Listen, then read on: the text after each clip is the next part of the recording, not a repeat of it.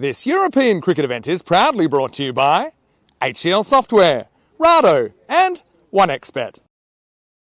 So we're at Europa Point and we have a smorgasbord of cricket this weekend. It's the Gibraltar 13. I can't believe it, including 7 matches today, 4 teams here, 1 trophy. I'm Mr. Maximo. This is the European Cricket Series Gibraltar and it starts right now.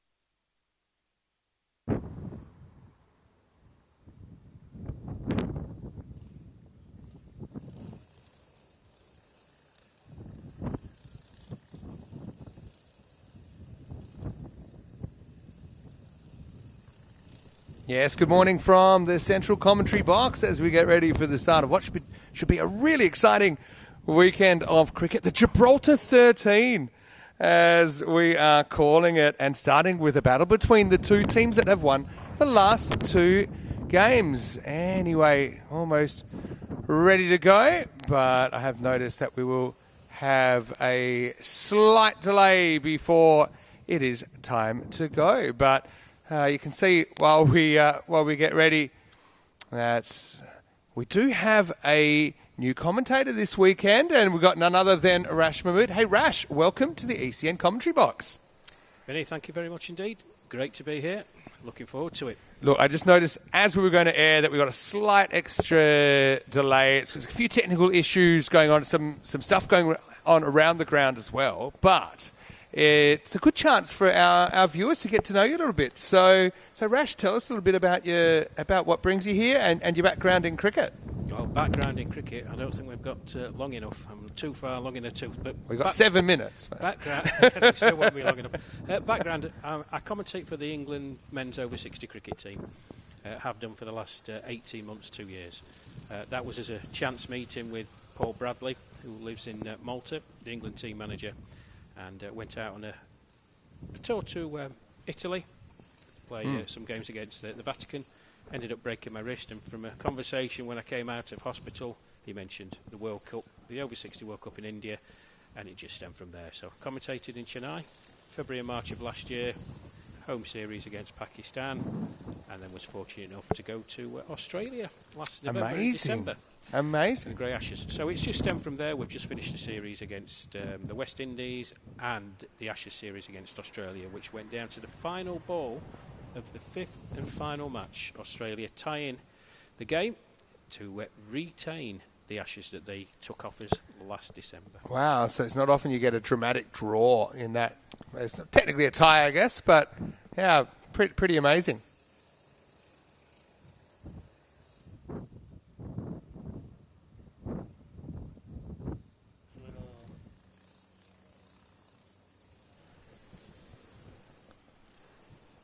So just working on a few little things, and I just want to make sure we're here well. So we'll get. So about 5 minutes to go before we start. Hey, give us a chance to say hello to everyone in the chat, and a few people saying might have picked a good weekend to get away from London because the weather might be taking a bit of a turn.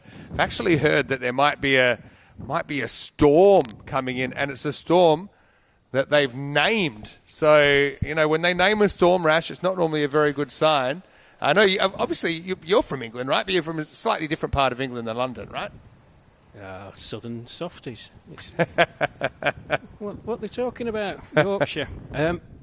It's going to be some exotic name, hasn't it? They normally are exotic. I'm actually going to find out what it is. But yeah, we were actually, the weather's been quite nice this week. But yeah, apparently it's Storm Floris. And it's, okay, this is either a good sign or a bad sign. It's the sixth named storm of the 2024-25 season.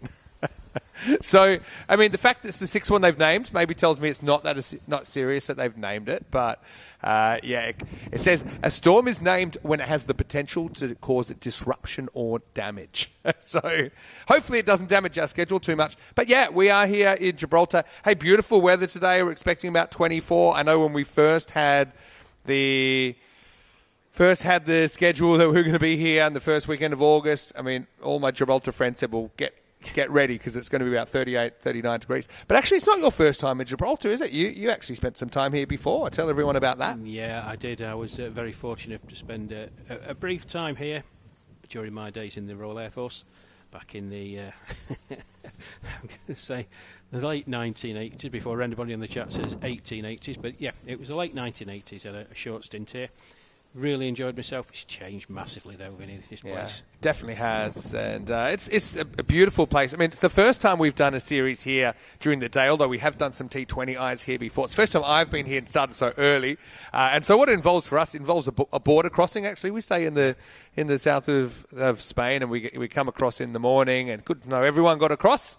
Of course, that's only something that's come in since Brexit. That there's now a hard border there, but yeah, almost ready to go. We're about 3 or 4 minutes away. If you do have any questions for Rash, he is with me all weekend, today and tomorrow. So yeah, jump in the chat. ECN European Cricket Network. I can see Rob Thompson's there. He's watching from New Zealand. Johnny Heasam, I think, watching from London, if I'm not mistaken, because I saw him during the week. And hello to Jam on the Beats as well. Now, Brent Kay was playing for Weybridge during the week, and he's here, and he will be playing in the first game for Pirates. So, I mean, he's travelled as much as I have, or you have, to be here. Well, it was a brutal schedule. We enjoyed the coverage from the tournament at Wimbledon. Great setup. Some very, very good cricket on display, but that's going to take it out of you. I mean, it's okay for us sitting here, but playing and then travelling and playing again. Good luck to Brent. I think he's going to enjoy it. Well, Josh Scott is in the chat saying James Scott is his brother. James Scott playing for Sloggers in this one, and he says, I will regret saying that. Well, I don't think you need to worry, Josh. I mean, Sloggers are very good sides. They're a side that won. I say 12 months ago. It was slightly more than 12 months ago. It was actually one of our first series of 2024. We actually started with a day series in Cyprus on, I think, the 17th of January. Last year, and then 18th of January I was here for that night series, and yeah, like I say, we've done night series here going all the way back to 2022. So I've got a question for you, Rash. Yeah. I know you've watched a little bit of European cricket now. I know you've been watching a bit. I know you've been watching during the week in the Wimbledon series. But what do you think of it? It's a bit different probably to some of it. We call it long form when we go 2020 and above. But are you prepared? Do you feel prepared for it? Well, cricket's cricket, and it's the unpredictable nature of the game. That's why we love it. It's not so good for a commentator, but it's different from 45 overs. Look, there's a lot of talent on display. We're going to see some shots that you wouldn't ordinarily see in a 45-over game. I'm looking forward to that. It's the innovations. It's fast and furious. It's hair and scare, and we love it. Yeah, I mean, just look at these two teams. There's plenty of talent on both sides. Remember, Sloggers won last year, but Pirates won the year before in that was a real marathon actually back then. These are the two teams. So, yeah, Andrew James behind the stumps. He's a very good wicket keeper, and we've seen plenty of him. Manav Nayak, excellent young leg spinner, and someone actually who's been playing a little bit of international A cricket recently as well. For Pirates, well, Kieran Ferrari, very, very experienced. Harry Pyle, again, excellent keeper. So two very good wicket keepers in this game. Brent Kay listed at 4.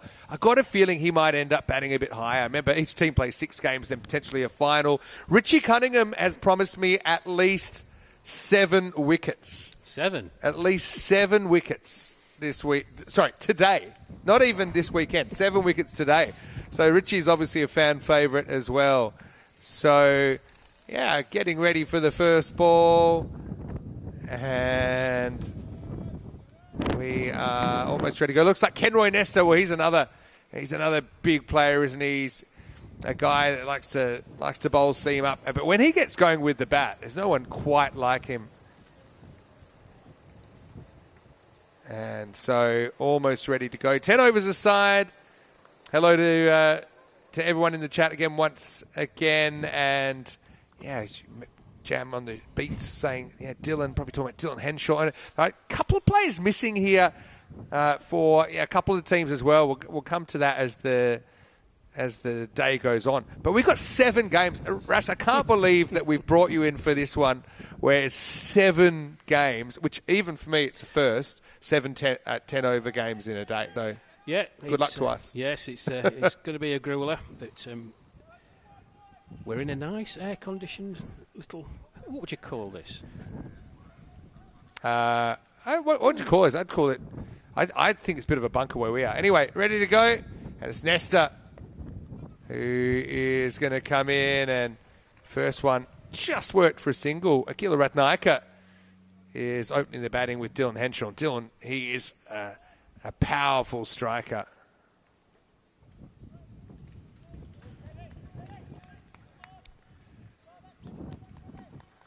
Also, we are inside now. Rico was talking about this last night, so I've got a little bit of dripping on me from the air conditioning. But we'll manage. Henshaw face up for the first time. This one won't go too far. That's Richie doing the fielding. Remember that we've got... Gibraltar's been a bit of a hot spot for golden balls. When we have a tie, there's a golden ball, and the batting team gets one opportunity to win the game. They need 2 or more to win the game off an extra ball. So we've had 81 golden balls now in ECN history, but quite a few of them here in Gibraltar. And that's going to be away for the first boundary. So full toss from Kenroy Nesta. He gets put away. Henschel off the mark in the series. Yeah, Nesta just straying a bit. Henschel took full advantage. Nice looking shot straight down the ground. First boundary, as Vinny says, of this innings. He's got an interesting delivery stride, Kenroy Nesta. Yeah, he does kind of come in and he goes off the wrong foot, as we say. So he has 2 right foot steps in there, but that one gets through okay. Good comeback from Big Kenners. Yeah, nice delivery. Just tempting Henshaw again into a shot into the offside. So nice carry through to the keeper. Yeah, mentioned 2 very good keepers in this game as well.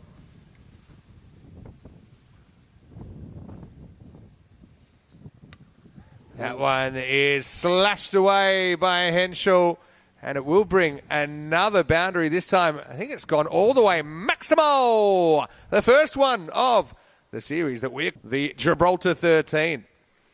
Well, width on offer, and Henschel took full advantage. Flying over, cover for 6. First Maximo of this series. And a good one.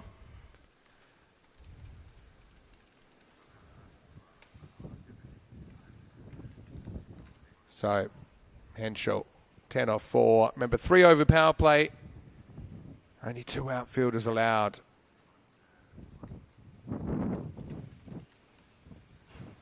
Down the leg side. Remember, anything down the leg side will be called a wide. And yeah, we're very lucky to have a very good umpiring crew here in Gibraltar as well. Steve Mumford and Sebastian Maynard are taking control of this first game. We've got Nilkesh Patel, who is the tournament referee. Yes, Seb Maynard making the single. Nice and clear. Nesta just straying down the leg side. Henschel clips this one away, and that gets through the field. Remember, 50-metre boundaries in ECN cricket, so generally you get value for your shots. And that's the end of the first over. So 16 without loss after 1. And this field is artificial, but it does run quite nicely.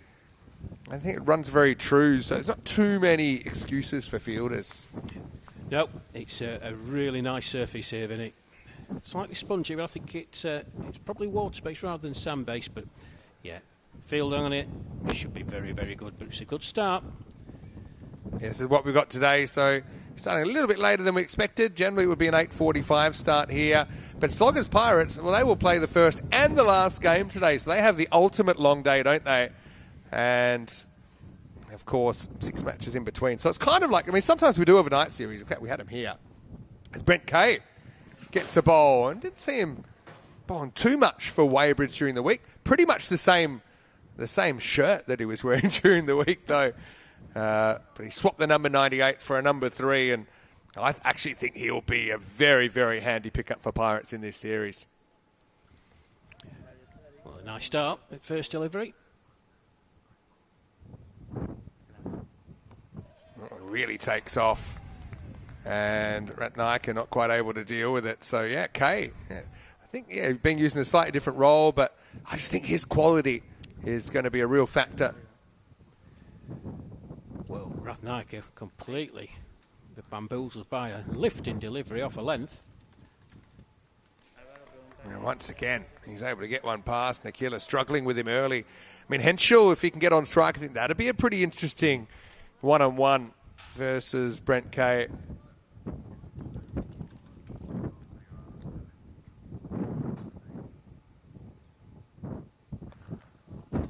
That's well struck. Well, it took a while to time up Kay, but he will get it away.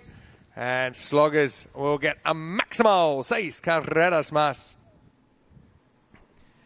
Yes, on that occasion, managed to connect 3 dot balls.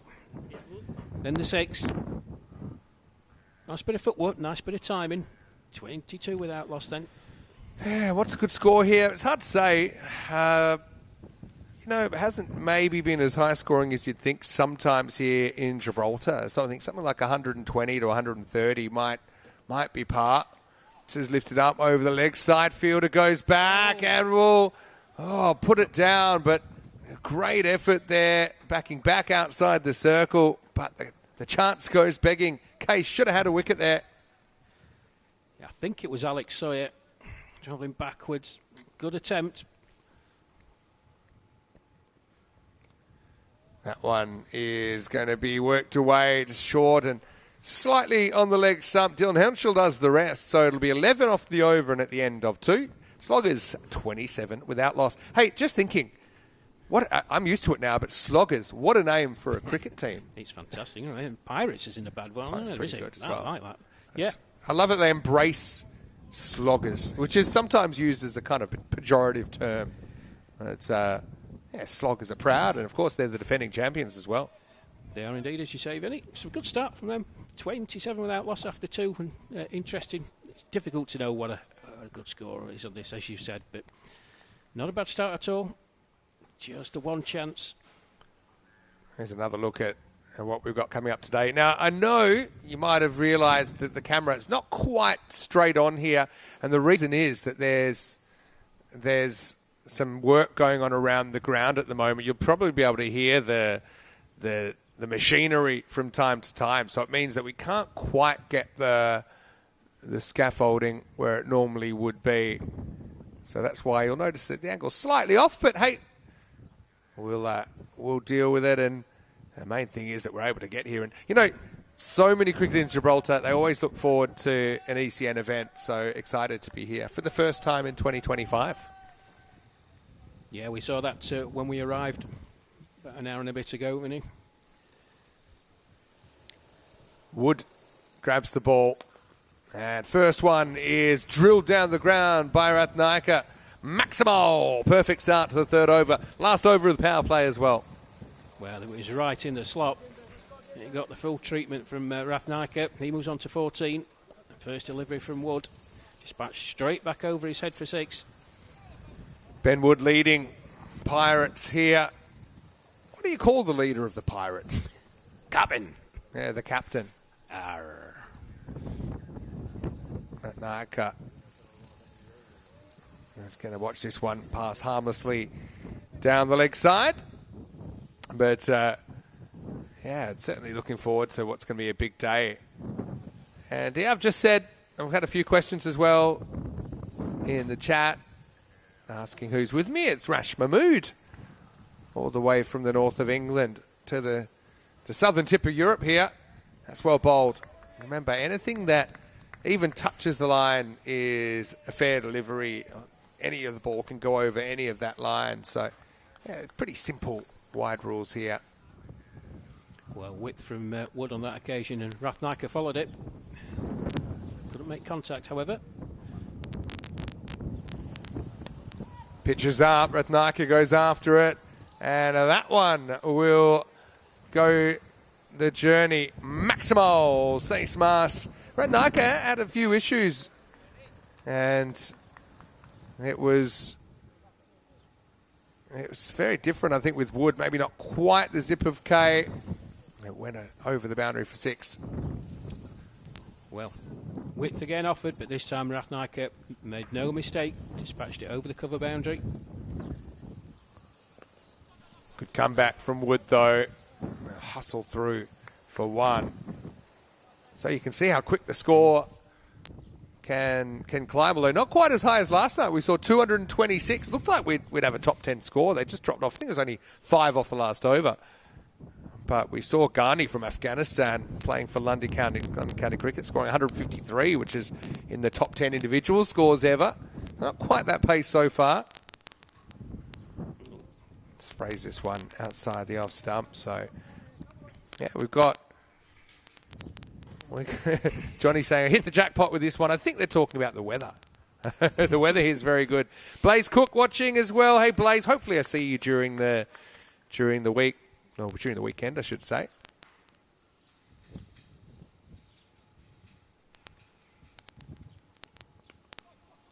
Yeah, Wood pitches up. That's normally a good bet. Just a single. Yeah, we saw Gibraltar playing pretty recently in the Bulgarian T20 Tri-Series. They ended up coming runners-up to the hosts, but plenty of those international players are on show this weekend. So that should be good to see them again.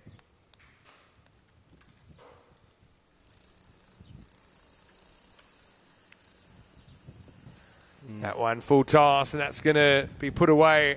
Get a few goals here from time to time. There's some of the improvements going on around the ground that you can see. It'll be the end of the 3-over power play, and Sloggers off to a decent start after getting sent in the opening game of this European Cricket Series. They're 47 without loss.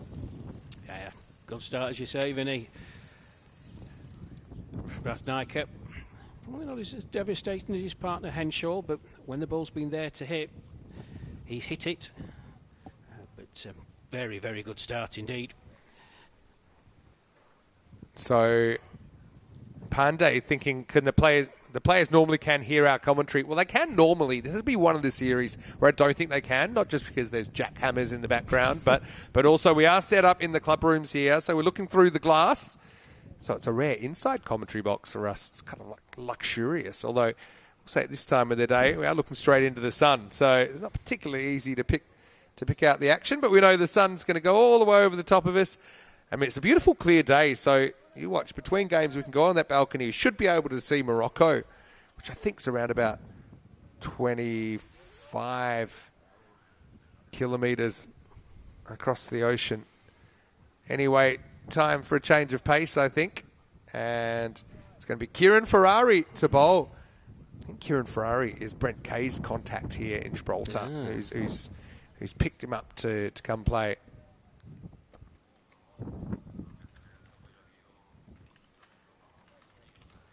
Well, it's been... All right. Pitched up. Henshaw right off the end of the bat, so only get a single. Yeah, Ferrari, change of pace. But it was pretty decent off spin. And you can see here we've got the live percentages as well. So this is the supercomputer, as we call it. One turns a bit, actually. Rathnaika just goes back and cuts it. Yeah, so right now Slogger's in pretty good position, but I wouldn't count out a Pirates lineup that has a lot of firepower. And Ferrari's actually listed to open the batting. Harry Pyle, saw him for Gibraltar behind the stumps recently. Also a very destructive bat. Kenroy Nesta, big K-Nest at 3 and Brent Kay at 4. So, yeah, 137 if they do score that. That's expected score from this point. And I wonder if that's enough. 50 partnerships up for Sloggers as Rathnaika will knock a one down the ground. That's a good over so far. Just a 4 singles from it. And significant amount of turn that the second delivery generated. That one is hit and not really handled on the line. It was an awkward hop, and it's going to be 4 runs. Oh, Richie down here. Last time I was here, I think he broke a finger, but still heroically went on to try and continue playing in the series. That's well bowled by Ferrari. Just slowed it down, saw Henschel advancing, and Henschel had to bail out. So an excellent over from Kieran. Went for 4, and even that one might have been stopped. It's only 8 off the over. 55 without loss after 4. Yeah, superb over in the context of that. It was half a chance with that 4, but it was dipping on the fielder on the boundary edge. Did very well to try and make an effort to try and stop the ball. But 55 without loss after 4. 13 and 3/4 runs per over. Pandey asking, is my commentary box better than the Kartama commentary box? Probably not. I mean, commentary box in Kartama probably is a good mixture of the view and comfort. Plus, we've got pretty comfy chairs at the Kartama Oval, which is where we have our premier event, our marquee events. But these chairs are pretty comfy. I mean, it's not my first rodeo. I have been here before. This is quite a comfortable setup. Although I was expecting 38 degrees, in which case the air conditioning probably would be even more advantageous. But as you can see, a little bit of a breeze out there, left to right on your screen. And 22 degrees, so just pleasant at the moment. Now Garrett is going to bowl. Oh, first one is gone. What an excellent catch behind the stumps by Harry Pyle. It was slightly too close to cut, probably. It was a deflection, and you could see Pyle. He didn't get it in the middle of the gloves. It popped up, but he had the presence of mind to complete the catch. An excellent bit of wicket-keeping creates the first wicket of the weekend, 55 for 1. Yeah, that's an absolute stonker of a catch because the batsman's moving away. Pyle would have seen that pretty late. Didn't catch it cleanly first off, as you said, but made amends with his second take. First wicket has gone. Yeah, this will bring Manav Naik to the crease. Interesting, Manav has been kind of working on his batting. I know he was playing in Portugal, some international A cricket, and even scored a 50 in that series. He's in mostly for his leg spin bowling. He's quite a clever young spinner, but he's been given the opportunity here. And I know he's been working on his power. I suppose that's something. He's always had quite a good technique. But Ratnaika out for 27, 55 for 1. Now Garrett. First time, I think, for a while that he's actually in the same team as his father, Mark Garrett, also in the side. So have been playing against each other previously. Now they're both Pirates.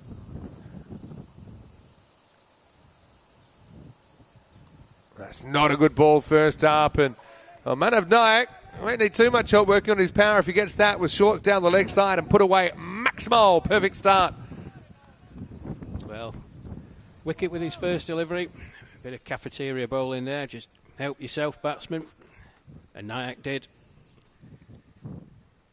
And I think he's going to be a real factor with his leg spin bowling as well. Got good control. Wow, that one is going to be reasonably high. I think could be a no ball. Remember that, it has been called no ball. Anything waist or above is a no ball in ECN T10. So it doesn't have to necessarily be above the waist. So even if it's kind of at the hip, it will be called a no ball if it's on the full, and that's judged the batter standing at the crease. So we've got a free hit, our first free hit coming up of the weekend.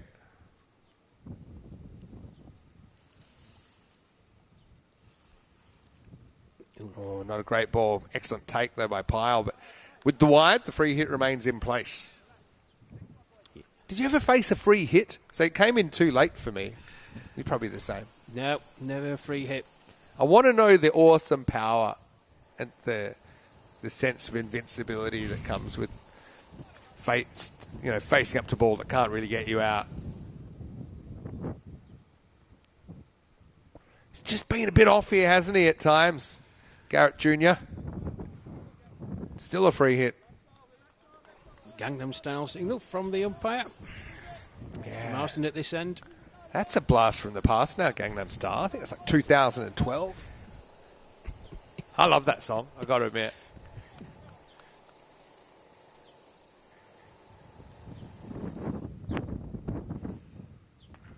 Well, there is the free hit, and it is hit away by Henschel, and it will go all the way. Maximo! Hey, great look there at the grandstand as well. So we're up in one of those windows, probably one of the top left windows there, protected from the sun and the elements and the noise, actually. Probably a good thing that we're inside, because I don't think you might hear us over the construction going on at the moment. But this Europa Sports Complex, there's great facilities here. Obviously, they're improving them all the time. This particular field's used for cricket, rugby and football. Inside there's world-class snooker facilities, darts facilities, there's squash courts, there's gyms. Garrett had such a good start, but just can't seem to get out of the over. Interesting that Pyle's elected to go back now, just feeling that there might be a risk of a few getting lost down the... Yeah, so it's probably very different to when you were last year, I'm guessing, Rash. Yeah, massively different. I mean, the main stadium was over the other side, really. We're at the southernmost tip, Trinity Lighthouse. Even the lighthouse is under construction at the moment. Another ball on the leg stump, and it's stopped down there, but probably should have been hit for 4 or more. So Garrett gets out of jail now. One thing about ECN cricket, we've kind of got our own terminology that we use sometimes, and one thing that we talk about quite a lot is a magical over. So a magical over is an over that's in the 20s, and it looks like it could be heading that way for Garrett at the moment. Although this one could be a chance if he hits. Oh, would have been gone as well. Summed up the situation very quickly, Harry Pyle, and I think Nyack very lucky to survive. Yeah, good work by Harry Pyle. Standing back, as you heard Vinny say, having stood up to the first delivery of this Garrett over, taking a very, very good catch. Close run thing. And I think it might go magical after all, as that one is whacked away. It'll be 4 runs, and Sloggers at the end of the 5th are 78 for 1. Well, it was a bit of a mixed bag. That first over from Niall Garrett started off fantastically well. Wicket on his first delivery. A mixture of wides. Free hits that were wides, which meant the free hit continued.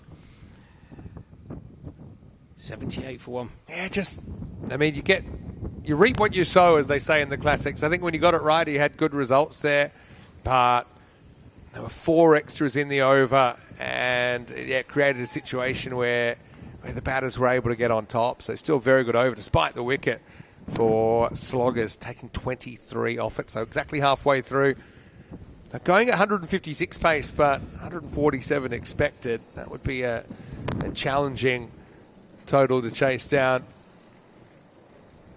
Well, it would, wickets in hand, 9 still in the shed. So halfway through. Good platform. Hey, by the way, there's something hatching at the moment. We'll come back to that in a second. Here's Richie Cunningham, who's going to bowl over number 6. And first one is well stopped in the infield. Maybe we can go back to that. Something that's hatching. Another piece of the puzzle is revealed today. And yeah, what are your thoughts? Give them to us in the chat. ECN European Cricket Network. This one's tossed up, and field up will do the job. So yeah, Richie, he promised me 7 wickets today. And Kroom had a question. I think the question was, what's the second fastest ODI century? I'm going to go out on a limb and say AB de Villiers. I think might have been fastest at one point, might have been bettered since, but that was a question from Pandey. Kroom was asking joint highest ever. If you're talking about partnerships, the 226 yesterday wasn't highest partnership. The highest is 257 in this format. That's lifted up over the leg side, and it's going to fly out of the ground. Maximo Henschel. He is MVP material. We know that. And he backed himself. Hits with the wind there as well. Gets it out of the ground. Classy cricket shot by Henschel. Held the pose as well afterwards. He moves on to 42. Eyeing off a big one here is Dylan. Richie bowls that from well behind the line, I think, and it's going to sneak in. So, yeah, Richie Cunningham, famous name, but he's the Richie Cunningham in Gibraltar. He's a brilliant ambassador for the game. And he gets cut away, gets stopped, having to hustle back, but, yeah, well, Richie gives it everything he's got. But Manav survives another brush with run out. And that will take us to the end of the over. So, look, not the worst over. It was 6 and 1, and that was all in the 6th. So it's 85 for 1. 4 overs remaining. Well, happy days for Richie Cunningham. Pardon the pun. Kroom was saying, is it the most ever, joint highest ever? He's talking about an individual over. Yeah, you're exactly right, Kroom. We saw Will May go for 45 in an over yesterday. It's the 4th 45 run over that we've ever had. This is a look at the run out. Richie had some work to do, but Manav safely home. And actually one of those 45 run overs came in the ECL, and it involved the Calpe Giants, the Gibraltarian club. And it was a strange one in that it was started by one bowler but finished with another. No. Because there's the rule, if you bowl too many high full tosses, you get barred from the attack. Yeah. So, yeah, that's how it went down then. Anyway, 85. It might still be a ball to go in the over. I mean, remember, they still got time to sort it out if they have picked that up. But I think they're just waiting to see, because Cunningham is listed as only 5 balls bowled. But anyway, I guess we'll find out. Yeah, well. Once they start this, though, it will be the start of the new over. It looks like they will. So Wood's coming back. It's going round the wicket, lifted up in the air. And the result's going to be 4 runs. So Henschel moves close to that half century.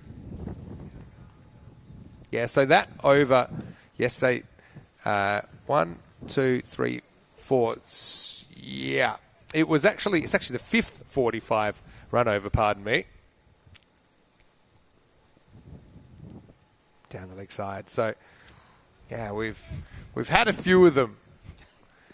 Another question I got was, how does that go? I think I got none for 65 or 66. How does that go on the most expensive figures? Not even close. The most expensive figures off a 2 over spell, none for 73. That's not possible. That's more than 6 a ball. And that was when we saw the Jaguars get 257. So, we have had a few we call magical overs in the 20s. Then we call supersonic overs that are in the 30s. Very rare, but does happen. We've had probably a dozen 40-plus overs, and that's a hypersonic over. But, I mean, you're more of a bowler, right, when you played, or more of a bat? I started off as a bowler, but injuries forced me to concentrate on my batting, really. So I ended up as an opening bat, or top order batsman. Nice. Yeah, nicely hit, but won't get out of the circle. Done well to kind of pull it back here, haven't they, Pirates? Still think they're a bit better than that 16%. The other thing is we've got the clock in play, so the fielding team must finish their 9th over before that clock runs out. But the thing is, that clock, it is adjusted in the run. So every time there's a wicket, there's a minute added on. New batters have strictly 60 seconds to be ready to face. He's going wide and full this time, but a bit too full, and Nyack is able to smash it over the offside for 4 runs. Yes, carved away by Nyack. Very classy looking shot. Totally in control. Thanks to Panda, he's answered the trivia question. It was Corey Anderson, was it really? And Corey, a New Zealander that then qualified to play for USA. That one is lifted up and just going to loop over. Mid-off was up in the circle. Think about 2, but it's not quite there, so they have to hold it to a long single. Yeah, Niall Garrett down there. Just out of his reach. Wouldn't mind seeing Mark Garrett with the ball. And they're sticking with Wood here. I wonder if Kay might get a second over as well. There's 3 to go after this one. They've actually used 6 bowlers. They've got a few different options. Lifted up over the leg side with power from Henschel.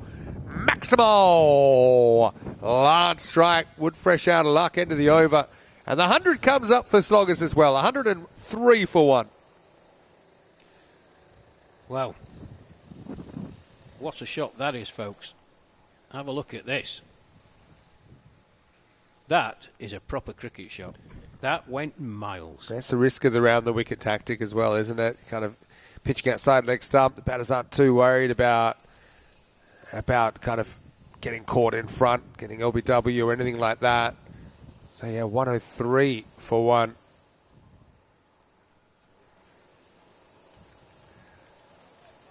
So Richie Cunningham. Hey, while we're here, and yeah, right, Cunningham come back for a second over.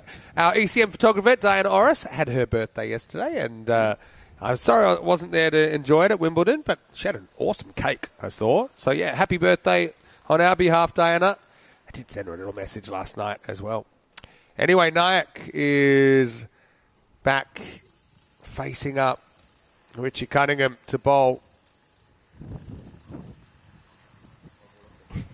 That's going to be all right. See what Richie's thinking there. Now, you do have a little bit of wiggle room if the batter moves outside the off stump, but you don't have that much.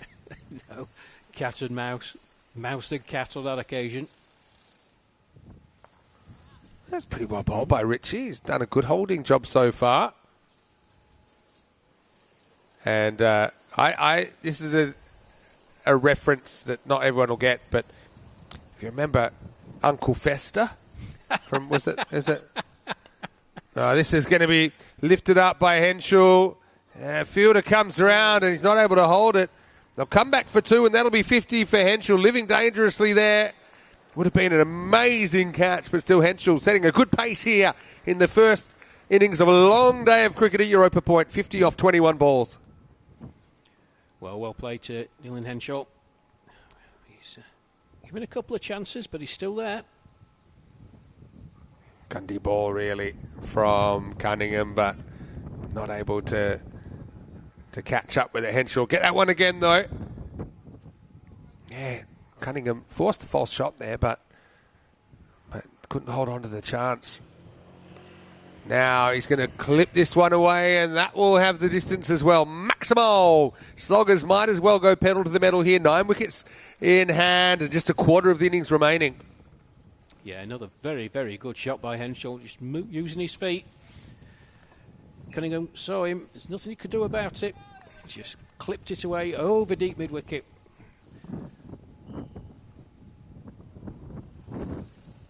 Richie still searching for that first wicket. Bowls the long ball, and it's short, it's flat batted, and it's going to be 6 more. Maximo! You can see here Cunningham, he's just trying to change the distance of the pitch, so that one he bowled from a lot further back, probably 2 metres further back. But I mean, at that pace, batter's just getting more time to see it.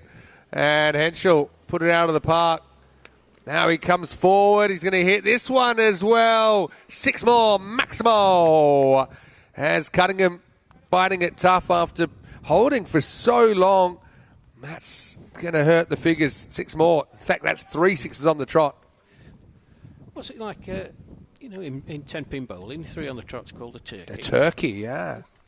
Have you come up with 3 on the trot? I mean, we sometimes call it a batter's hat trick. I mean, it happens so often. Sometimes get what we call the perfect, which is 6 sixes. We even seen 7 sixes in over once, I think. Which is obviously you need a no ball to do that. But yeah, we even had a rare 4 wickets in 4 balls on Monday. And we even saw another hat trick dropped in that same innings. So some people call it a double hat trick. Sometimes we call it a quad trick or a 4 trick. Anyway, Richie must be saving his wickets for later because he finished his none for 31 and Sloggers 127 for 1 after 8. Well, a good first over from Richie Cunningham, but that one, 23 coming from it. I noticed you didn't say Uncle Fester to him when he popped in just Nah, before the start of play. He knows. Well, sometimes he's got to drive me around, so I don't want him to run me into a wall or anything. No, he's honestly such a great guy. He was involved during the Western Shield, it was kind of like a global style tournament that we had in February, and it'll be back. Yeah. It will be back. And also he was the manager for the Melton Shield last year in Italy. Look at the upcoming events, of course, 2 happening right now. Wimbledon taking a break, but it still is in progress. We've got Croatia starting this week, and that starts on Thursday, actually. Rico Full will be there. And then Norway for the first time. I'm so annoyed I can't go to Norway. I really want to go, but I've got Kiel starting soon after that. Well, that's going to be a wicket. Kay goes full, goes straight, and Henschel is going to fall for 70. Just off his top score on the network of 75, not out. That was last year. In fact, it was against the Pirates. But Henschel, he tries the funky shot, but he loses his wicket. Smart bowling, I think. Quite often you see bowlers trying to follow the batter, but I think if spirited into the stumps, it's not an easy one to deal with. And Sloggers, 127 for 2. Yeah, good innings by Henschel, but that occasion just moving across his stump, trying to play the ramp shot, but Brent Kay, full and straight. And that's what we would advocate, full and straight. If the batsman misses, you hit either the stumps or the pads, you've always got a chance. But a very good innings from Henschel. Yeah, it's always to do with the length as well. If you can bowl a perfect Yorker, there's not a lot the batter can do with it. They get it outside the pads. So Brian Zammit comes out to bat. Remember, the batters, they're also on watch. They need to be ready to go within 60 seconds of the wicket falling. Otherwise, they will give away an automatic 5-run penalty. There's no question about it. And you can see it should be okay for time here. Just under 4 minutes to bowl 5 balls. It's gone straight through him. The Pyle is not happy because it's gone through him as well for 4 by. Or has it? Yeah. Taken a bit of bat. I assumed it was buys, but yeah, Pyle, very unhappy. He sets high standards, and so he should. But no, I think 4 buys has been given. Well, let's just have a look. Yeah, just flicked off the back pad. But Harry Pyle, as you say, he wasn't happy at all. It's a very early dummy spit, actually, from Harry Pyle. I think he's just a bit surprised by the pace of Kay, who gets him through. And he's going to do the chime. The one before just missed the stumps. Actually was given 4 leg buys in the end. So must have flicked the pad. This one, there's no flicking about it. Destroys the stumps. And the start for Brian Zammit is not a great one with the bat. It's a short stay at the crease. He's out without scoring. 131 for 3. Yeah, you see on the replay, folks, look at the length of that delivery. Well, that's the before. In a way, it's a productive innings. I mean, I know the 4 won't go to him, but it still went to his team. So you could give him 4 off 2, really. But Kay hits the stumps for the second time in the over. And after the start that the Sloggers made, the Pirates have fought back pretty well. Yeah, I have. I just feel, 153... It's a good score. You don't normally see those kind of scores chased down here, but just think, looking at this Pirates top 4, got every chance. Bakarese, the new batter for Sloggers, facing up to Kay. Just turns it away and hands it back to Manav Nayak. The other thing we have to teach you, Rash, is there's a bit of an expression, it all happens in the 9th. So this is the 9th, and it kind of has all happened. We've had a wicket, 4 leg buys, it was missed by the keeper, another wicket. Bakarese, I think, gets a leg by there. And that Manav misses out on this one, ball that just nipped back slightly. So we haven't actually had a run off the bat yet. He's on what I would call a fake maiden. It's not a real maiden because there were runs in it, just not runs that went against the bowler. Yeah, good over so far. Can he finish strongly? That will be off the bat. Fielder should handle it. So a brilliant over, really. There were 6 offered, only 1 against the figures of Kay, and there were 2 wickets. That could be a big over in the context of this game. Sloggers 133 for 3 after 9. Yeah, very good over from Kay. And just look at the projected score was 157, gone down to 146. Doesn't seem a lot, but like you've heard Vinny say, not often you're going to chase down 150 plus. But it's been a really good fight by the Pirates, in my opinion. Sloggers got off to a really good start. You can see the percentage, 82% still. Sloggers, obviously, with them out in the middle, batting. I think we might have spotted Andrew Reyes in the chat, saying, come on, Pirates. Shame that he's missing this event. Well, how come that is, Andy? I remember he was a key figure in the Golden Ball win that the Pirates had. That was a memorable one back in, I'm going to say, 2024. But I'll have to check the year. Sometimes all the years kind of run into each other after so much time. Anyway, we'll go back to Kieran Ferrari. So they are finishing with spin. Spin has been pretty effective. Tossed up, and Manav takes it on. And there's that power that he's developed over the last couple of years. Maximo! 6 runs and a good start to the last over for Sloggers. Well, Ferrari bowled well in his first over, just the 8 coming from it. It was a loopy delivery. And Nayak absolutely smashed it over deep mid-wicket. Well, he goes to reverse now and gets enough of it to get it over the field, and that'll run away for 4. So, very clever batting from Nayak. Probably had an inkling to be outside the off stump. Still not an easy shot to pull off. Yeah, it made it look very, very easy indeed. Technically very difficult. But good technique shown. So, Andy's actually in the UK attending a wedding, as Manav is going to drag this one out to deep mid-wicket, but only the single. Yeah, so Andy, hope you have a great time. And, I hope the weather holds up for you there. Anyway, Luke asking, is the Wimbledon Series back on Monday? Yes, it is. Just the ground unavailable on the weekend. So, here we are. Free to come. Well struck by Bakarazi this time. And it's actually going to throw Kenner's back. It's going to push him. The force of the Grizzly ball. And there's not too much question about this. That's going to be 4 runs.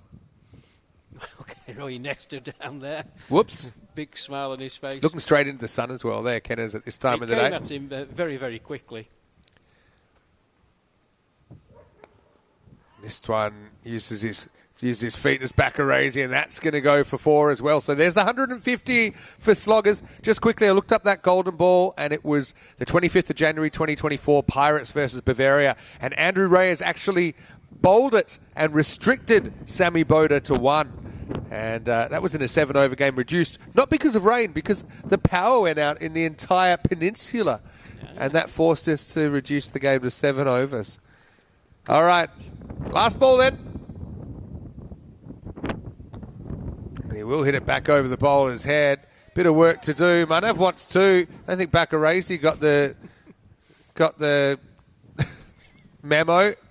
He turns like the Queen Mary, does Mark, but it'll be 1 and done. And Sloggers, they're going to finish 150 for 3. Hey, credit to the supercomputer. Had them on for something around that score all the way through. So, I mean, you don't see too many chases here of that magnitude, but I just feel that with the batting the Pirates have, they're certainly still in the game. Here's a look at the run out. Bakarazi, almost like he was running with his legs tied together, but simple run out, good throw to the keeper to finish the dismissal. So, yeah, pretty exciting start to this series, and a good score put on the board by Sloggers, who were sent in. Yeah, I think they'll be happy. 153 for 4 off their 10. I think the Pirates, if we can just get a decent enough start. We saw that they were able to pull back the Sloggers slightly, but it was all about the start for me. The Sloggers line up. Batted really, really well early doors, first 2 or 3 overs. Will we have highlights? Okay. But the Pirates did fall well, but as you hear Vinny said, the supercomputer, the predictor was around the 150 mark. Yeah, and so Kenroy, he started up, didn't he?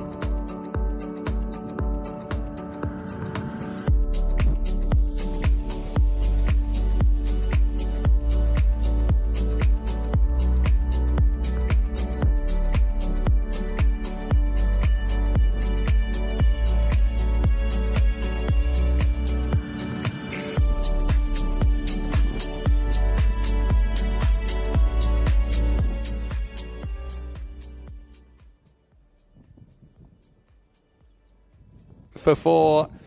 Dylan Henschel leads the scoring with 70, not too far off his 75 not out, top scorer in ECN, and that was also against the Pirates. So he is certainly one that the Pirates be wary of. 32 to Matt Naik batting in the number 3 spot at Naika, 27 up front, and we saw Bakaresi 6+, making the pitch look like it was 100 metres long on the last ball. He was run out attempting a second. And look, bowling-wise, Rash, I suppose, we saw a mixture of pace. We saw some spin in there as well. 7 bowlers used by the Pirates. So, showing that they've got a fair bit of depth. For me, though, it probably was Brent Kay who was the pick of the bowlers with 2 for 12. 1 for 23 for Neil Garrett as well. So it's all set up for a pretty interesting second innings. Big chase, but certainly a chase that I think the Pirates would fancy. Yeah, I think they will fancy it, and I agree 100%. Brent Gay, 2 for 12. That's not too shabby at all. Yeah. He sniffed out. No, I think that's a good example. He hardly bowled during I'm not even sure if he did bowl for Weybridge during the week, but I think they can definitely use him. We'll take a break then, and we'll be back in just a few minutes with the chase. 154 for Pirates to get off with a win. 2 teams that will see each other in the morning, they'll see each other at night, and in between there's plenty more action. Vinny Sandu here, Mr. Maximo with Rash Mahmood. We'll take a break and see you shortly with the second innings here of the opening match of this European Cricket Series.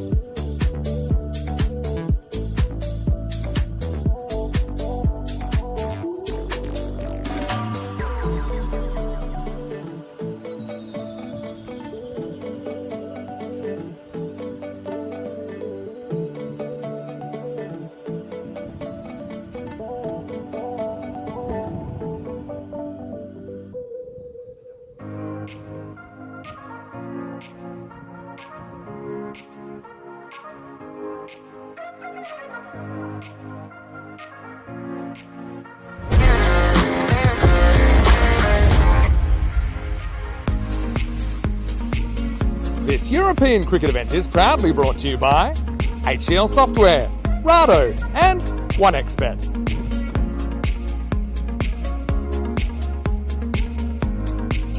Well, hello, welcome back. Great to have your company wherever you're watching from around the world as we get ready for second innings of this match one of 7 today on this Super Saturday in Gibraltar.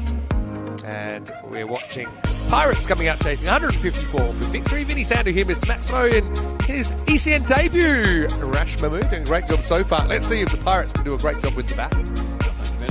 Hey, looking forward to this. Will Voss is going to bowl. There's a bit of pace about him. It's called a no ball first up. Must have overstepped there. Certainly getting it through. Yeah, that carried. Good pace, as you said. Back. Gangnam Style. Free hit. Yeah. We would have loved this in our day, Vinny. Yeah, you're exactly right. Yeah, this time he's waiting for a little bit, isn't he? And guided away. And they do have the deep third down there. I suppose it makes sense. They're expecting... They actually got 2 deep third fielders down there, expecting a few balls to fly in that direction.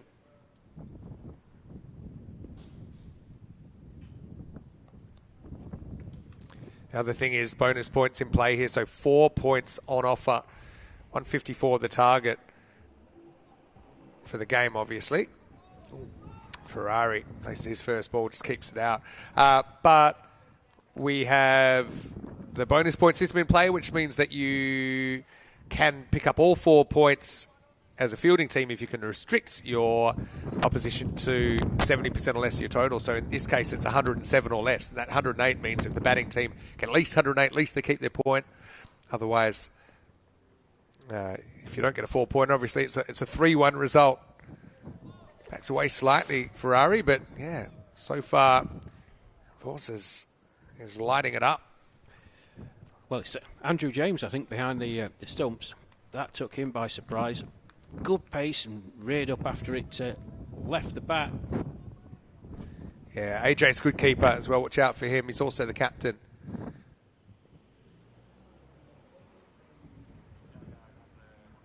Oh, good heat. It might be the one for the over, actually. Not handled by AJ that time, but... Yeah, I met Will last night, and a few whispers around the table saying, watch out for this guy. He can bend his back and he can bowl at a good pace, and so far I'm seeing it. Well, like to say back home in Yorkshire, he's a big unit, and I mean that in the nicest possible way, but he's certainly bending his back. That ball is really zipping through. Glanced away, and that will be the first boundary. The 2 outfielders to deep third, so no one there, and Ferrari just uses the pace nicely. Yeah, nice shot. On that occasion, Voss just strayed slightly down the line of leg stump and nicely flicked away by Ferrari. Didn't try and hit it too hard, just rolled the wrist around the ball and off it went.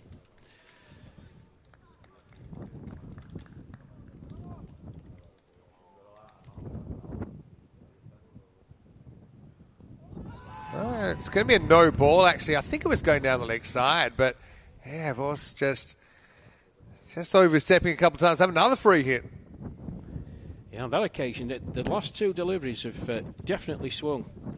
In swing is from Voss. The first one put away beautifully by Ferrari through mid-wicket for 4. That time, it swung again. Clearly see it. There you go. But overstepping again. Big swing and a miss, and Pyle has been asked to open the batting with Ferrari here. It's, despite the no balls, doesn't go for too many in the over. Very good start for Big Will. And Pirates, 8 without loss. Yeah, good start, as you say. Heat generated by Voss. Last delivery. AJ, Andrew James taking it just in front of his face. Yeah, the other thing is that the golden ball count continues to rise. And, it's 79 now. We've got 13 chances, Rash. We'd love to give you a golden ball. And like I said, Pirates have been involved in one before. Yeah, they certainly have. You mentioned that earlier on in the broadcast.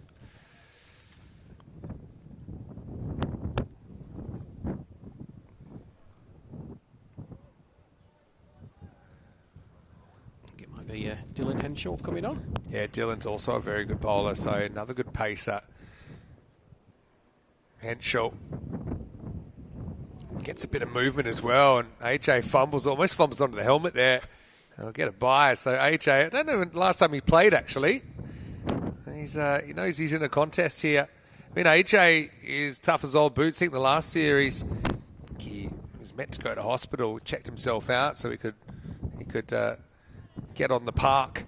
It's the kind of toughness you expect from a wicketkeeper.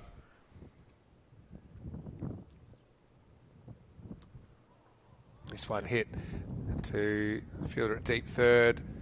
They've still got this tactic, I think, with these opening bowlers that kind of makes sense. They probably feel a lot of balls are going to fly there. They don't want a lucky boundary. So they're basically saying to the batters, look, if you want a boundary, you're going to have to hit a real shot. You can't just use the pace. Yeah, it's a definite tactic. Oh, slower ball gone wrong. That's going to be a no ball. And it's hit pretty well. So that'll be 4 and a free hit to come. Pirates try to make something out of this power play. They'll get another opportunity here. Yes, on that occasion, full toss. I think it might have just slipped out of his hand. As we see again from Henshaw. He was trying to do it out the back of his hand. Tried it, but just didn't land it, did he? And that free hit is going to disappear. So it's going to be a bit of trouble for Henshaw early on. That'll be 4 more. 4 carreras más.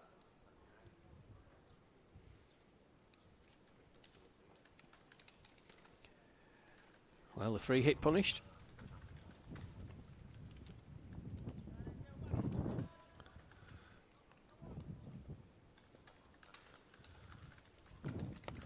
All right, takes it on down the ground, but miss hits it. Fielder backs back, can't quite chase it down. Almost catch it behind his back there. Big Will. It's a bit of a lucky moment there for Kieran Ferrari. Yeah, went aerial, did Ferrari. And it was travelling back. Missed it completely. The ball bounced. He turned around. It bounced back over him. 2-1 to the score then. Straight over the stumps, I think. Remember, anything that misses the leg stump would be a wire, but I think that goes straight over. I think that's also the field. They've got the 2 deep third fielders and nobody at deep fine leg, although you can see the man at 45 there. So a little deflection here probably feels it's one way he might pick up a cheap boundary. Yeah, well, them 2 men fielding it in deep third.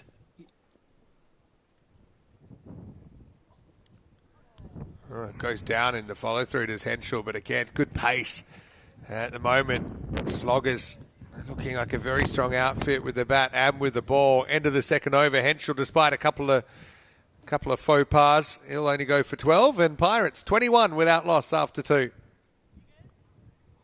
Yes, good start. Good start from the Sloggers.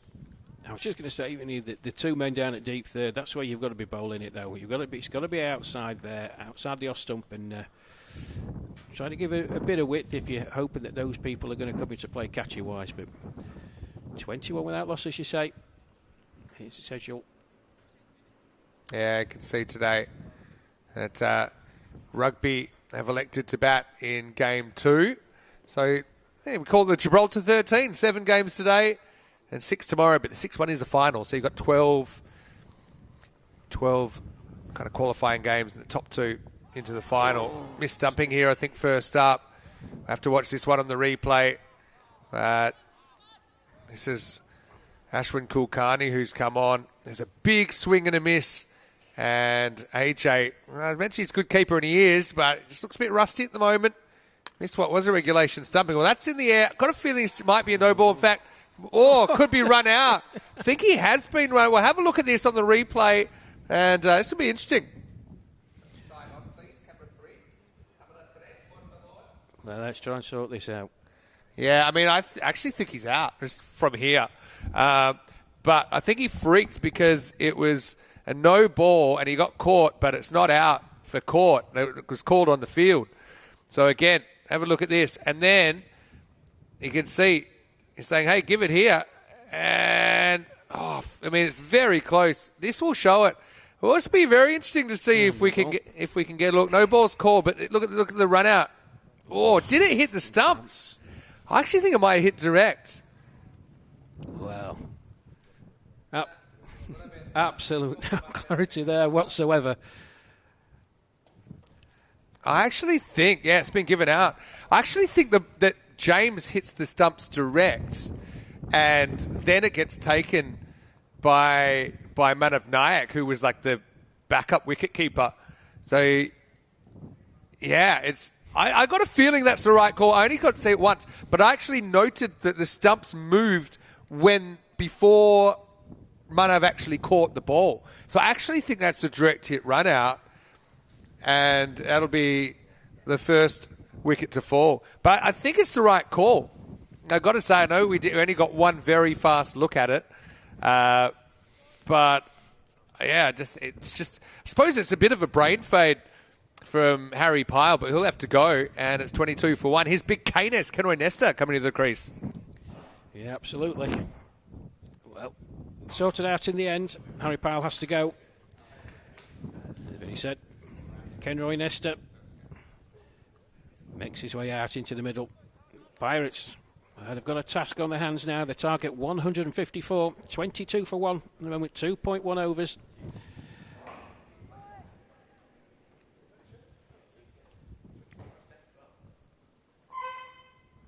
Yeah, you can see the way it's been credited. It was a direct hit.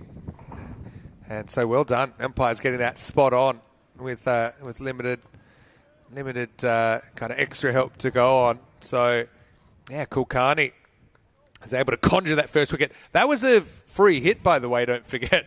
First ball. So already you can see there's a lot happening in these 10-over games. And, Ferrari gets the strike back now.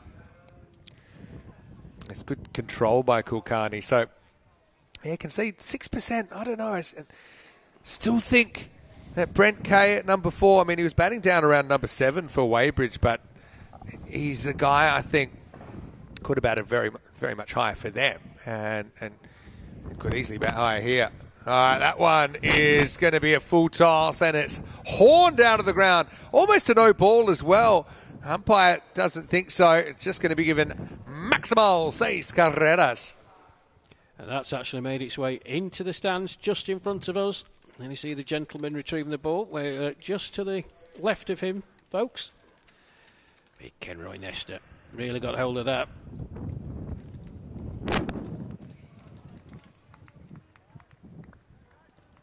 Yeah, Nesta, that might just be the one that gets him going. Sometimes just needs a shot or two. When he gets in the K-Nest zone, no one is safe. But he is, I'd say, he's probably much maligned in a way that he can be inconsistent. I think Kulkarni bowling a long way back here as well. Good comeback from the left-arm spinner. Yeah, just changed his length from behind the crease. Good spot. And then Nesta trying to give it the treatment. Good bowling. Oh, he's chopped on. Yes. It's going to be basically 6 and out for Keynes here. Kulkarni just tempted him into that one. He lurches forward. Inside edge crashes in the leg stump. And the Sloggers well on top now, 30 for 2. In fact, they might even be eyeing up all 4 points here.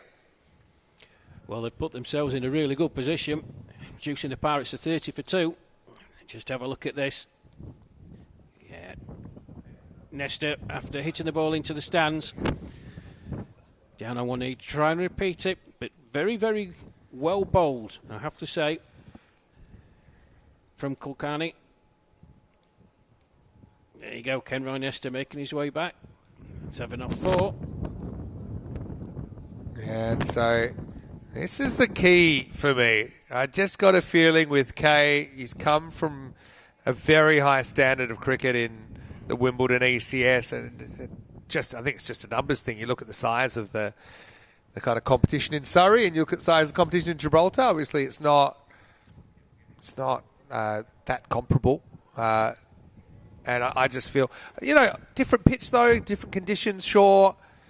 But I think if he gets going, then you got to remember about 15 and over is the par rate in Wimbledon at the moment. So obviously they need a few more than that, but not too much more, and still very much in the game.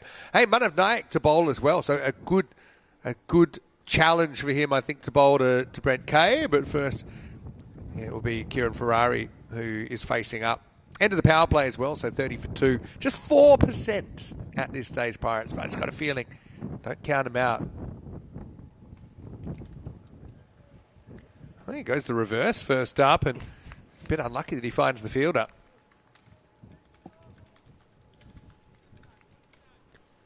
Yeah, Manav normally likes to live right out on that tram line when he's bowling. Likes to get this one a bit straighter though, and it does the trick. Fantastic bowling from Manav Nayak, and he tempted Ferrari to go across the line.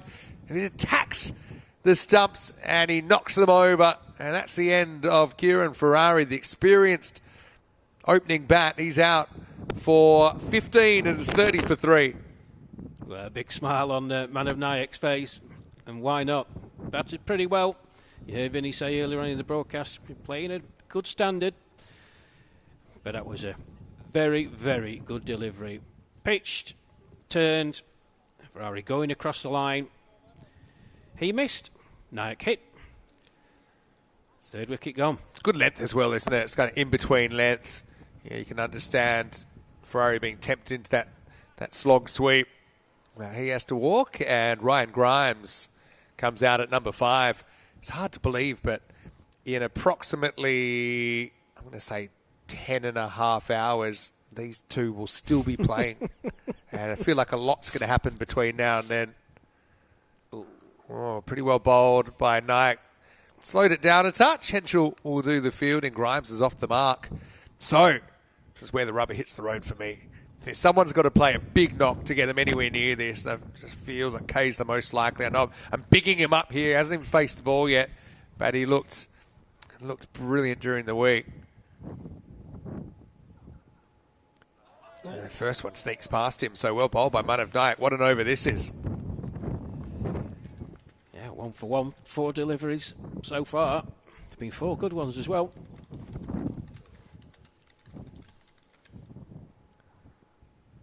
Well, it's asking for trouble. Good take by AJ down the leg side this time.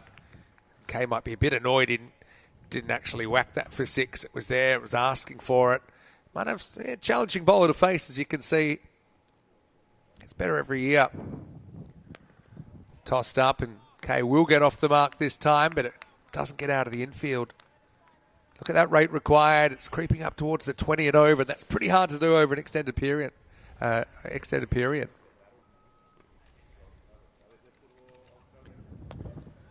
Grimes takes it on. It will get over the field, and that'll be 4. So good finish to the over. Nayak, though, good one for his side. Sloggers restricting the Pirates to just 7, and after 4, it's 39 for 3. Well, a good end, for the Sloggers. Great for the Pirates. Needed that. You can see the percentage on the screen, folks. Just 1%.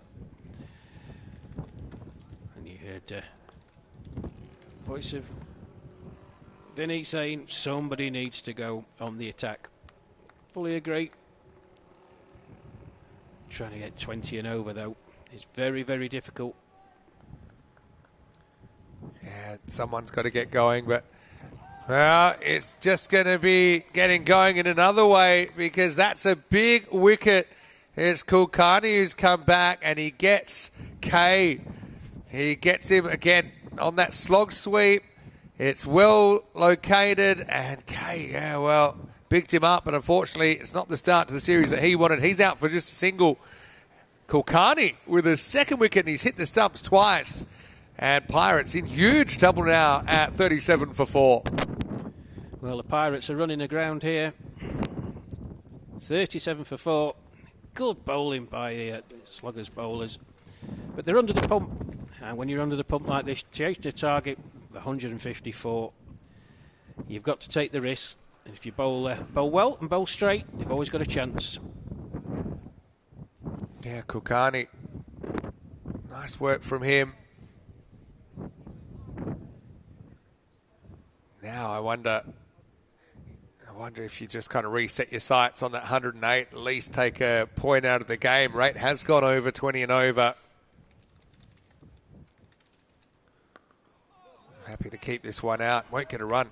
Kulkarni's been a real difference maker here. He's bowled intelligently. And he's got a bit of turn. Impressive so far. Takes this on, but Field's gone back there now. So it's David Robeson who's off the mark. Yeah, you can see spin to win. Kulkarni's got the natural advantage of turning the ball away from the left-hander, away from the right-hander, I should say. Also got a good breeze. Can drift it in and turn it away. He hasn't been afraid to toss the ball up. This one does get stopped well by Henshaw. Tight one, but I think that Robeson gets home. Good fielding from Dylan Henshaw. Was hit very, very powerfully to him. It's a square leg, mid-wicket area. Interesting chat at the moment, talking about altitude and how far the ball flies. I know it's a big thing in Major League Baseball. There's a field in Colorado where it does fly a lot further. I suppose here we are at sea level. That one is swept nicely, and it won't quite be our first goal, but it will be 4 runs to Robeson. Trying to get something going here for the Pirates, who have been gunned down so far in the first half of this innings. Yeah, Asif Hassan there, footwork. Needs to do a bit better than that. Is it Coors at Colorado? Yeah, I think you're right. Good knowledge. You a bit of a baseball fan as well? Well, if you ask my wife, I watch international slug racing from Kazakhstan. I think there's bat in this. It wasn't quite short. Bit of an appeal, but I think the umpire thinks, no, there's some gloves, some bat, something like that. It's the end of the 5th over, and Pirates 44 for 4.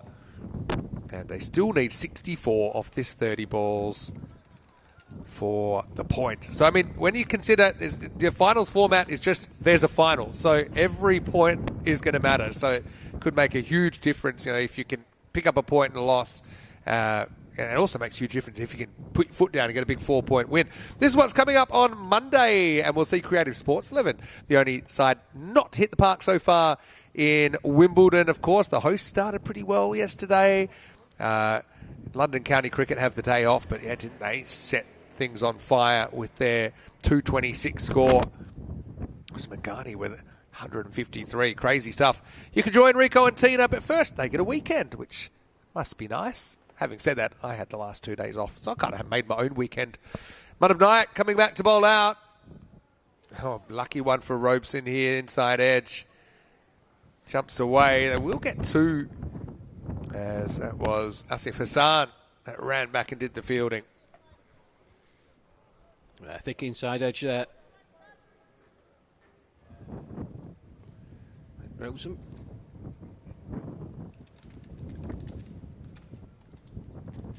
Big swing and a miss. Slightly backing away from Manav, which probably isn't the greatest tactic. Leaves your stumps open. Also, a lot of the time he is trying to bowl wide. So it makes it even harder to reach. Lifted up. Goes with the spin, but goes straight to the fielder. So a second wicket for Manav Nayak. And they're funny-looking twins, but the spin twins, they do the job together. Kulkarni with the catch. Manav with a second wicket, and it is 46 for 5. How cool is Ashwin Kulkarni's hat? Look at that, I love it. You can't keep him out of the game. Nice, simple chip up. There you go. Safe as houses. Yeah, barely had to move at all. So Pirates, so this is an uphill battle even to keep a point here. Robeson out for 7. New batter comes to the crease, and plenty still to do, put it that way. 1-4 for Robeson in his innings. Still 108 to get. I think you forget the game. I think that one's gone. Yeah. Ben Wood, the captain, comes out at number 7. Can you just salvage a point and then kind of just move on with it? Still plenty of matches to play. Yep. Makes you think how many points can get you into the final. When you think you play 6 matches, there's 24 points on offer. I suppose it depends if the table kind of breaks in different directions or if one team really struggles, it's probably hard to say. Obviously, you'd say that you want to finish in the top half because there's 4 teams. So you'd think if you get 13 points, you've got a good chance. Wood is a solid kind of drive, but he won't get off the mark. Yeah, I think you've got to be looking at winning at least half your games, Vinny. And so maybe 12, 13 points. A little bit slower and a little bit short. It finds the gap, finds the boundary. Nice shot by Wood. Counter-attack coming, and finally the 50 comes up for Pirates. Yes, uncharacteristic. Shorter delivery from Nyack there. Just dropped it in, and Ben Wood onto it very quickly. Very nice shot through mid-wicket for 4. Can they get to 108? For that bonus point. The match target of 154, possibly out of the reach, but who knows?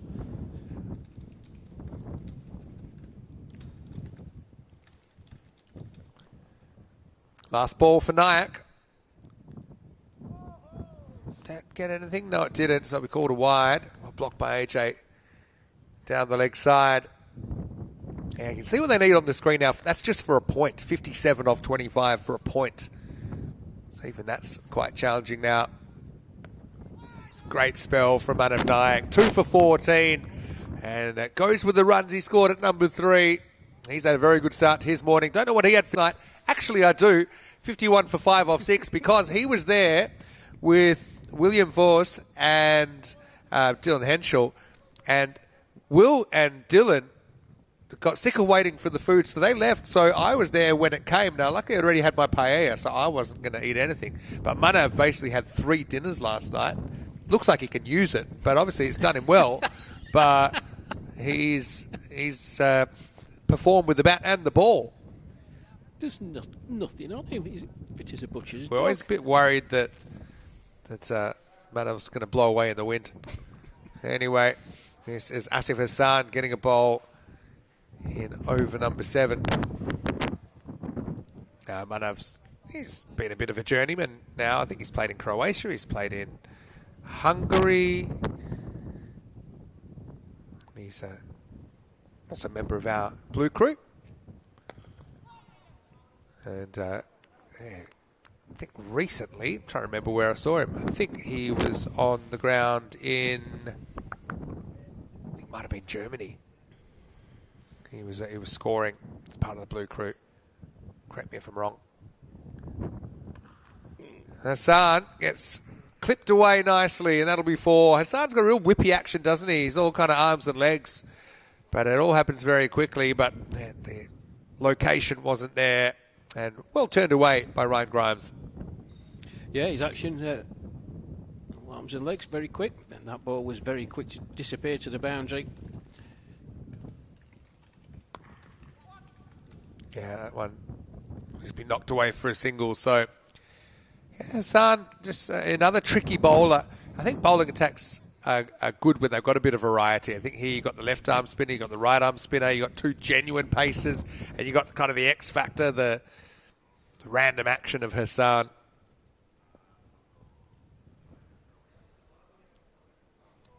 Down the leg side though, this one gets away.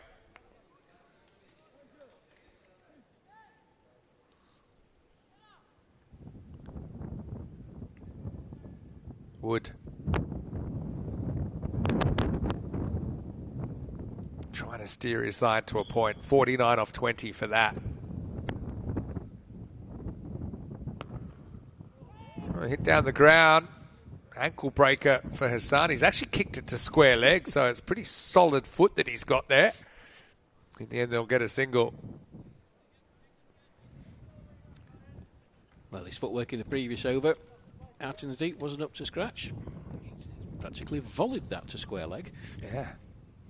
Put it out for a throw-in. Slow ball this time, I think, from Hassan. But again, they'll only get a single. That makes me think. So you're a bit of a football fan then? Because growing up where you've grown up? I am a football fan. And my club, Sheffield Wednesday, are in Oh, I was in disarray. Must have been to any... Famous club, though. Yeah, famous club. Any Owls fans who are watching and listening.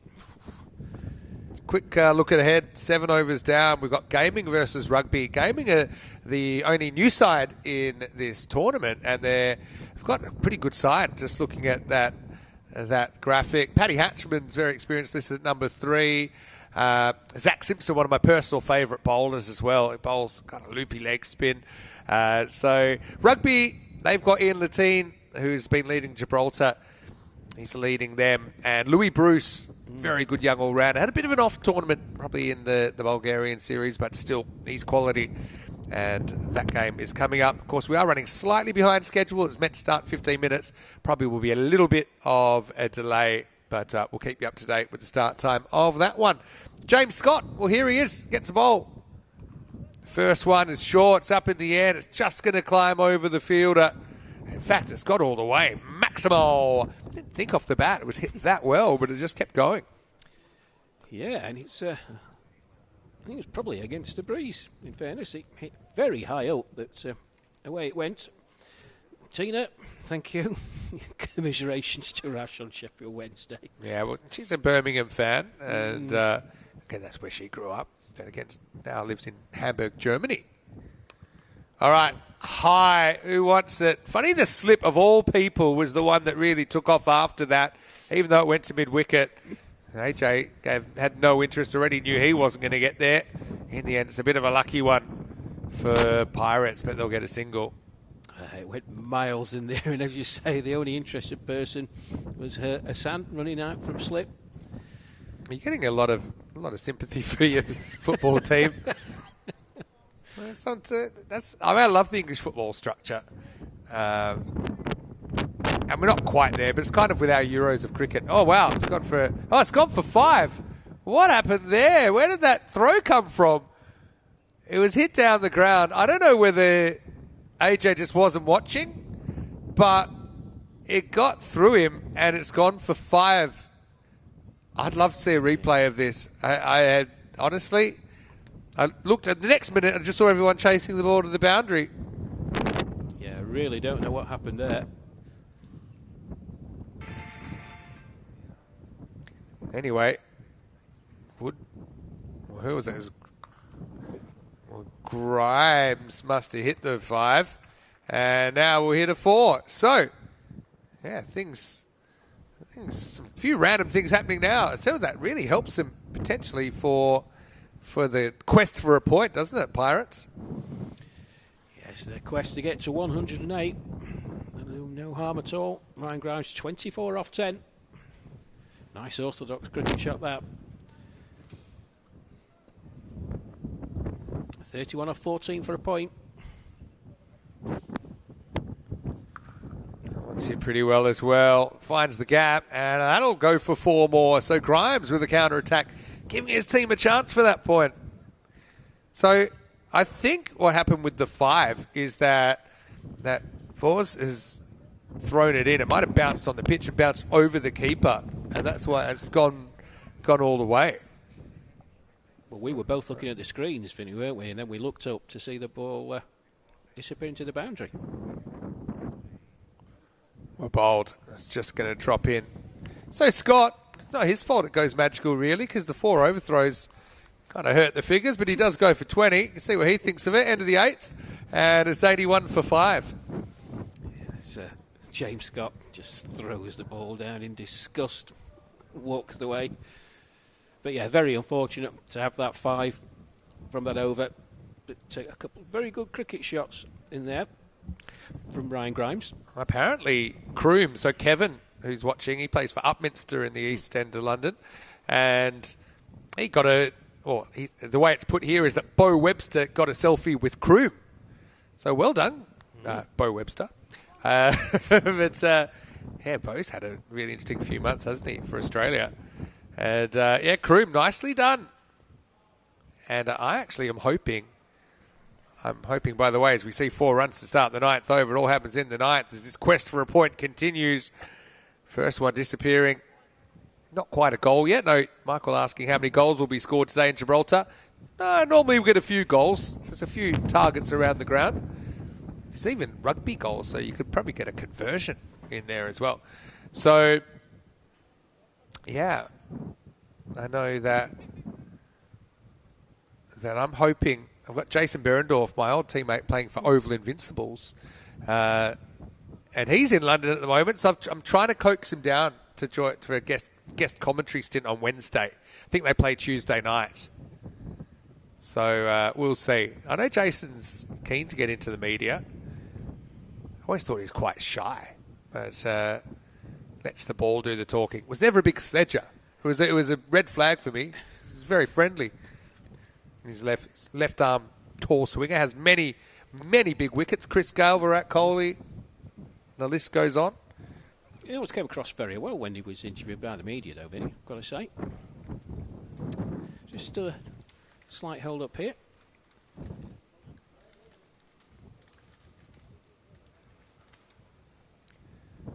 Yeah, just I don't know if it's technical. I wonder. Yeah, I think what happened was after the 5, they should have had the other batter on strike, but I think, because I think it was Wood that hit it, but then Wood faced up to the next ball. So I think that's what's caused a bit of an issue here. I know that Cat Mama has asked, does anyone have the dates for Carlton for September, October? I might put them in the chat for you, but I know we'll start on the 15th of September, and I think we go all the way to October I'm going to say maybe 18th. But it depends there's actually multiple tournaments that are happening. Yeah, 18th of October. So I'll see if I can put that up pretty shortly. But I think I'll just sort this out. Can quick load all of our viewers out there. Great to have you with us.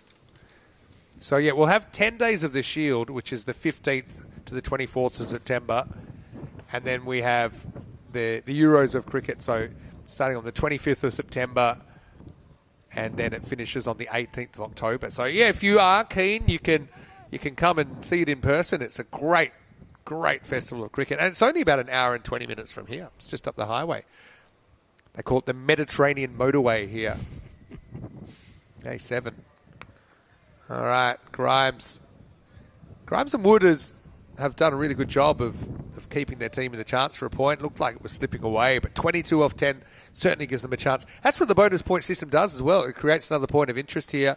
Still could have a tight finish.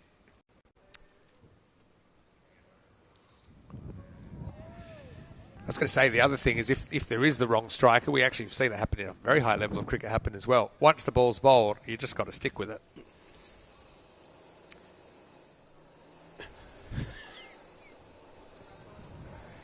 I was going to say it was pretty quiet, but now the Jackhammers are back from their break. I have to work out what they're doing here. There's all these renovations going on around the ground.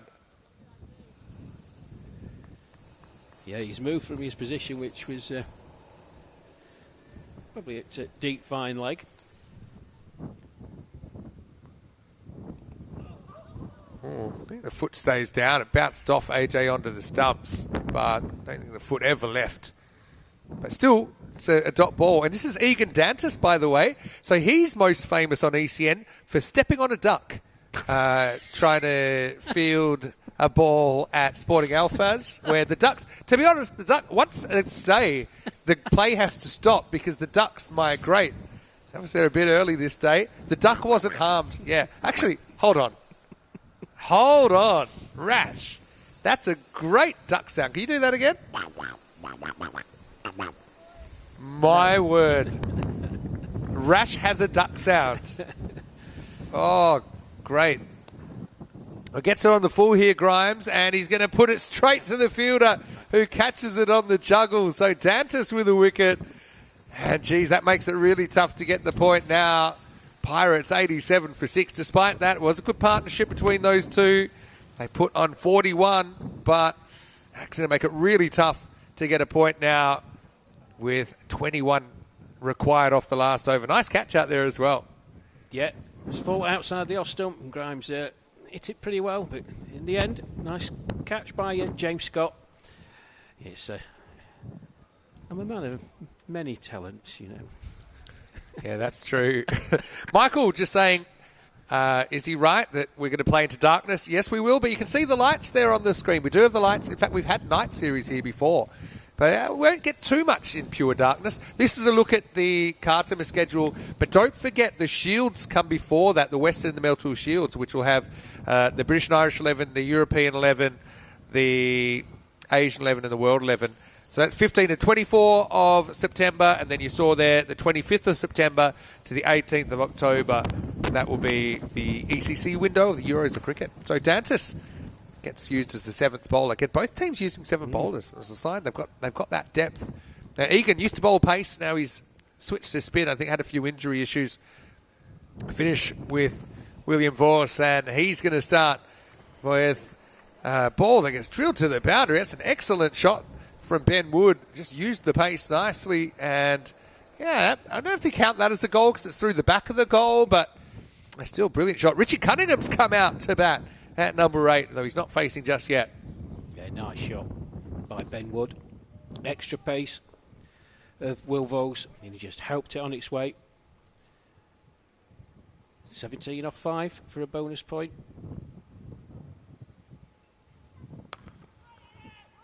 Wood backs away, takes on the fielder, and well, that's very close, Richie. Well, like to see this one again. For me, I think he might just be in, Vin. Yeah, I mean, think so, but I mean, Richie, not noted for his sprinting ability. I thought they were going to go to the bowler's end. I've got to admit, see, he eventually gets going as a nervous look. Oh, I reckon that's very close. I just got to feel this is out. We'll try and... Oh, out of the way. I don't know if they'll be able to give that on that evidence, but... The one thing I will say, his bat was in the air. He only put it down. If I'm honest... Right at the end. I think he was just out. But, hey, Richie will get to continue. 16 off 4. Oh, that'll help. That's going to be 5. That's what we call a minimo. It's not the maximo, it's the minimo. It's minimum effort, but 5 runs nonetheless, as James can't take it down the leg side. 11 off 4 now for a point for Pirates. And Cunningham gets runs just for existing. Just not getting in the way of that ball. Well, from where they were, 4 down for just about 30. To get up with a chance of getting a point, I think is a decent effort. Well, he's late on that just by a touch, Richie, but couldn't get a bat on it. So 11 off 3 now. They do look big favourites to take all 4 points here, Sloggers. Hello to Iggy as well. Iggy, missing you. Hope I see you soon. I've played a bit of cricket with Iggy. He captained me once for Costa del Sol. Ooh.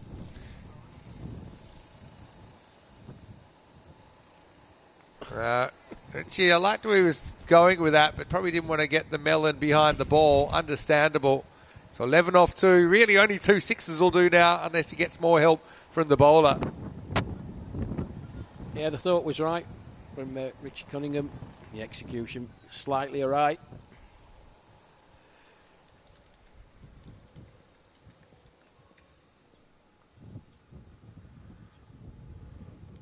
Well, he's chopped on, so that pretty much seals it.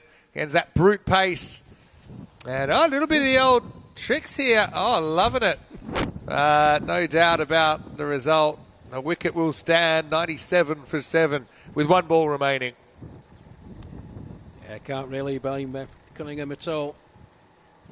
You heard Vinny say only 2 consecutive sixes was going to get them the point. You can see on the replay here. Yeah, I mean, this gets bad on it. Yeah. But you can see they're just late, and you can understand that. Obviously, Big Will is putting in a big shift. So, Neil Garrett will get 1 ball. Maybe he can try and bring up the 100. Richie, onwards and upwards from there. We'll see him later in the day. Remembering that both these teams will play 4 matches today, I'm pretty sure.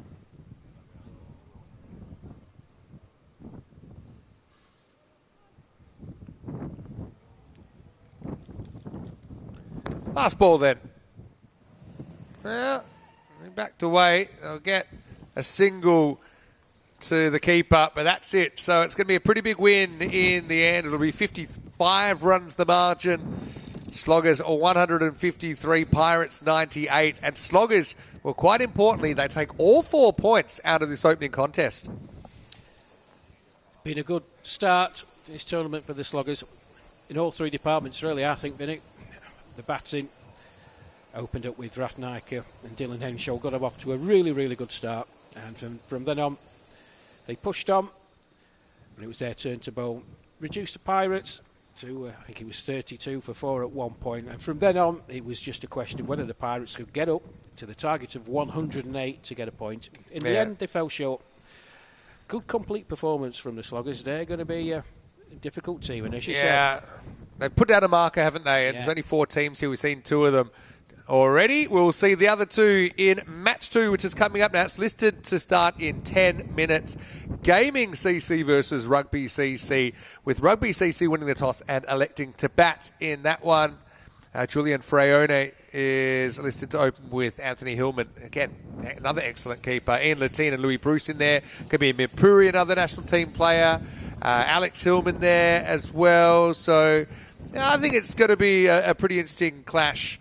And like I said, that match is coming up in 10 minutes' time as we can roll into the highlights for match number 1. And Pirates, well, they needed some production from their top 4. Unfortunately for them, never really happened with a bit of a bizarre first wicket. Harry Pyle was caught off a no ball and then was run out by Andrew James, who was able to hit the stumps. We saw Ferrari go for 15. Nestor was basically 6 and out. He was out for 7.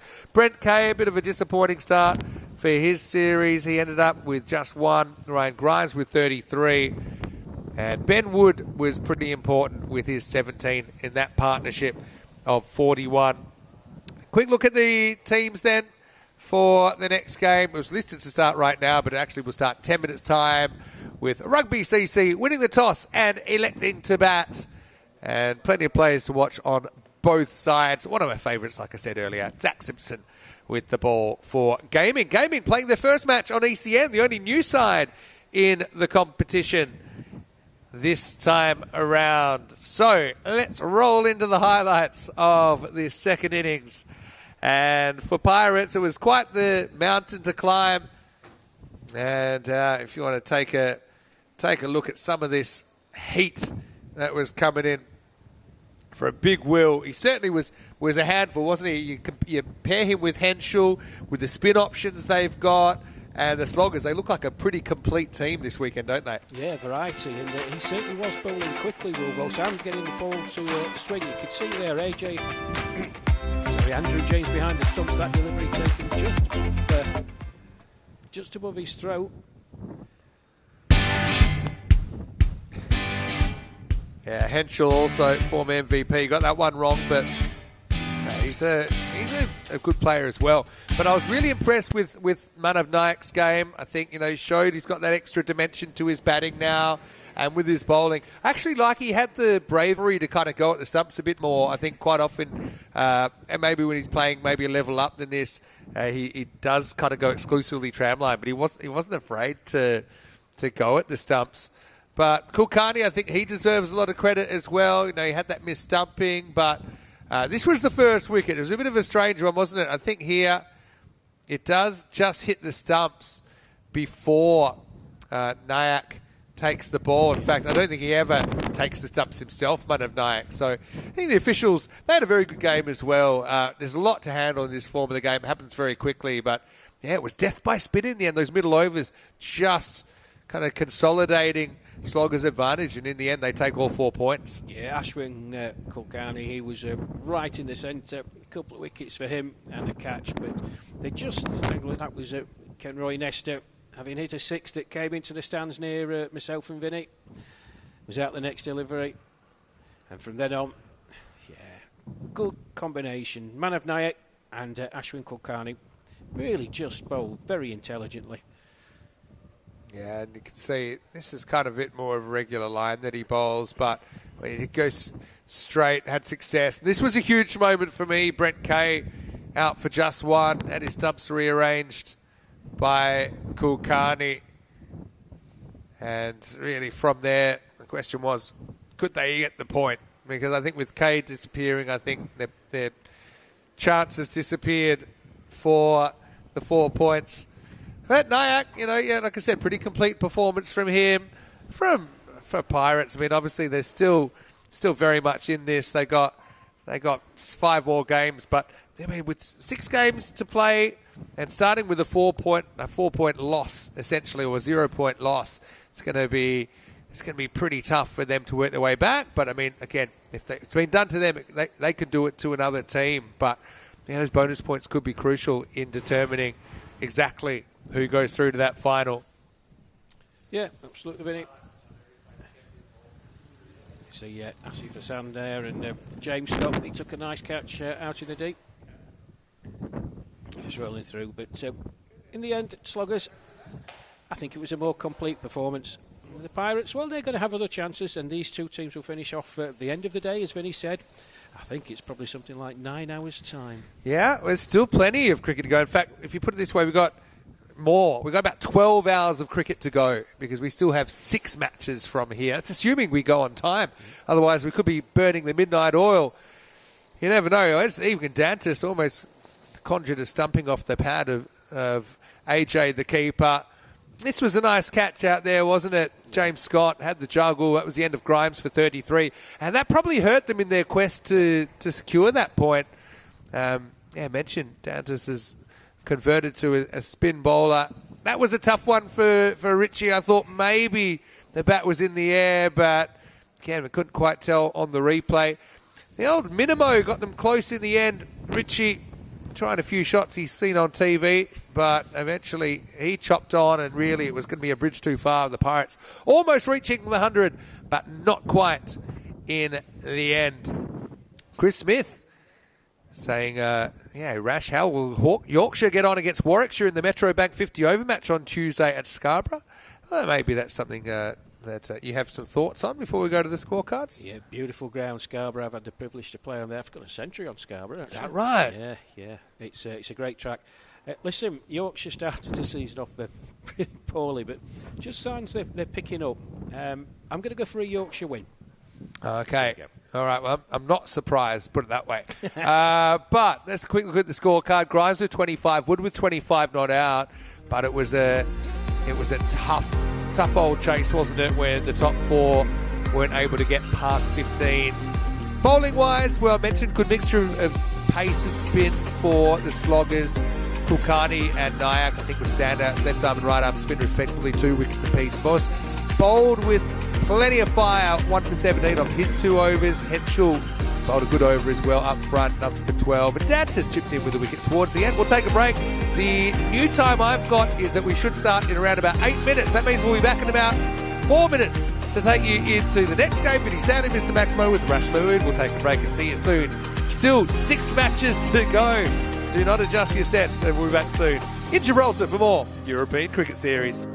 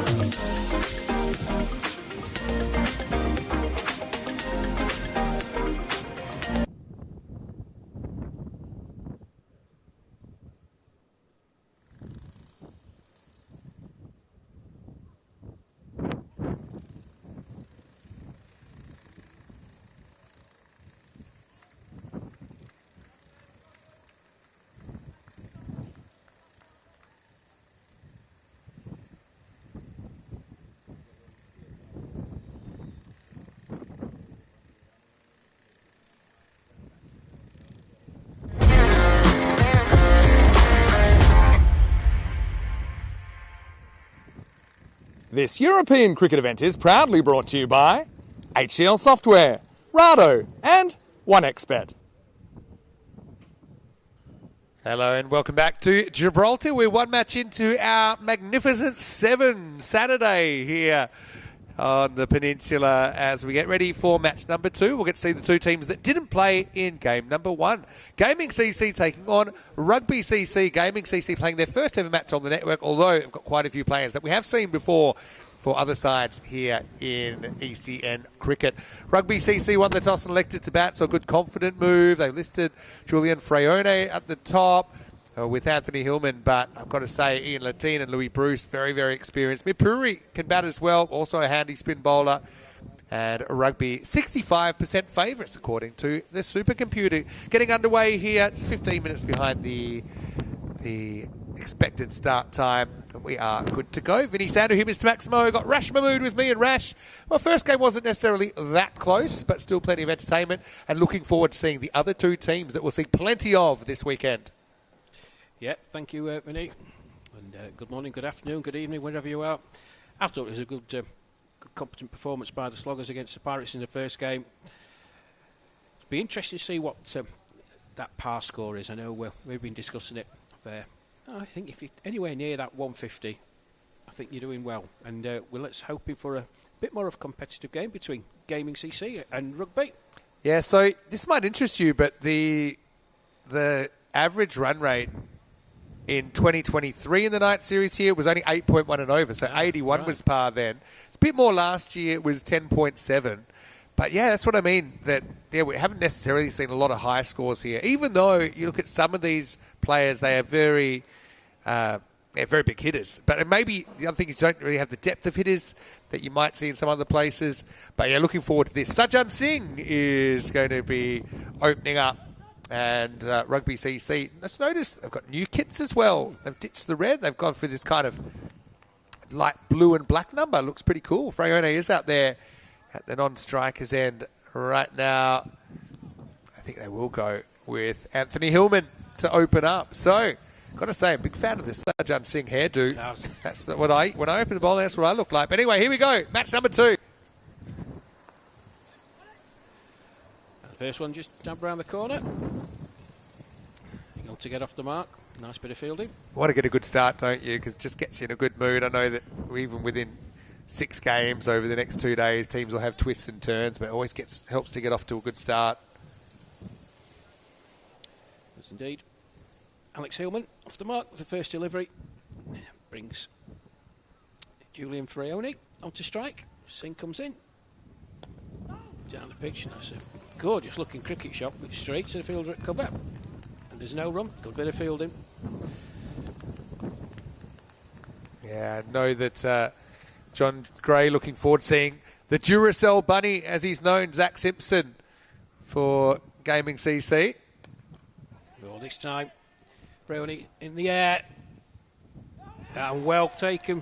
Jonathan West was up in the air for a long, long time. Catch.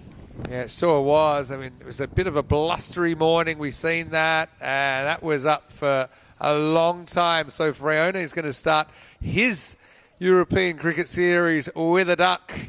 And that will be the first wicket down. Your duck's got a bit of a Barry White duck. So Rico does a very good duck. My duck sounds like it's sick. So that's why my duck doesn't come out very often. I heard Rico's duck earlier in the week, so I've been practicing. That's quite impressive.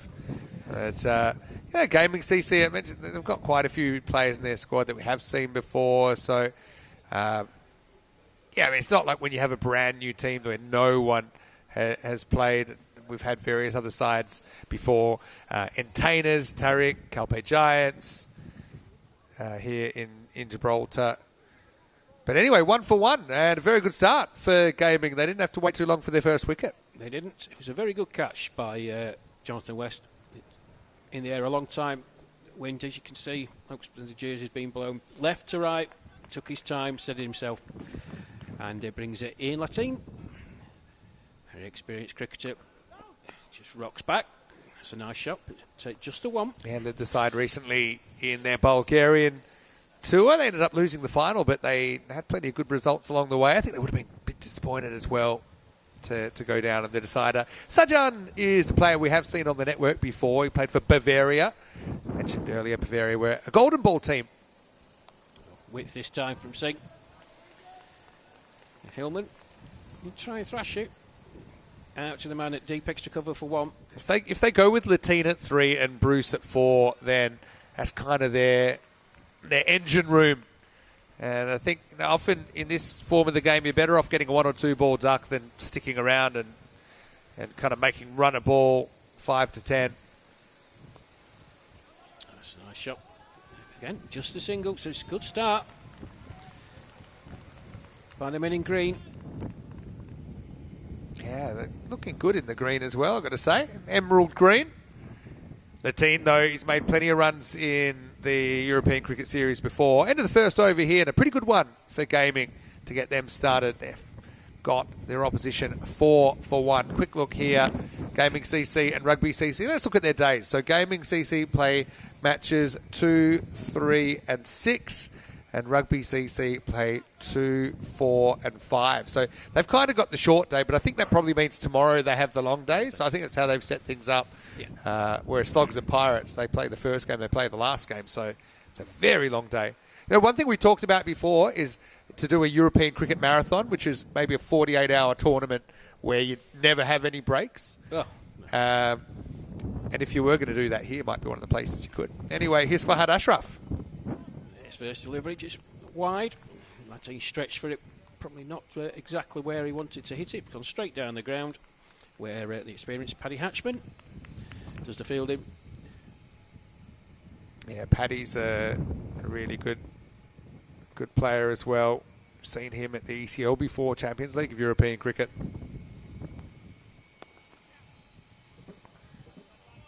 Well, just the one again, and rinse and repeat. Hatchman again does the fielding. It's a good start by the men in the emerald green.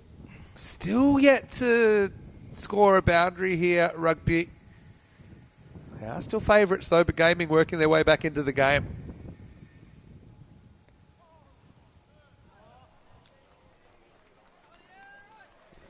And the first boundary, innings comes up right on cue.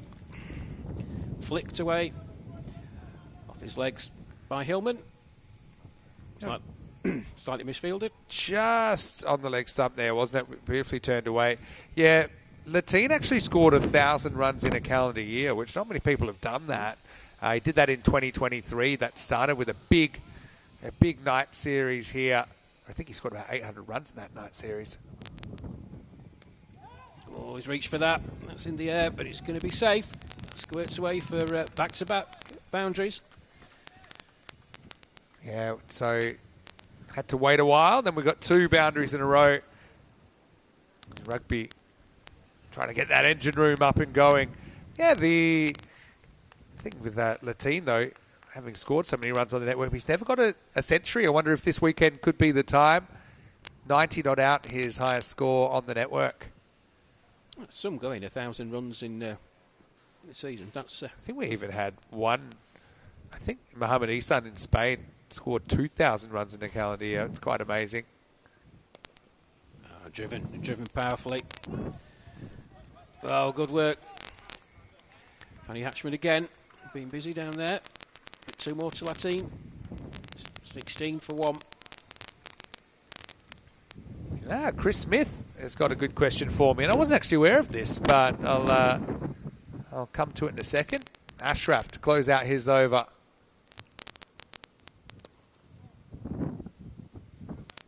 Back down the ground again. That will be the end of the second over. So it's 17 for 1 after 2. Ashraf, decent over there. Does go to the boundary a couple of times. 13 coming off it. So, just going back. Yeah, Mohamed Isan. Yeah, he scored in 2024. Mohamed Isan, who's the leading run scorer on the network, scored 2,655 runs in the calendar year, including 7 centuries. So, and 300 sixes. It's almost 1 a day. Anyway, here's Sajjan to bowl out. Nicely played. Hatchman again does the fielding. That's a ridiculous start. Yeah, I don't think I've got that many runs in my whole life to do it in a year. But yeah, played 76 ECN matches in 2024. Yeah, so what Chris said is the order of the Ashes test apparently the same as 82-3, which is a bit before my time. Oh, swing and a miss. Face off from Singh that time. So it's actually going to start in Perth, not the Gabba. So it's the other thing is back in the old days. I say the old days, kind of the 80s, 90s. It's World Series cricket days we call it. They used to space out the test with 1 day as in between. That's nicely played by Hillman. Singh just drifting down the leg side, just turn around the corner for 4. Yeah, so. I don't mind starting at the Wacker, but the thing is the Adelaide test was traditionally, or they like to have it around Australia Day, which is the 26th of January. So, but now they tend to finish with the New Year's test in SCG. I don't mind it, but interesting, they've got very kind of pace-friendly decks, Perth and Brisbane first up. Oh, swing and a miss again. Good bowling by Sajjan Singh. And Michael's already picked up that I said gaming working their way into the game. Well, I know the gaming industry is quite big in Gibraltar and some other places we go, Cyprus, Malta as well.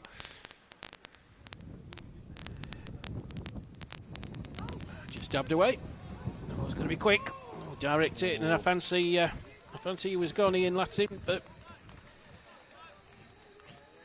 the rugby boys, we're 23 for 1 delivery. Still in the power play, of course. 1 more delivery, then that power play finishes. Sajjan's definitely won the hair award so far.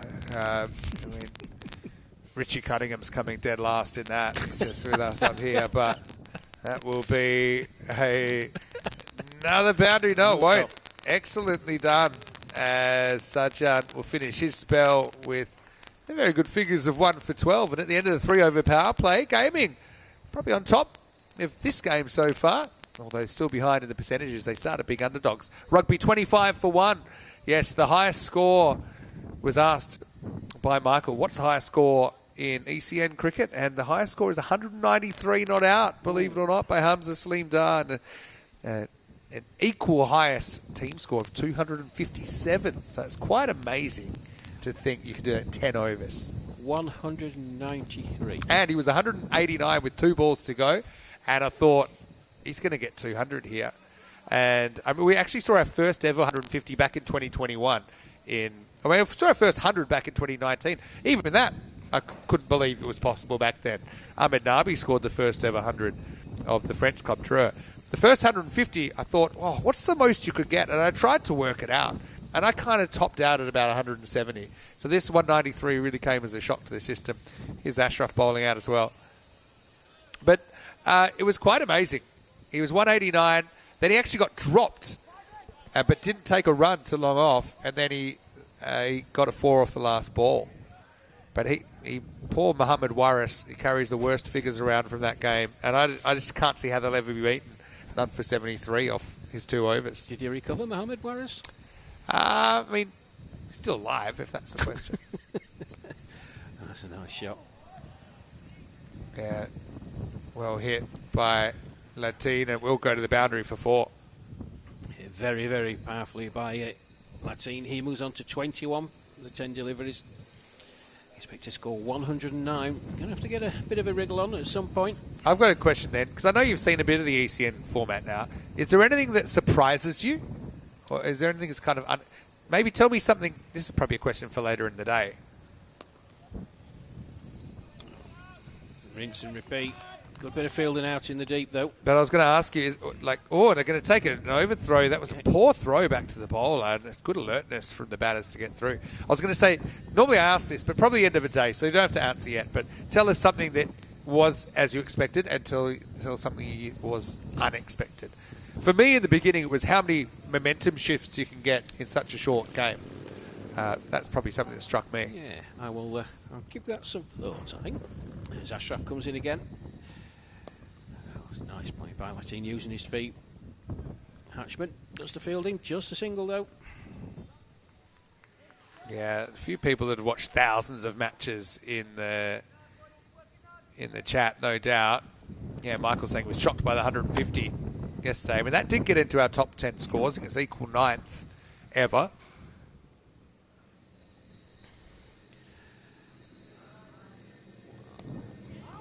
Played out. A good bit of fielding in the covers. Dot ball. I think it's just with the amount of cricket that's been played now, isn't it? Yeah. People have the opportunity to score a lot of runs. Yeah, I mean, it's a dream. I mean, I used to get out and then bat again in a month.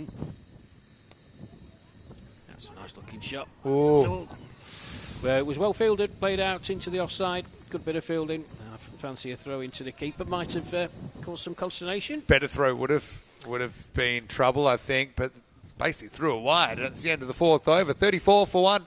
The other thing that we talk about with the percentages, a bit of ECN vocabulary, is the Goldilocks zone, and that's when they're between 40-60 to 60-40, where the game's very much in the balance. And then I suppose you've got the super Goldilocks zone when they're exactly 50-50, and this isn't too far off at the moment. Well, 4 overs gone here at the Europa Sports Complex, just on the southern point of Gibraltar, from our position in the executive suite. Executive suite, yeah. I feel like we're in the executive suite here. I think that's good. I think we'll stick with that. Do you like that? Trinity Lighthouse being worked on. Nice view that we've got. Yeah, day. Yeah. So, Zach Simpson. Here we go. The Duracell Bunny. Yeah, happy to see Zach out there getting his first bowl of the tournament. And right on cue. There you go, advancing down the pitch. Nice take by the wicket keeper. Harry Truella. There you go. Stumped, first delivery. There's a wicket. Well, the battery's fully charged, put it that way. It's a premeditated from Hillman. And it gets pretty close to breaking the plane there, keeper, but probably get to keep that stumping. But it just never happened for Hillman. He's stumped for 10 off 11. Truella behind the stumps completes the dismissal. And it's 34 for 2. And interesting that they haven't gone for Louis Bruce at 4. They've gone for Kabir Mirpuri. Interesting. Yeah, Michael's saying, do I ever think a 200 from an individual will be possible in the future? Well, now I'd have to say yes, because it was possible that day. And if there is a possibility of it happening, even though it hasn't happened yet, but the opportunity was there, then I suppose Yeah, maybe, but I don't know if we'll see it in my lifetime. We just recently had our first 200 chase. We had Central Commanders chase 208 in the Jersey final. Wow. And to give you context, the next biggest chase is 186, so it's a long way higher. Well, that time, short, wide outside the leg stump, and Mirpuri gets off the mark. Nice looking shot for 4. 200. I mean, that's 200 chase, and I remember saying I never thought I'd see the day. That was exactly my commentary. To give you an idea, Zach Tribe, who he couldn't field because he had to get back to, it was a Friday night game, he had to get back to play club cricket in England. So he batted, he made 123 in the score of 207. They had to field with 10 because it wasn't an injury or anything. So he was on the plane, I think. Yeah. He would have got the shock of his life when he landed in London. And they said, oh, by the way, you lost with a ball remaining as well. Memorable ECN classic. It's a bit short again. Mirpuri's onto that again. There's an infielder out there and just manages to do the fielding. It's going to be close though. Now gets in. Not enough juice on the throw from Anshu Kumar. Did well to stop the boundary. Yeah, Zach Simpson's kind of bounced around. He's played for Calpe Giants, Pirates, rugby, and now gaming. So he's a let's say a former rugby player. I don't know if that literally speaking. Oh, nice, like it. I'd worry about him if he was a rugby player with that build. Swatted away. Into the deep, just the one though. But Zach, he's got 37 wickets on the network in 46 games. And, yeah, also has had a little bit of an opportunity to play in the red shirt of Gibraltar on the back of those performances. Oh, dear. That's a quicker one, I think, down the leg side. And it's actually pretty well done by Truella to make the stop. But he'd love to get the big wicket of Latine. I mean, they don't get much bigger here in Gibraltar than the wicket of Ian. Will it make local news? Could do. I mean, they get good coverage here, as you'd expect. Population of Gibraltar about 30,000, but there's a big proportion, or a big number of people that come in and out every day for work. Last ball in the 5th over from Zach Simpson. He's only gone for 9 so far.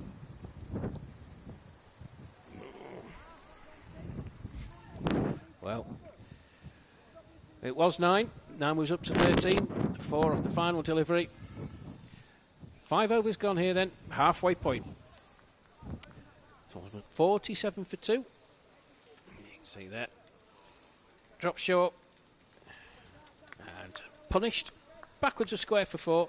Still decent over. I think 13's par for the course. I mean, I'll be really curious about the run rates this weekend because if you go on kind of regular on the past, you'd say it'd be around 10, even 9. But I think every time we're seeing a few more players make the trip that are playing club cricket in the UK through various contacts. So I just feel with the standard of some of these players coming in, might go up a touch. So I'd feel maybe around the 120 might be par this weekend. We'll see anyway. Rugby 47 for 2 at the halfway point. I think its outfield's very true, and I wouldn't say it's the quickest outfield. I wouldn't say it's slow, but because of the artificial grass is a bit longer than some other places. So if you hit along the ground, it does slow down. Like the friction does make it slow down a bit quicker than some other fields that we see. Oh, very good one from Chris Smith as well, by the way. Oh. He's talking about the 150th anniversary of the first test. So you'd remember the centenary test, I'm guessing, back in 1977. I thought you were going to say then, for a brief millisecond, I thought, you remember the first test, don't you? Not the first test, although former match referee Rob Kemming, I'm pretty sure he was there. He got the day off school that day. But anyway, here we go with Harshdeep Singh, the captain. Oh, slap by Latine.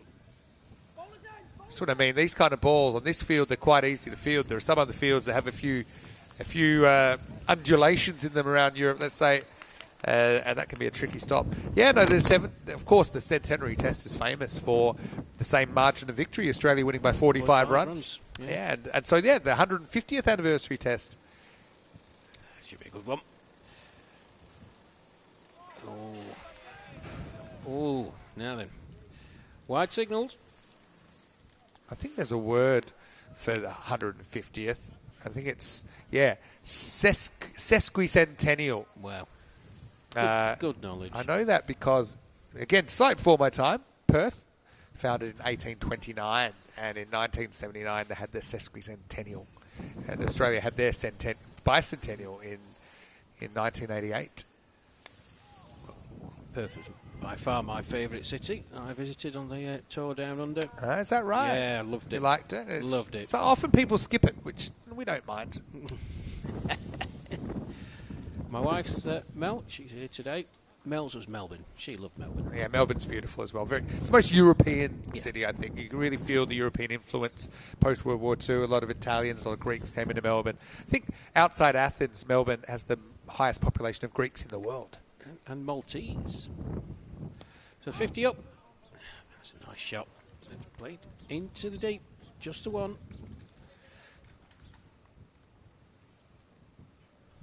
Rugby CC just find it a bit hard going here. Approaching the end of the sixth. 51 for 2.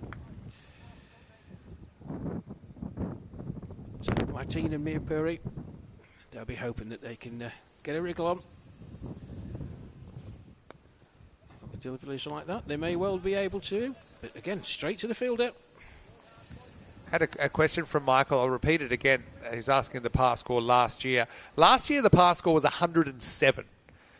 Yeah, so 107 per 10 overs with an average of 5.7 max most per 10 overs. So let's say 6 sixes per 10 overs.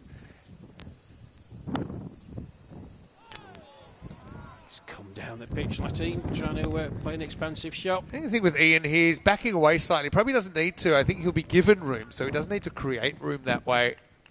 And that's quite clever bowling, actually, from Harshdeep.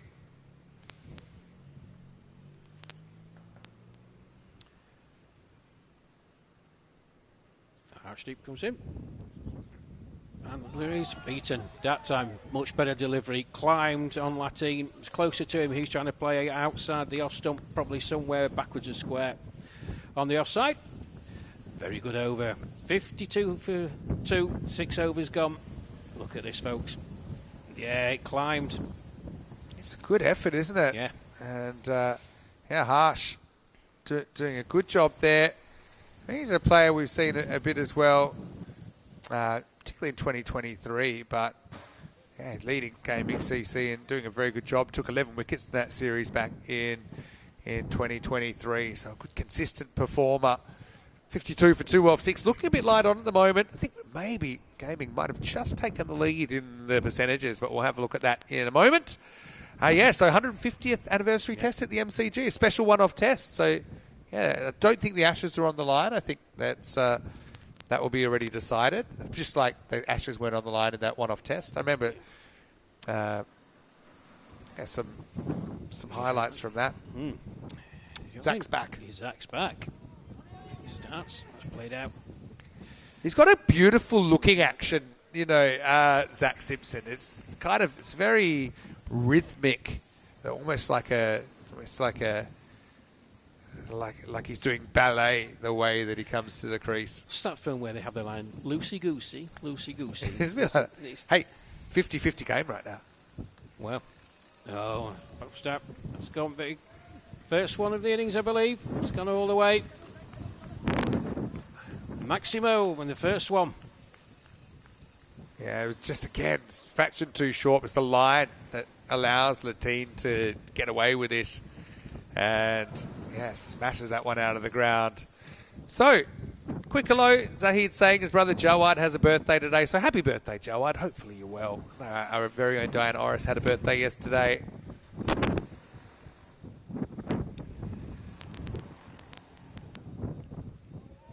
Again. Hey, also a bit of chat about the airport here. Now, there has been a change a couple of years ago. They built a tunnel under the runway. So it used to be that cars would go across the runway. And there's only about 3 or 4 flights in a day, I think. But now pedestrians will still go across the runway. Of course, not while planes coming in. But cars go under the tunnel. That's a nice shot. Just a one, though. So that was always a funny thing. Because I've actually stayed in a hotel here, and you can see the the gates going down, just like a rail crossing. And then, everyone has to wait. They sweep the runway, make sure there's no little bits. Oh, beaten that time. Seen outside the hostel. Then you have to wait for the plane to come in. But it's strange. So you still can walk and probably ride your bike, I guess, on the runway. But cars now, maybe luckily, they've got the tunnel. Probably better for them as well. They don't have to wait for planes. They can go underneath. It's gone again. Second one of this innings. Maximo Latin showing his class. That'll be 6 runs to finish the over. So Simpson, not a bad effort. He'll just be disappointed. A couple of balls weren't where he wanted them. And so at the end of 7 overs, it's 67 for 2.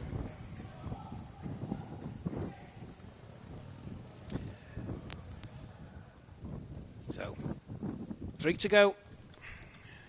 Expect to score 103. You heard Mr. Maximu himself in his sandu next to me.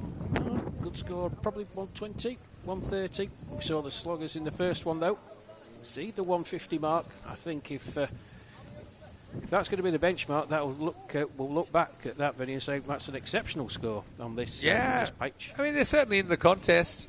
Rugby, it's helping. They get a couple of sixes there after they went boundaryless in the over before. The Western Shield will bring together some of the top emerging players in the game, as well as some of the icons. They have been revealing the icons slowly but surely. I noticed during the week Ross Taylor from New Zealand will be, and Kevin O'Brien from Ireland will be leading the Knights once again. So 2 of our icon captains are back. Now, last time Saeed Ajmal was meant to come, but unfortunately ran into some visa issues, so he wasn't able to take part. But I know that they're expecting it to a big name. I don't think it's Saeed, but I think they're expecting a big name to lead the Asian 11 as well, so stay tuned. And also, the European 11 icon hasn't been revealed yet. So, the Western Shield run for 5 days in that 10-day Shield window. The other 5 days are Melton Shield games, which is the same competition, basically, but for the women's game. Yeah. So, Miles Goodfellow looks like he's going to get a bowl here in over number 8. Big 3 overs coming up. I feel like could tilt the game one way or the other. Yeah, 57% at the moment as Goodfellow comes in. Oh, that's a half check, but that's gone for 4. Shot from Mirpuri there. Just half checked his shot. It was enough to get to the boundary. Yeah, nice start to the 8th over for Rugby. Just getting a move on now. They've still got Louis Bruce in the hutch. And Atateo Ataloye is a very good player as well. He's listed to bat at number 6. And he's a guy who we have seen before. But, I believe of Nigerian heritage. But he's lived here for quite a while. I think he played for Nigeria. Had some big scores last year, didn't he? Was it last year or the year before? I can't remember which year it was. We'll check on you. Good fellow in again. Oh, that's straight down the ground. One bounce for 4. So they are getting a wriggle on. Back-to-back boundaries from Mirpuri. Nicely struck. Might as well hit the go button now. Ataloye, he did score 2 50s last year, including a best of 71 not out. So, certainly a powerful player still to come. So far, so good in this over. Back-to-back boundaries. Mirpuri 23 off 10. It's gone again. And another one. Yeah, that one will get through the mid-wicket hole, so Mirpuri. They decided to bat him ahead of Bruce, ahead of Ataloye, and so far he's repaying the faith. Moves to 27 in just 11 balls. Michael's got a good question. Vinny, how does the win predict work? Because a team can be 95% to win and still lose. I think your real question is how do percentages work? Because, it's a probability. So it's always something between 0 and basically 100. But you'll notice if they are 95%, they won't go straight to winning. It'll obviously, or straight to losing. It'll drop probably to the point that eventually they lose. It's just based on a whole bunch of information. Don't ask me how it works exactly because it's more complicated than a human brain can follow. But I think they take into account previous performances of the players, the teams, the conditions, and obviously all the situations. Like this situation has probably happened so many times in the thousands of games that we've had. So it's quite clever, the technology. And it's pretty accurate, I've got to say. Oh, he's gone big. Where's that going? Oh, I'll tell you where that's going. That's on its way. Over the boundary. Maximo. Yeah, good fight back continues here. Latine coming to the party, moves to 46. Hunting for the first half century. I don't think we got a 50 in the last game, did we? Mm-hmm. So we had Dylan Henschel with 70, pardon me. But that was the only one so far. So Goodfellow finishes 20 off that over. Magical over. So 2 overs to go. 87 for 2. Listed for 115, which I just feel it's around about a par score, but you don't judge it until 2 teams have batted, I suppose. Yeah, the percentage is up now.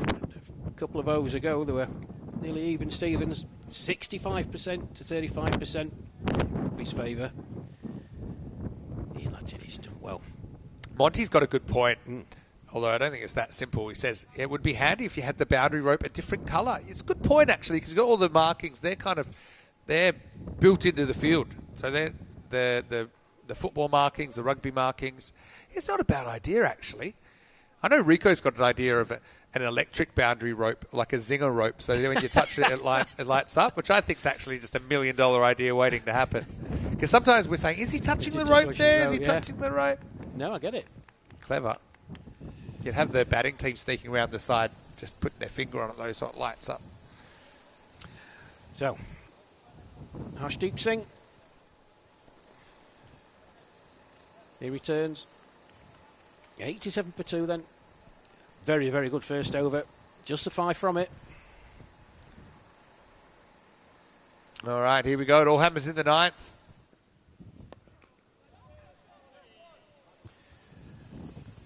Just wait for the umpire's signal. I think this one probably just below. Yeah, it was pushing it a little bit. Remember, wayside is a no ball. Umpires say that one's okay.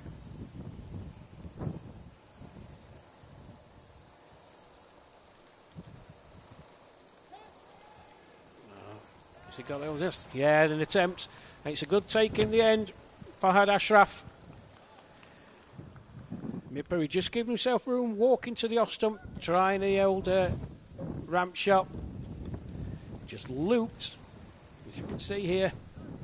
Yeah, I mean, he tries to ramp, but he actually gets it right on basically the side of the bat, does Mirapuri. So, I mean, like the idea there, but just didn't execute it. And a pretty good catch from Fahad Ashraf running back with the flight. So, yeah, finally the partnership is broken and it's 88 for 3.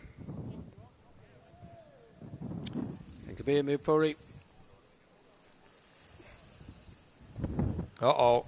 Had to lawyers come out. Remember, you got the 60 seconds here to be ready. I always worry when they come helmetless. But it will be enforced. But it hopefully gets there in time. It's only a short jog from the dugout. Often does happen early in tournaments as well. Still, get the gloves on. Well, he looked a bit surprised that he was batting. I wonder if Bruce was just kind of going, okay, you go. Well, you did mention it. You did mention it about the order. I wonder if he has actually been taken by surprise. Yeah. But, here we go. Looks like he's avoided the penalty.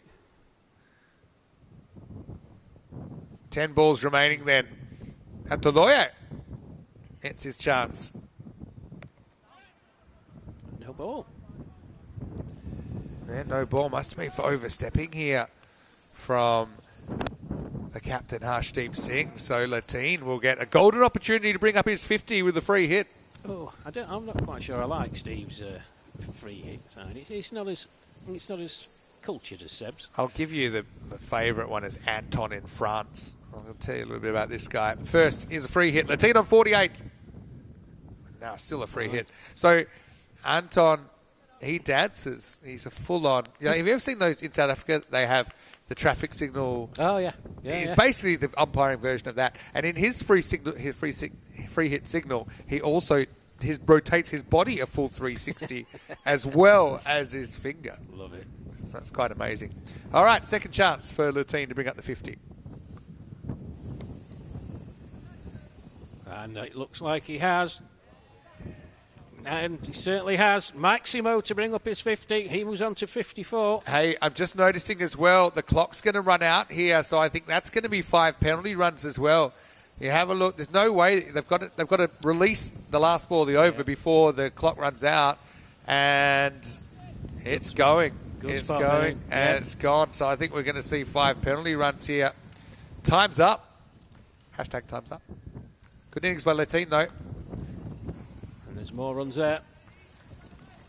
He brought up his 50 in 25 balls, and he's hit 4 sixes and 3 fours. And as a kind of bonus reward, his team, I'm sure, will get 5 runs. They'll probably, I suppose, get signalled at the end of the over. The umpires will be aware of that, Vinny, won't they? Yeah, that's they're in constant communication about the clock as well. Oh, swing and a miss. Had time to think about why he missed it. As he did that, he wandered out of his crease. But luckily, he got back in time. So, fingers crossed, the final delivery of the night. Arshdeep Singh, 1 for 16 so far. Pretty good return from him. Atuloi. Where's he going to try and put this? Well, speed into his feet, and that's running away. Chase for the fielder. Can he get there? No, he can't. 4 off the final delivery. Yeah, I'm going to keep an eye on the umpire as well here. 102 for 3, but I've got a feeling that will become 107 for 3 if the penalty runs are applied. I think we ran it with that 3 balls to go. That's the thing. You've got to kind of have quite a strict stance on it because you can't start. Yeah, I mean, the allowances are built into the clock. This is the point. So I think that, one of the things, it stemmed from Atuloi looking completely unprepared to come out. So I actually heard that he just made the time. Yeah, they queried it, and he just made the time. So he won't get penalised, but I think we'll see the bowling team penalised. Just haven't noticed the... No movement as yet. The clock. Johnson Weston. He's in. Lutine just plays it out. 1 more to the total. So I'm still waiting for those runs to go on, but I don't think... They don't really have a case in my book. Unless there was some error with the clock that we're not aware of, but they're normally pretty good at keeping that clock accurate. Yeah, it wasn't even close, as you were saying. You mentioned it, the 3rd delivery of that 9th over, and it was just under 20 seconds. So, he's gone for a big swing. That's gone way up in the air. 4 runs. Over the wicket-keeper's head. Massive swing. 4 more to him. Yeah, swing hard and hope for the best. That's the tactic at this stage. Now, I'm still querying. There might be a chance that the clock wasn't updated correctly. I mean, we do try and bring in the official clock, but yeah. So apparently the runs won't be added. They did make the time. Straight down the ground. Maximo again for the skipper. I don't think Ian Lutine's worried. He said we're going to smash the runs anyway. And so, yeah, just confirming that there won't be penalty runs for time, even though I know the clock we saw on screen looked like it had expired, but maybe it was a case. Oh, that's gone in the air. Well, it's safe. We'll have to wait for the umpire signal. Well, there's all sorts going on. Feel for run out. So I think one of the things is that the 60 seconds are added for each wicket. So my guess is maybe the clock on screen wasn't updated when there were wickets. There's three wickets in the innings. So maybe that's what happened. But yeah, obviously. Yeah, I'm not so sure because to me, Atuloi, he was taken completely by surprise. You could see him when he was sprinting on. So, final ball. of this Rugby CC innings. That's a nice shot by Latin. And he gets a 4 off the final delivery to finish on 72 not out off 31. And with that, he's a genius, the man to my right. 120 for 3. They finish on. Having won the toss and elected to bat. And been a really good performance from the skipper, Ian Latin. 72 off 31. Just in a few minutes' time, when we see how Gaming CC going their chaser for 111. As we do, try and get the highlights up for you. And here we go, folks. And it was Sajan Singh who started very well indeed. Yeah, he did. He was impressive, wasn't he? Just kind of took a while to get going. Did Rugby CC. Hillman opening the batting 10 off 11. Maybe they'll look at that, and they'll probably be experimenting a little bit with the order. But I've got a feeling, Latin, you've got to open him. Fraioni, I know he missed out, so he'll get another opportunity, I think. But I just think you've got to shuffle your cards to the top of the deck in this format. So 120, we think it's pretty close to a pass score, maybe slightly over if you go on the history. But Gaming CC will have the right of reply here in match 2. Yeah, it was a funny old innings. I mean, they did struggle early on, as you said, really. But Ian Latin, he led from the front. Paddy Hatchman getting plenty of work down the ground. But he grew comfortably into it. So, Sajan Singh, I thought he bowled very, very well indeed. And they just eased themselves in. It wasn't like the first match that we saw. Different type of innings building. So yeah, Farid Ashraf, Ian Latin with a range of shots. Good fielding again.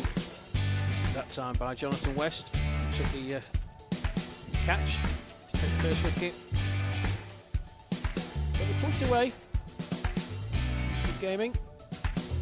Yeah, it was a big wicket, wasn't it, there, with Zach Simpson coming in with immediate effect, with Hillman running down the track and getting stumped. But Latin and Mirpuri then went about a pretty good partnership, didn't they, as they would put on... It was up until the last couple of overs. I think Gaming would have been quite happy. Just got away from the last couple of overs with Ian Latin obviously having to go for his shots. And there you see 4. His batting partner as well. Check drive. And he continued in that fashion. And Latin going big there. Maximo for him.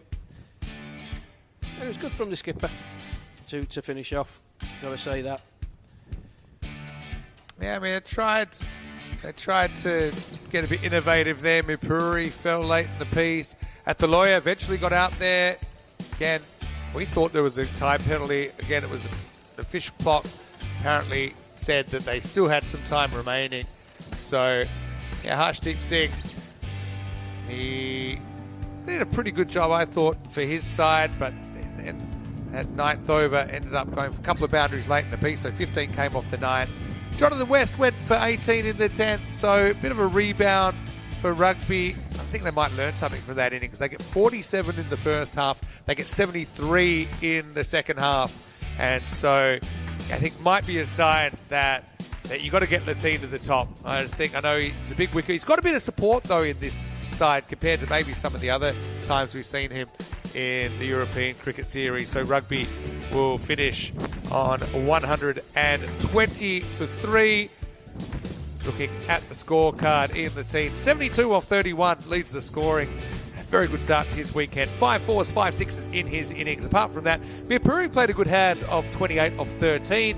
Hillman with 10, but never really got going early on. If anything, you could argue he got out at a good time. No luck for Julian at the top of the order either. We didn't even see Louis Bruce. We didn't even see Alex Hillman with the bat. but still a very competitive score for rugby.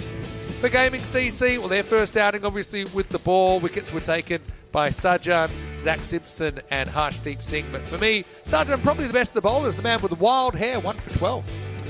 Yes. Hairstyle, myself, Vinny, try and emulate. Love to.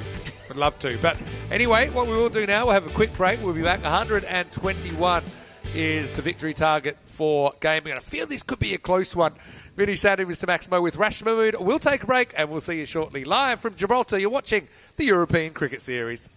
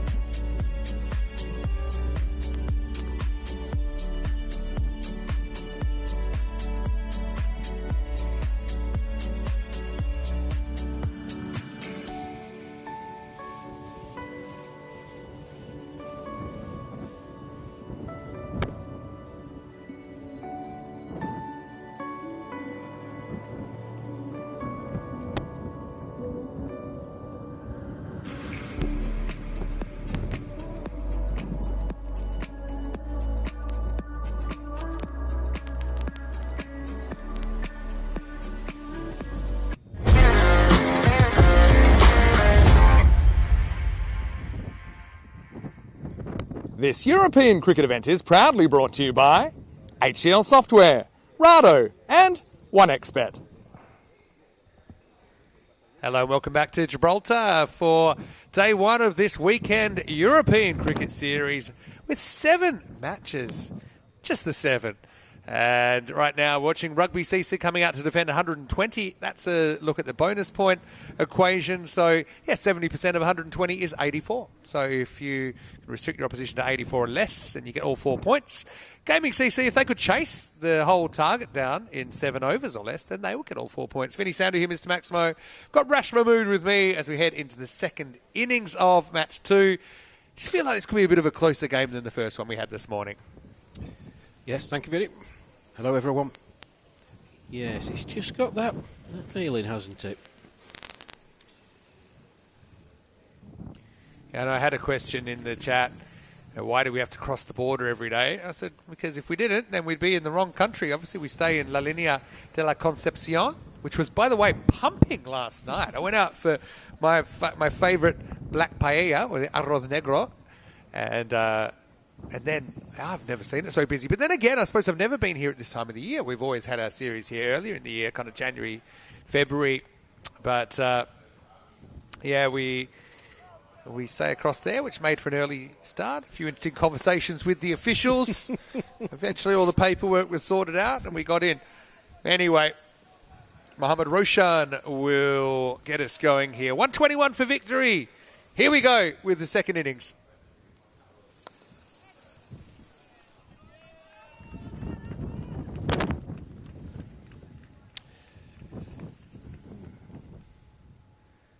Oh, it could be a goal, actually.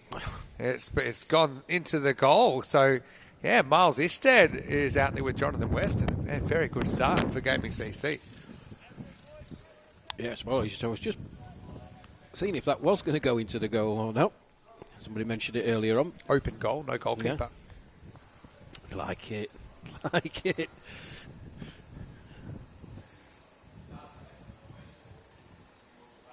Isted again. They have like the deep third as an option as an outfielder. I like it as well. I think when you've got bowls with a bit of pace, it's kind of get out of jail shot for batters if they have a big gap there to deflect into. But yeah, Gaming have Isted and West opening. They've listed Paddy Hatchman at 3, and Anshu Kumar at 4.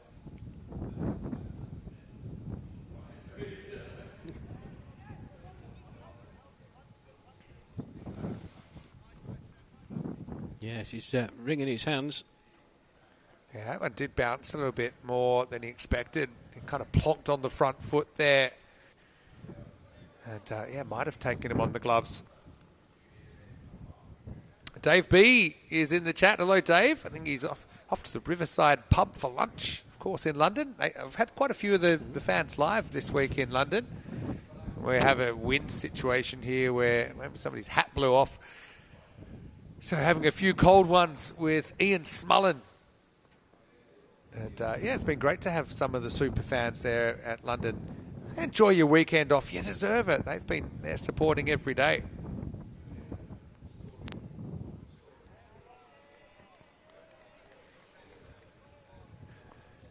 Miles Alstead reach for that outside the off stump. Just trying to dab it down to that third man region. So from your time here in Gibraltar, how long did you spend here? Because you said you did a bit of work here before, right? I did. The first period was only for about 3 months, and then it was, I'd say in total, probably about 5 to 6 months. Just break off as Roshan's in, and that's nicely played. Oh, good fielding. Almost in the stumps there as well, which would have been pretty tight. Okay, so about a 3-month stint. And tell everyone what you were doing here in case they missed it earlier. I was working in the control tower, actually. Air traffic control is my trade. So that's a high-pressure job. I mean, so multitasking is something that we learned to do here. That's something that you have to really be good at in that job, right? Well, the runway situation hasn't changed. It's... as the supermarket was at the end of the runway, and we used to have the barrier down, not as sophisticated as it is now, of course, and people just used to push the trolleys underneath the barrier when we had aircraft landing, and they didn't care, and they just... But does air traffic control, do you also have to yell at the cars, because they're part of the runway as well? Yeah, well, they're not anymore, but they were, right, back in the day? Luckily, we didn't have cars. It was just... You need a horn up there. Pedestrians with their shopping trolleys. Oh, wow. That's so unusual. 80 matches since the Golden Ball into the first over, Gaming CC7 without loss. And rugby hoping they can defend this 120. So that was was that the first time you said 3 months? That was the first time, yeah. And it's quite a thing to behold when you sat in the control tower at the top and just seeing people walk across the runway with their shopping trolleys. It is pretty unusual. Some we'll give you that. Interesting international hand signals. Here's Louis Bruce with the ball. Nice. Yeah, just tucked off his hip. Yeah, just a bit of an error in line from Louis Bruce, and beautifully tucked away. Good shot selection from Miles Alstead. So, and the other times you've been here, was it for a bit longer than 3 months? No, they were intermittent stays based on various bits and pieces I was doing at the time. I was wondering if you picked up any maybe the local dialect, the Janito or anything, which is, I find it quite fascinating. Alstead just wrapping his wrist around that, played wide of mid-wicket. 4 more. Yeah, again, Louis just getting a bit leg side-ish here. I'd say he's a natural in-swing bowler, but maybe can afford to start a bit wider. He's got a pretty friendly breeze for it today. Okay, so, yeah, the Janito is basically it's got elements of English and elements of Spanish in it. And it's kind of the language they speak to each other here, the locals. But they do understand English perfectly, they understand Spanish perfectly. That was a tight single that I'll get through for one. Yeah, but it is it's got a fascinating history if you go back hundreds and hundreds of years here in Gibraltar. I know I really enjoyed, I've enjoyed my tours up the road. Don't necessarily think I'll get time to go up this time, but even the caves there and the tunnels, the wartime tunnels are very fascinating.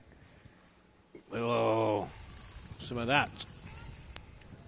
That'll be 4 more. Has that gone into a goal? There's so many goals over there. I feel it's impossible to miss. I think that's gone through the rugby post. Yeah, so maybe we'll call that a conversion. But anyway, it will be 4 runs to West. This game and get moving here. Bruce again getting hit to the leg side.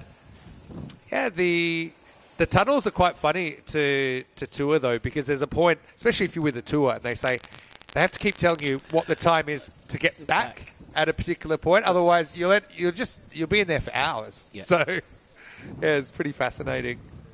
Yeah, plenty to do here, folks. If those of you are watching, do get yourself to Gibraltar. It's a great place.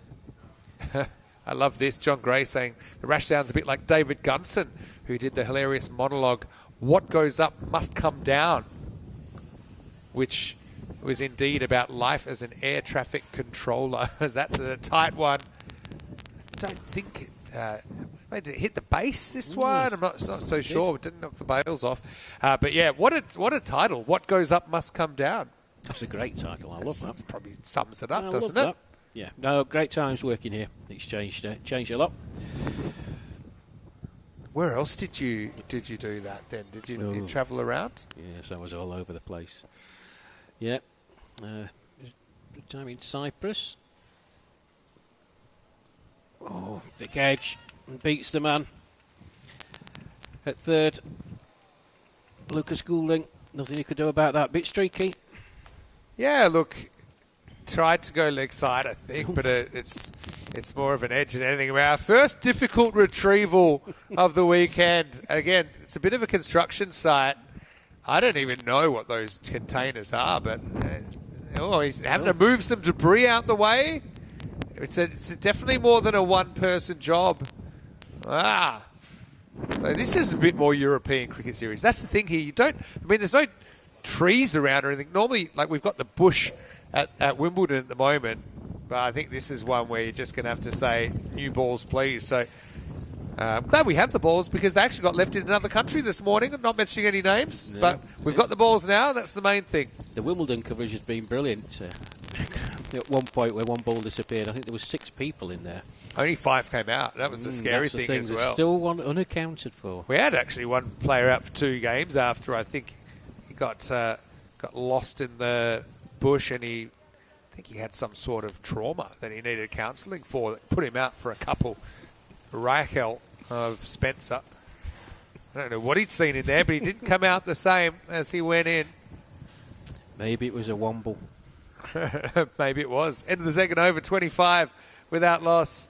It's funny with wombles. I mean, I'm aware, but some people have never heard of them, and we do talk about them a lot when we go to Wimbledon. It's obviously, Tina, who's commentating in Wimbledon, she was at the Wimbledon tennis not too long ago. Yeah. Nice life. That's high society. That's what you do. But apparently, this is what I heard from my driver in London yesterday. I'll come back to that in a second. Roshan, by the way, bowling out the third.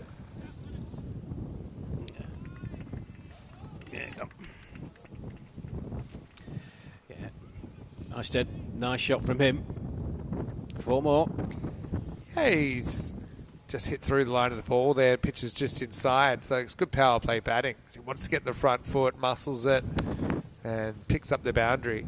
So, yeah, apparently now, you remember, I've heard there's always some tickets that you can just basically get on the day for Wimbledon. It's been the way it's been for a while.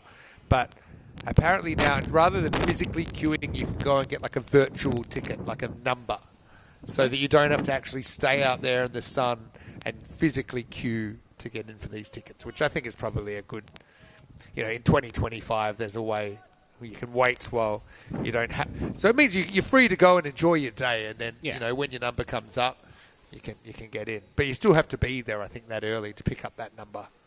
Makes sense. Do we know what time we're talking? Are we talking early? 6 in the morning, I think. 6 in the morning is when they start giving the numbers out. But then at least you're not trapped. And some people, I've heard, people camp out overnight there to be first in line. Squares them up a little bit. Hey, tell us a little bit about your trips to India and Australia last year. I mean, it must have been a brilliant experience. Did you get much time off the field or away from the cricket? It was a pretty brutal schedule in Chennai. I was there commentating. Yeah, I'm actually heading there, I think, later in the year. That's a nice shot. It's in the air, just passes the skipper. Great fielding. Sometimes an early throw is even better than a good throw. This is actually both. It puts them off that second run. One hand, one bounce. Had you spent much time in India before? Yeah, it was about 50-odd years ago that I was in India. I was a lad. So it was the Over-60s World Cup. As Roshan comes in to complete. Power play done. Not bad at all. 31 without loss then. Game in their pursuit of 121. 90 more runs in 42 balls to win. 12.85 runs per over. Yeah, it's still in the 12s. That's where it started. But I just feel like this is one of those games where one big over one way or another might tilt things a little bit. So Let's see who they bowl in the fourth here. I'm not so sure they'll go back to Bruce. I think they'll probably make a change. It looks like Kabir Mirpuri is going to get a bowl. Yeah, going back to India, I mean, it was pretty brutal scheduling the pool stages for England. 3 games in 4 days in 34, 35 degree heat, which doesn't sound a lot, but it was the humidity. It was 88% humidity. And the seniors cricket, I mean, it is a good standard of cricket, folks. Please, this is completely different what I'm privileged to be witnessing in front of me here today. But it just took its toll. But what an experience. What kind of precautions were the players taking? Were they kind of... They must have the big hats, or obviously the sunscreen, everything, but they were trying to stay hydrated. Trying not to get sick in India is always a good one as well. Mirpuri comes on, and he's a very handy off spinner. Saw him as part of the Gibraltar national team not too long ago. Yeah, so it must have been a challenge for them. It certainly was, and for the spectators. And my wife took ill when we were out there, but had a load of medics on board, and they were taking the salt tablets and. Oh, he's played on. Yeah, he has. And Mirpuri will get the wicket, and he loves a wicket, does Kabir, as Miles gets an inside edge. Not the first time we've seen this dismissal today. And so Gaming lose a first wicket. Pulling the right strings is Ian Latine, the Rugby CC skipper. Mirpuri comes to the party. 31 for 1. Yeah, Miles Armstead, he was a bit unlucky, been playing well. But a good wicket. Yeah, Paddy Hatchman's going to come out number 3 again. He's a very good hitter. Don't count them out just yet, but that wicket certainly helps. Getting one of the key batters. Miles Easted out for 24. So, yeah, that sounds like a real experience. It was, and there were some incidents, but medical staff at each ground, and we were very fortunate. But it took its toll, and then obviously November, December, accompanied the England team down under for the Ashes series. Just going back to the over 60s World Cup, our very own Johnny Grimmer from Rest of the World, I think, walked away with the fielding award. Somebody we know very well from Malta. Yeah, still the European Cricket Series there for Marsa, his club. Is Hatchman facing up to Mirpuri. Yeah, Marsa. I was there a few months ago. I was visiting Paul Bradley, the England over-60s team manager, who lives out in Malta, trying to convince him to get a fixture at our local club when Australia toured, Outerbridge Cricket Club, and managed to do that. Had a great day at Outerbridge. Sounds fantastic. There's a lot of great clubs there. Oh, Mirpuri, he's... Oh. That would have been out if it hit stumps, because it didn't hit anything else. It spun back. We had a dismissal a bit like this in Czechia earlier in the year. In the end, okay, it rolled harmlessly past, but he hit onto his foot. Went off the pitch, came back on the pitch. Amazing.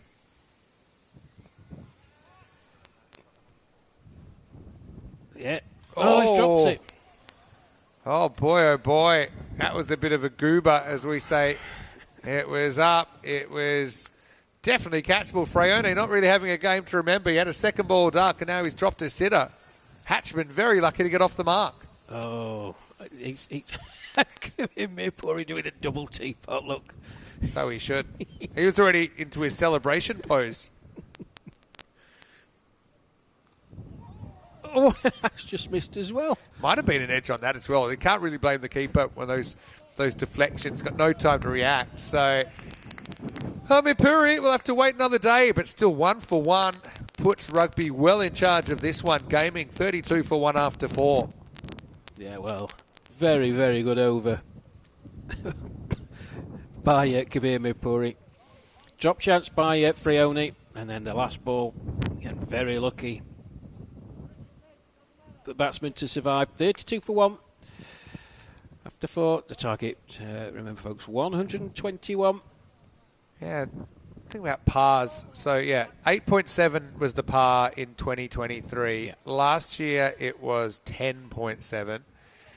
I think it was around about the 9 or 10 in 2022 when we were here as well. Actually, Gibraltar's got a special place in our heart as well for all the women's cricket fans, and there's plenty of them out there because we had our first ever ECIW here as well. 4-way international T10 tournament for women, including the Gibraltar national team, who've improved so much since then as well. It was quite a learning curve for them back then. But since then, I remember they won the Central European Cup when they were invited in 2024. They've been going places. And actually, speaking of going places, they're somewhere right now. They're in Estonia playing in the T20IWs. So, it's great to see how that's progressed as well. It's just a shame we won't get to catch up with all the players. I'm sure they'll be down here supporting their men in the ECS. They would. Alex Hillman.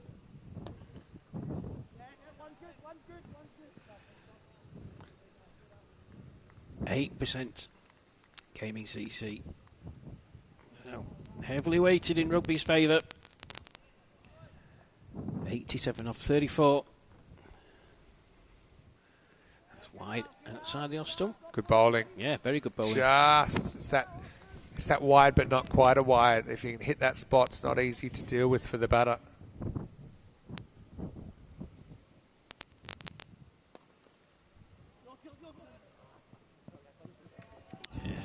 That time it was put away for 4, straight back down the ground. Yeah, nice shot. It was just kind of easy drivable length, wasn't it? Pitched up and well put away by Hatchman. Let's see if he can get on a bit of a heater here. We'll need to. Hillman goes offside, and that one's going to find the gap as well. In fact, that's got all the way. Maximal Gaming clinging to single digits here. That may have gone through the back of the goals as well. But, yeah, Hillman just getting done by a good shot there. I think he's not going to be easy to hit leg side, Hillman. Gives you the width to work with. And now it's going to be gone, so it'll be 6 and out. Hillman with the breakthrough. And once again, it's spin to win this morning in Gibraltar. Gaming loses second wicket. Hatchman's dangerous, but he's gone for a dozen. And it's 44 for 2. Yeah, second wicket gone. Here we go, folks. Have a look at this. Yeah, big swing. Try and repeat what happened. Halfway through then, 44 for 2. 121 the target. Hillman strikes. Yeah, good mention of the Tortuga here. Now, that's something that our ECN viewers would know. It's when you get a bit of a bad bounce in the field, we call it a Tortuga. It's actually Spanish for turtle. It's like a turtle shell. But you don't get too many Tortugas here in Gibraltar. You sometimes get what I call a trampoline Tortuga, which is a very high one. Because it's artificial turf and it's quite rubbery, it will sometimes bounce a lot higher than it would on a natural grass surface. But anyway, Gaming falling behind in the chase, 44 for 2.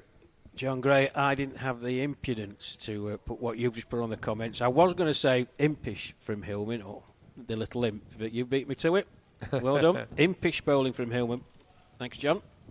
Quick look at our ECN Hindi channel for all you Hindi speakers out there. You can get all the previews, news and views on ECN Cricket on that Telegram channel, European Cricket Network Hindi. So you speak English fluently. That's your first language. You've grown up in England. Actually, Dave was asking me a question first. Let's have a look at this. It's going to be gone. Yeah, so West runs straight past one. There's the salute from Mir Puri. He finally gets to do it here. He'd been lining up to it a couple of times late last over. But West gets done by one that doesn't really turn. 44 for 4. 2 for 1. Could be Mir Puri. And as Vinny said, there was a salute. I speak fluent Yorkshire. Yeah. And before people laugh, there is a difference in South Yorkshire, North Yorkshire, West Yorkshire. So Dave was asking, because he's just joined us, let him know where you're from exactly in England. He's curious. I'm from the north of Sheffield, where I live, is Outerbridge. Yep. Oughti Bridge. And we have Jules Outerbridge yes. in the chat. I think I always assumed his last name was Outerbridge, but maybe it's just where he's come from. It's so that's in the north of Sheffield. That's where I live. Yeah, and obviously made the trip. So you flew from, was it Is it Manchester you flew out of? Manchester, yeah, it was Manchester. Yeah, so no, I'm glad you could make the trip. Obviously, it's an easy destination to get to if you live in England. To get to Gibraltar, a lot of holiday makers spend some time here for the weather and hey, some stay as well. Mipuri's been brilliant. He's got 2 for 1 as Anshu Kumar's come out at number 5. He's had a good game so far, Mipuri. He was out trying that ramp shot, but shouldn't detract from his batting performance, which was a good one. And he's bang on target here. They're struggling. Even that 85 has done look like not a done deal for gaming here with 2 new batters at the crease. Okay, so you speak English and that's it? Did you speak any other languages growing up? No, I speak a bit of French now and again, but just passable. But that's about it, really. We'll keep that in mind when we go to France. Might come in handy.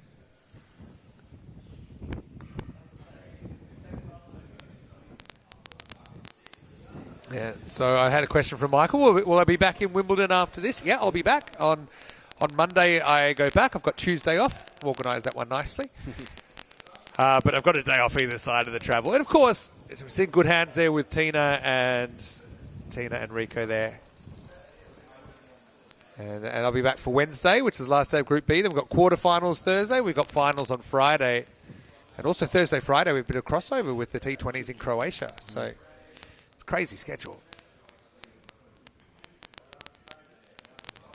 I've got a question.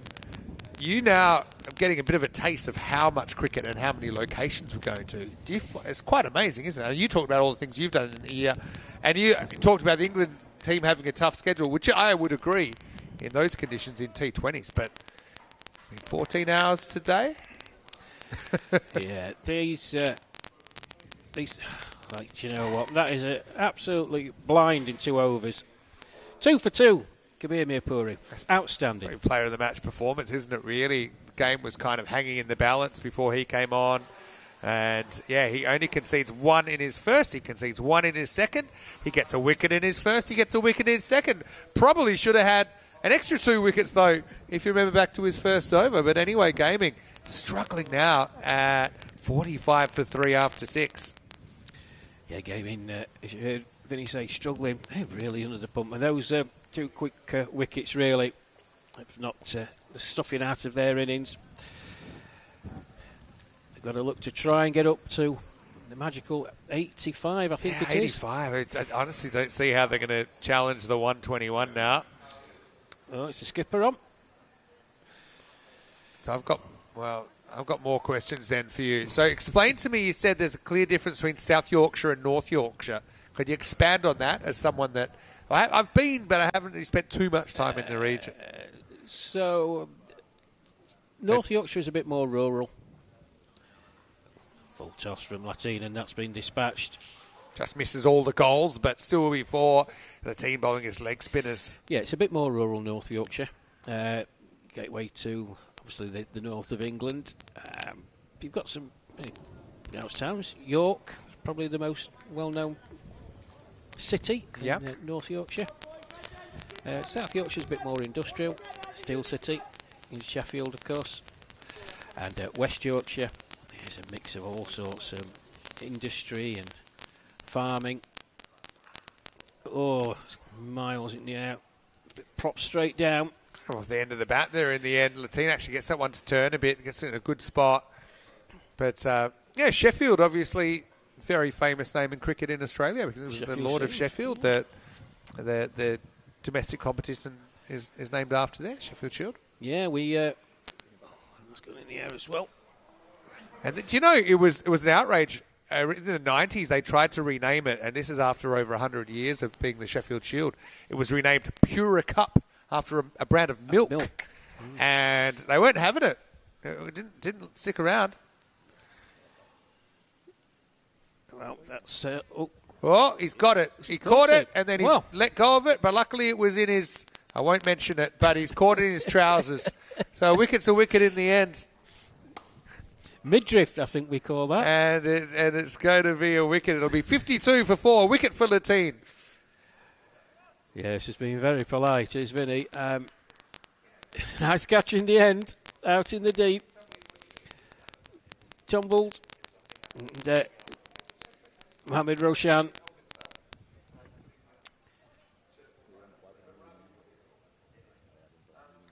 As he gets his congratulations from his teammates. A bit unorthodox in the end, but gaming. One more delivery to get to at the end of 7. 52 for 4.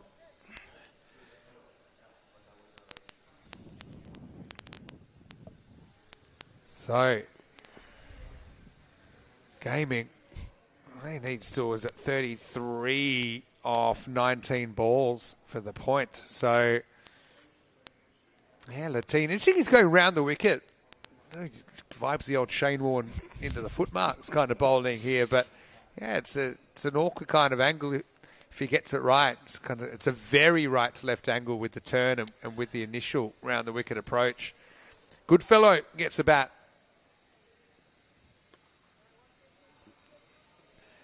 Yeah, you can see from that delivery, it's exactly as Vinny said, starting it outside, in and around leg stump. He is getting some turn. He's Latine. Ball naturally spinning away from the right-hander, but at the end of the over, 7 gone. 53 for 4 then, and well, we're approaching the end of the second game of the day, but don't forget 7 matches today, and yeah, match 3 will be getting going. Not sure if we doubt we're right back on time. We might be actually. It's meant to start in 25 minutes time, so stay tuned for that, and yeah, should be a good one. This is what's coming up then with Sloggers taking on Gaming CC. Gaming look to be falling away in this contest, but Gaming make 3 changes. Fernandez, Javid and Wayne come into their lineup. Sloggers with a couple of changes of their own with Wakaripal and Ravi Thakare coming in. So, yeah, Gaming won the toss and elected to bat, so they get a chance to set rather than chase in match 3. Absolutely. Starts then. Single off his first one. Yeah, I hope, obviously, for all the fans out there that it stays competitive and we don't really know what that final will look like right up to the last game or right up to the second half of tomorrow. So, I suppose time will tell, though. But the way things are going, I mean, you look at Kumar and Goodfellow, haven't been able to produce too much as yet. Okay, it's early in their innings, but yeah, 37 off 17 for a point. That should be a real target for Gaming. Try and take a point out of their first game on ECN. That's a lawyer, just muscles through and gets another dot. Yes, second game here, as Vinny said, of 7 today. Bumper. 7 match programme. 31 of 16. To get to that magical 85, as Kumar goes into the leg side. Shot through for 1. Yeah. It's kind of... Single's not doing it at the moment either. They need 2 a ball now for that point. I think the game's gone. Need a boundary. Hataloy is quite a fun player to watch as well. You know, like I said, he's played cricket in a variety of places around the world, but he's always got a smile on his face. He loves living in the region. He's doing a good job too. Just 2 conceded off 4 balls.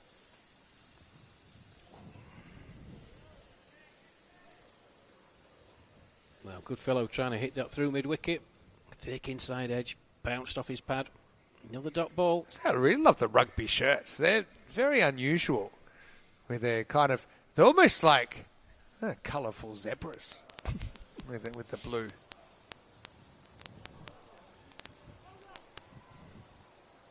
Oh, that looks out. Yeah, I'll have to have a look at this one. But I think this one could be out. Well, judging by the body language, I just don't think he's made it. But let's see what sort of a replay we get here, and if the umpires can get a bit of assistance. But the umpire would have made a call already. Well, Anshu Kumar is looking a bit sheepish, I've got to be honest with you.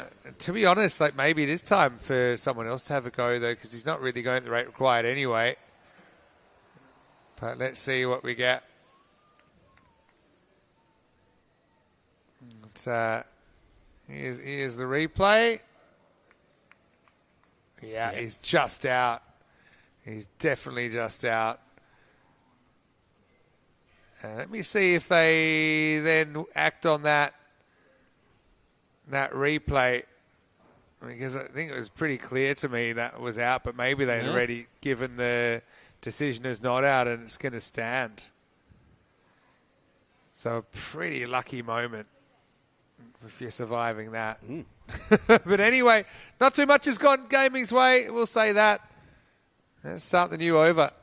Still 29 required off 12 balls, make that 28 off 11, but need some boundaries, need them fast. They do indeed.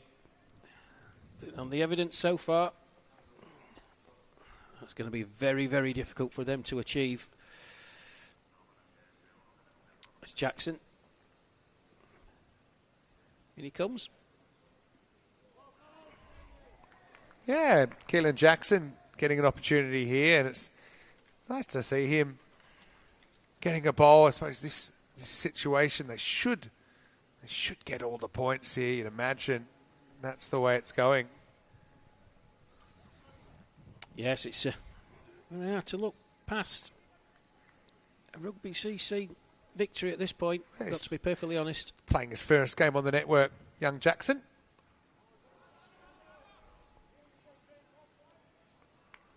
He looks a good bowler as well. Yeah, very tidy. Neat enough action. First couple of deliveries. 27 on 9 for a point. Here's the thing, though. They've only hit 1-6 in the whole innings so far. Okay, Rugby hit 5. They're all off the bat of Latine. 8 boundaries and a 6 in this second innings, but it's not quite cutting it, is it?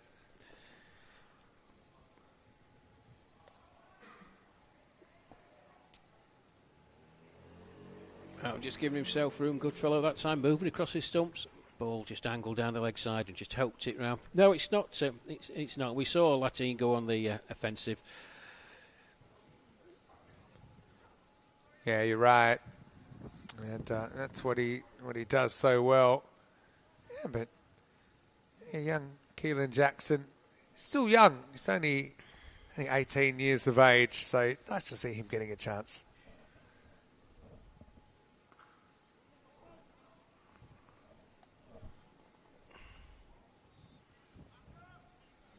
So they get a single here.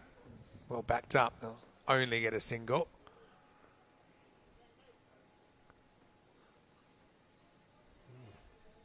Last ball coming up for Keelan Jackson. He'll only get the one over here, of course, bowling the ninth. Yeah, so something happens in the ninth, but it hasn't been so far. And again. Turn for 2, but it's never there. So, yeah, really good over by Keelan Jackson. Nice start to his ECN journey. Something tells me we'll see seeing plenty of him this weekend. And after 9 overs gaming, 64 for 4. And it does look like Rugby, despite a few ups and downs along the way, looks like they're going to walk away with all 4 points. There's been a strange phenomenon of opening day 4-pointers. We had 5 4-pointers out of 5 in Wimbledon on Monday. It looks like we'll have 2 out of 2 to start the day. To give you some context, only about 35% of matches are 4-pointers. Yeah. But it's just the way it's worked out so far. Mirpuri, a real standout, 2 for 2. I'd been considering giving Louis Bruce this over. Just, I know he didn't quite bowl the way he would have liked. He's someone you might want to also bowl the 10th in a pressure situation. But I think, understandably, they're throwing the ball around a little bit. And it looks like they're going to young Lucas Goulding to bowl the last.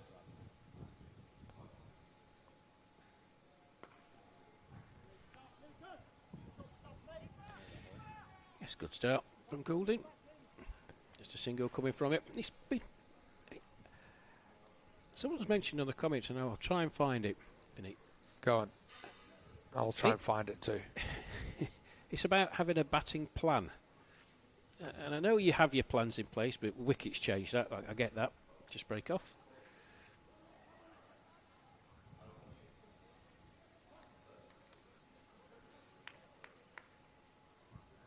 But gaming did seem to have a plan. I know it's an evolving thing, but just my personal point of view from what I've seen so far.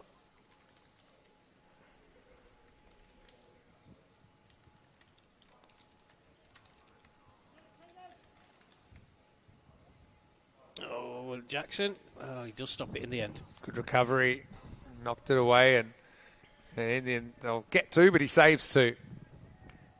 Yeah, I mean, plan's a funny thing. I mean, there's two types of plan. One, first batting plan is your order.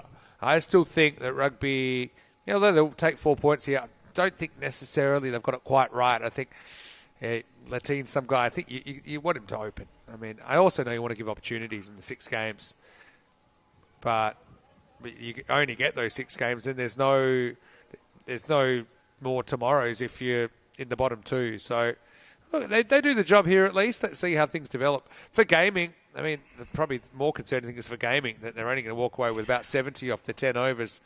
Goulding would love a wicket here, 2 to come.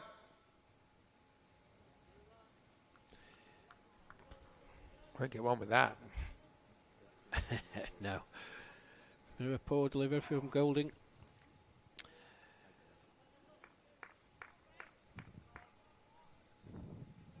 So, time flies when you're having fun. Yeah, it's two games out of 7. Still 2 to come here. But I think for gaming, they've got a bit of a danger game coming up against Sloggers, who look very strong. And, if they weren't to get a point out of that, for example, it seems a long way back into the top 2 for them, bearing in mind that you only play 6 games in the qualifying. You play each of your opponents 3 times. Last ball coming up.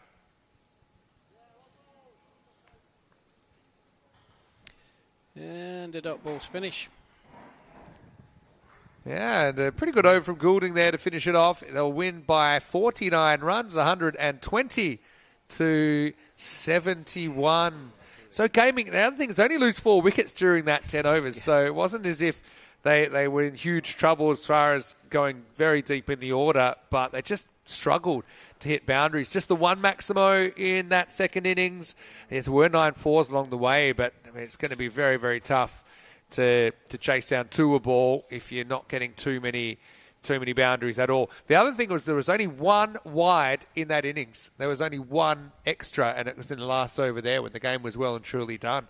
So it will be a 4-point result. Rugby CC will equal what the Sloggers did earlier on and join them at the top of the table with 4 points. Coming up, of course, we have match number 3, and that one will see Sloggers taking on Gaming CC, with Gaming CC winning their toss and batting. I do think we're back on time. Maybe not quite. We've got a 5-minute delay. So that one will start in exactly 15 minutes' time, and we'll have Rugby CC on the chase that time. But let's go and look at the highlights of the second innings with Rugby chasing 121 to win.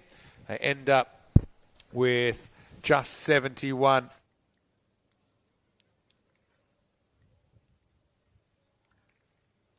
Plenty of handshakes there for these two teams.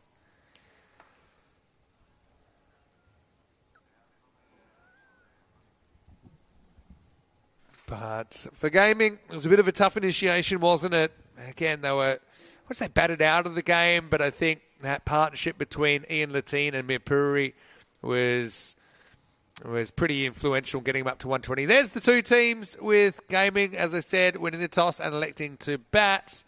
And we will have that game getting underway in just 15 minutes for gaming CC. Brought in Fernandez, listed at the number 3 spot, so keep an eye out for him. And interesting also, Andrew James, the Sloggers keeper, is listed to open the batting, so perhaps a slight change there as well. So yeah, we'll keep an eye on that. As we go back into the highlights, and it was going to be a tough one for Gaming with the start they had as well. Isted looked okay for 24, hit 5 boundaries in his innings, but John West wasn't really able to get too much going while he was there. And that was the big moment, wasn't it? As Mirpuri was able to get Paddy Hatchman. Isted, pardon me, was the first to go. He chopped on. Hatchman would ultimately go 6 and out. Fraioni didn't have a great game. Didn't matter because the team ended up huge winners.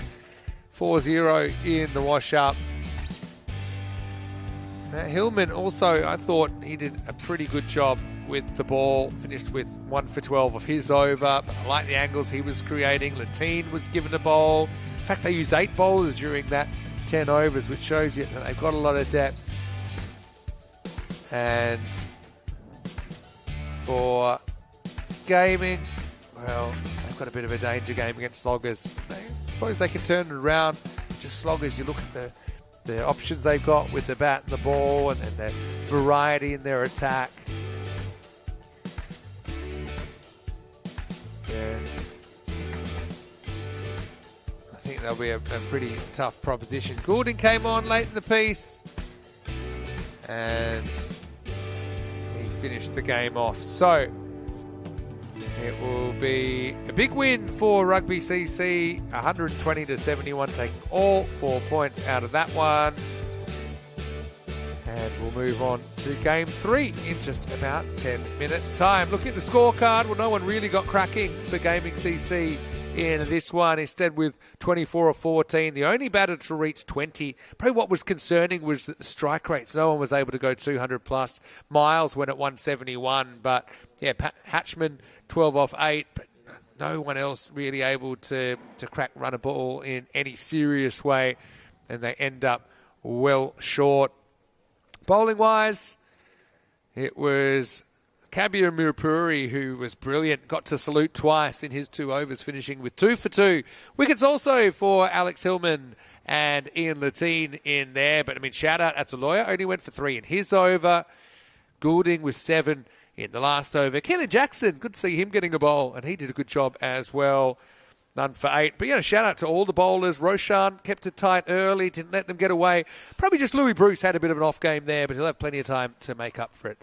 So we'll take a break. We're back in about 10 minutes' time. Vinny Sounder here, Mr. Maximo, with Arash Mahmood. We'll have a bit of a break. Still 5 matches to go, so don't go anywhere. We're back soon in Gibraltar with more European Cricket Series.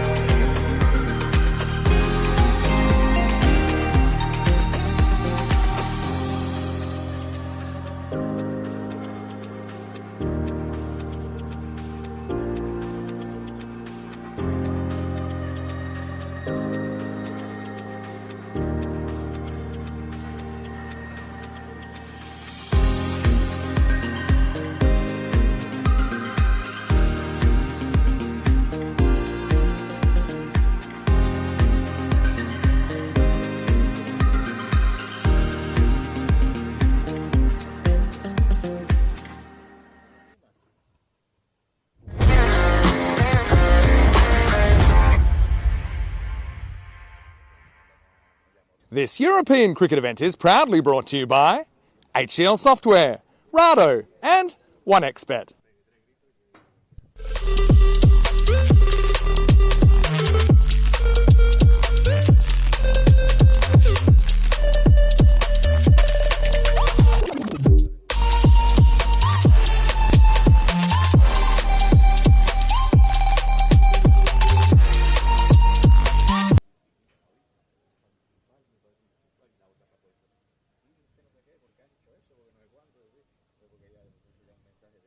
Countdown to 3. It's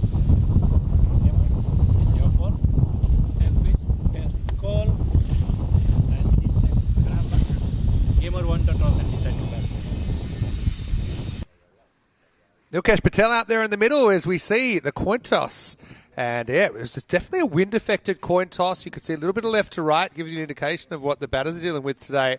And Gaming CC win it. They elect to bat, but they had a bit of a tough one in the last game, held to 71 in their 10 overs. Sloggers, well, they look a unit, don't they? They look well-balanced. They've got some good fast bowlers, some good spin bowlers in there as well, and some pretty destructive batters in the top order. Vinny Sounder here, Mr. Maximo. Match 3 getting underway. Sloggers versus Gaming CC. 2 changes for Sloggers and 3 for Gaming CC. Gaming CC, I'll just be hoping they can get off to a better start. But it does make sense to me. Sloggers, fairly heavy favourites in this one. But this is ECN cricket and anything can happen. I will say that James Scott and Asif Hassan have made way for Waka Iqbal and Ravi Thakare. For Gaming CC, they leave out John West, no Paddy Hatchman in this lineup, and Harry Truella not behind the stumps. Miles Goodfellow will be doing that role. Well, Rash has done a good job so far, a couple of games under the belt, but I do have a special guest commentator because Rash is having some lunch. He's a bit more than a guest, really, because he's done a fair bit with me here in Gibraltar. None other than Gibraltarian all-rounder, an all-round nice guy, Louis Bruce. Welcome back to the commentary box, Louis. Thank you very much. Thanks for having me, Vinny. Yeah, it's nice to be here with you. And we're back on schedule, by the way, so almost back on schedule, just 5 minutes behind. So starting at 12:50 local, which is I'm going to work that out, 4:20 in India. Always a great time. So Henschel is coming in to bowl the first over. So they're not going to go to Vouse first up here. Here we go with match number 3, and it's going to start with a pretty good-looking cover drive, but only a single. Louis, first thing, how have you been? I've been well, yeah. I've been in the UK, obviously at university, so yeah, back in going? Gib. Yeah, it's good. I'm really Getting enjoying good marks? Yeah. Studying? All good, yeah. Not getting into trouble? No, not at all. Everything's all good. So back for the summer now, back to play some cricket. Wouldn't expect anything less. A bit of a back away here. Instead out there with Anshu Kumar this time. So they're trying Anshu up the order. And also you spent some time in Bulgaria recently, didn't you? Yeah, it did. Good tournament. Well, not me individually, I know, but as a team, did very well. I felt for you a little bit. I mean, I watched, I'm a big fan. Miles is going to get this up in the air. Fielder goes back, tries to track it. That's Mark Bacarese who does the fielding. But I mean, now they're going to get an overthrow. Oh, well, throw it. Oh, he does throw it. And luckily, not too much on it, so no chance of 4 overthrows. Yeah, but that's part and parcel, isn't it? Exactly, yeah. Looked at your dismissals. Looked like you weren't hitting the ball too badly. I think once he whacked one, or maybe also when you're on an unfamiliar pitch, people don't realise batting the fraction of a second difference between timing and mistiming a shot, especially if you're slightly early on a shot, which you can be early in your innings. You can pop a catch back. Yep. So don't let that throw you. No, I don't think it would throw you either. No. But I had some success, obviously, there. I was disappointed to lose the final, I'm sure. But yeah, it must always be great to represent the national team. 100%. I think the group that we actually took out there was, it was a really good group of cricketers, good group of guys. I think everyone got on really well. So, very positive tour all around. First time in Bulgaria? No, we went there for the ECIs last year. Of course you did, yeah. It's a different kind of it's a bit place, different, isn't it? Nice place though. Enjoyed it. Enjoyed the tournament. Henschel just back of a length. That's what we're finding on this pitch. Back of the length, just skids on a bit. And also, spin's been pretty effective as long as you can get it right in the first place. How 100%. did you find bowling? I think you had a pretty awfully. Well, slice and dice too much. End of the first over, 7 without loss. But I think, obviously, I still think you're a stock in-swing bowler, very big in-swing breezes, and maybe the line starting it too straight, getting a little bit outside the leg stump. Yeah, I was just sort of pushing it into the pads a bit, and obviously pretty easy pickings, but it's fine. Not too stressed, to be honest. Yeah, well, it's one of those things. You're quite experienced. I mean, how old are you now? 20. Played a lot of cricket for 20. So you were 16 when I first met you. Remember that? Yeah. It was like 3.5 years ago now. Quick look. What do you make of this? I mean, this was a bit of a late development. We turned it into the Gibraltar 13. Yeah. But a 7-match day, you follow ECN a lot. Even for us, this is pushing. Well, yeah, I tell you what, I'm glad that it wasn't that 38 degrees that was scheduled, because if it was, it would be a bit of a struggle for the next 2 days. You're right. Anyway, here's Vaus. Shot. He's got a bit of pace about him, but not a bad shot first up, as you say, for a single.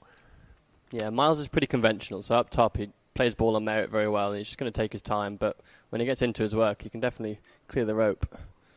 Yeah, so, tell us a bit about your cricket in England this summer. Who are you playing for? You've been up to? I played for the university team, for the Uni Ones, which I loved. I love playing university cricket, get to play with all your mates all the time. So good. Ooh, going down leg. And yeah, it's just, I've just really enjoyed playing with all those guys. I played a game in Hampshire for one of my friends' clubs, Hook and Newnham. If there's anyone from Hook and Newnham who might be watching this for whatever reason, shout out to them. And yeah, just trying to play wherever I can. I've enjoyed playing on grass, obviously, and, playing in cricket conditions that are different. My cricket spikes are down the bottom of some cricket bag somewhere. They must be non-existent. That's a quick one. It pushes him back. Probably the one for the over, but a pretty spicy delivery there. Andrew Kumar was a bit of a deer in the headlights there, really. Yeah, I haven't seen a lot of Will Vaus, but from what I gather, he's teammates with Dylan Henshaw, I think. Yeah, and I think last night, I knew he was serious when he actually said, "I'm having an early night," and left before midnight. And I thought, well, where were you guys? This is a man that means business. I was jet lagged. Full this time, and it's 1 hour time difference. I've come from London. I know, it's hard. I get what you mean. You're always on the road. But it was actually funny because Dylan and Will and Manav had all ordered food, and I said I'd go meet them, and I'd never seen it so busy in La Linea, actually. Oh, you were in La Linea? Nice. Yeah, and that Dylan and Will left, and then all this food came about 5 minutes later, and little Manav, definitely if someone must have 3 meals, it probably should be Manav. Anyway, that's beautifully hit actually by Miles as he's going to back away and just time that one. So uses the pace against Will that time and brings 4 runs. Yeah, just found the gap. I sort of turned his hips in and just opened up the offside. But I think he used to play up in Birmingham, I think he was telling me. So no, he's played good cricket in the UK, so he'll be looking forward to just having a nice weekend. Yeah, definitely. But anyway, it was an early night for me too, I will say that. Last ball, the second over. Full, turned into a full toss, just deflected. I've liked this kind of deep third, deep fifth field, which is just basically saying you're going to have to earn a boundary. You can't just deflect one, take a soft option. End of the second over, and we start with a pair of 7s. It's 14 without loss after 2. Questions come in from John Gray asking, what are you studying, Louis, and which university are you studying at? Studying computer science in the University of Sussex, so down in the south of England. So I get the good part of the weather in the UK. So very lucky. That means one day you might be in charge of servicing and making sure the supercomputer is is working correctly. Is the supercomputer still around? It's still around. It's still around. I had a great question this morning. How does the supercomputer work? Because how can a team be 95% to win and then lose? And I felt it was more a mathematical question than a technical question. But the beauty for the supercomputer is no one really understands exactly how it works. Not even the supercomputer. But it's quite amazing how accurate it is and how quickly it updates. Here's Kulkarni, who bowled really well earlier. He's going to get hit away to the sweeper. So they've got the field pretty well set here, considering we're still in the 3-over power play. Kulkarni got some big wickets before. Yeah, I haven't seen a lot of him, but looks like he's just sort of comes in, left-arm spinner, which is obviously always very handy in this form of cricket. Get some 4 bowls. bounce. It's short of a length, you've said. There's a bit of extra bounce. Not an easy ball to deal with. I don't know what the wind's doing right now, but it seems to get a bit of sort of breeze in and then just turns it away. Yeah, he's got a good breeze, doesn't he, for a left-arm spinner? Uses his feet this time. Kumar needs to get cracking. 4 off 7 now. Yeah, of course, we've actually had some adventures. I think one of the last times I saw you might have been in Hungary last year when we had a great day at the Szczesny Baths. Yep, great day that. It was a great day. I remember it vividly. We were quite well behaved. I think there was a chess game at one stage. Yeah, chess game, just some Chess socialising. It's unfortunately for me, I'm missing Hungary this year. It's not because I'm not allowed back in. But obviously a pretty packed schedule. I mean, you're a bit of an ECN fan as well. I think I see you popping up at times, and we keep in touch. But even you must be amazed the amount of events we've got. I'm not going to lie, I've lost track. There's a lot of things going on. There's a lot going on. I mean, the fact that this is actually like the babushka doll of series, that it's a series in another series. In the middle, yeah. Yeah. Because you've got Wimbledon starting up again next week, on don't Monday, you? yeah. So it's a great opportunity for us to come here. Jeez. That's it. Or is it taken with the gloves? Even if he'd taken that, I think he would have been out.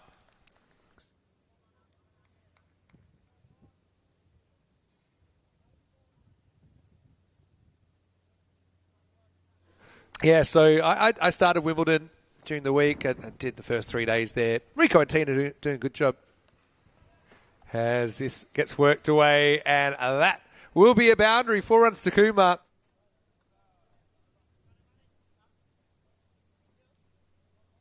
Just going with the angle there from Kulkarni, put a bit more pace on that one, and it disappears for 4, but still a decent over. And just 2 boundaries in that power play. Kulkarni goes for 9 in the third, and at the end of 3, it's 23 without loss. So, yeah, Sloggers, they look a pretty good side, don't they? Just on paper, and so far they've taken 4 points out of the first game, and they're in a pretty good position here. Yeah, probably the team to beat in this tournament with all the UK players they've brought over, but we've also got a couple. I was going to say, you also picked up 4 points in your game, so you must be fairly confident. Yeah, no, we've got Alex Hillman and Chico Hillman, the young superstar over from the UK. Thought we might see you bat, but we didn't see you come out in the top, what was it, 5 or 6? This might have been 6, yeah. Yeah. So any reason? Not particularly, just sort of, you want to mix it up a bit on the first day just to, let everyone try and get a feel of the wicket and the format. Obviously, Chico's come from Australia playing 2-day cricket, so he has to adjust to T10 pretty quick. So yeah, definitely. Ismanav Nayak, who played very well first game, he was also part of our pool party last year. Yeah. He also remembers it very vividly. He was very tired by the end of the day. Yeah, I think he was ill. I think he was a bit poorly the next day, wasn't he? Yeah, was left out of the side. We won't go a deep dive, but it was basically the ECN version of the Andy Flintoff Pedalo scandal. As this is down the leg side. It was pretty self-inflicted, though. It wasn't. We don't have to go into it, but it was. Yeah, he was tuckered out, as we'd say. But anyway, here he is. He had a brilliant first game. Pitches up, and they take on the drive. Up in the air, and gone. Dylan Henschel takes the catch down at long on, and well, plenty of time to celebrate this weekend. Henschel getting right into the action as Kumar was sent up to the top, but found it hard to get going. He's out for 8 off 9. Manav Nayak with another wicket, and Gaming CC 25 for 1. I can tell you one thing. Kabir Mirpuri is going to be very disappointed that he's just taken his celebration there. Straight into the camera. Marcus Rashford double, and then a heart into it, which is his new one. I don't know when it came up. It's a good transition. It reminds me, in the World Celebration Championships, you might see it one day, but it's kind of like a floor routine, how you have to transition from one into the next. Yep. But I think, they're pretty quick to lawyer up here in Gibraltar, and I wouldn't be surprised if Mirpuri is already on the phone. But anyway, it will be a wicket. Bilal will come out at number 3. Gaming CC 25 for 1. Good start from Sloggers. Question from Monty. Hey, Louis, do you have any turf pitches in Gibraltar. We'll preface that by saying this whole field is artificial turf, not just the pitch. Yeah.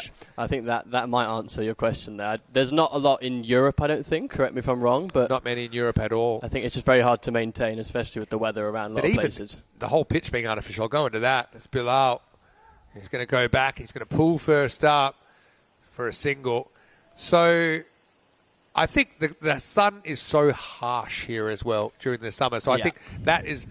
I think the artificial pitch, as I gather, just the less maintenance just allows consistency across the years. Even in the winter, which can be, you're very close to the ocean here as well. So you get that salinity, which isn't great for natural grass anyway. So obviously, that you mentioned earlier, you like the fact that you can play on turf in England. Yeah, 100%. And that's, it's good to just play some long format cricket. This one's picked up. Yeah, nicely picked up. Up and over the top. Backs his power. Maximo. And no one's really gotten hold of Manav Nayak today. That's good use of the feet. Yeah, Miles is a quality player. Just timed it well. Used his feet. Flicked it over long on. And that's gone pretty far. Have you been following any of the English team v India? A little bit. I don't know what's happening studying right now. Too busy studying, obviously. But I don't know what's happening now. Is it raining? Probably. Well, I'll tell you something in a second. As Nayak gets the comeback ball, jump across and cut away for one. But there's actually a storm that has a name in England. Well, that's where you know it's weekend. bad. Yeah, and I'm worried it's going to go into Monday. But Storm Floris. Oh. Well, so for the England ECS, for any of the ECSs you do in England, I'd imagine that the weekend is a bit of a no-go because they have their club cricket commitments. Yeah, and sometimes we have been able to have weekend cricket. I know we had a women's two-dayer in Hornchurch, two-weekender, but in Wimbledon, just the logistics weren't quite there. But it allows us to come here, and we're excited about that. End of the fourth over, and Manav Nayak, despite going for a Maximo in the over, he goes for 12, which isn't too bad, 35 for one after 4. Yeah, so Storm Floris, I'm going to get some information about it, but it's a deepening low-pressure system, and it's actually probably going to go into Monday. And I didn't realise, but Monday's a bank holiday in the UK, is it?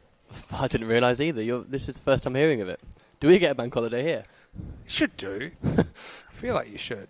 But, I mean, Gibraltar, you were born here, is that right? So tell us a little bit about what that's been like, because a lot of our viewers, obviously, most of them, outside Gibraltar and might not know too much. Waka Iqbal into the side. He's going to start with a dot, maybe just got some of the tram line. Oh, no. Oh, late one. Late call. Oh, but we don't have the straight on angle, so we're just going to confidently trust say the umpires. The umpire's right.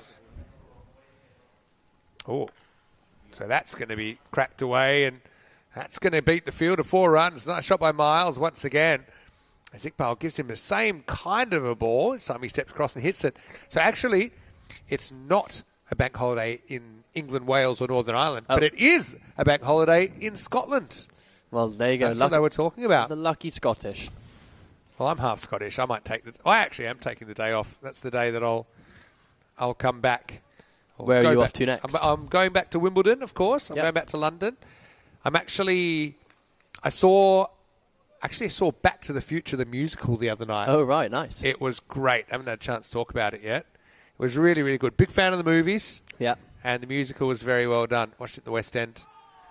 Not out, going down the leg side from any angle.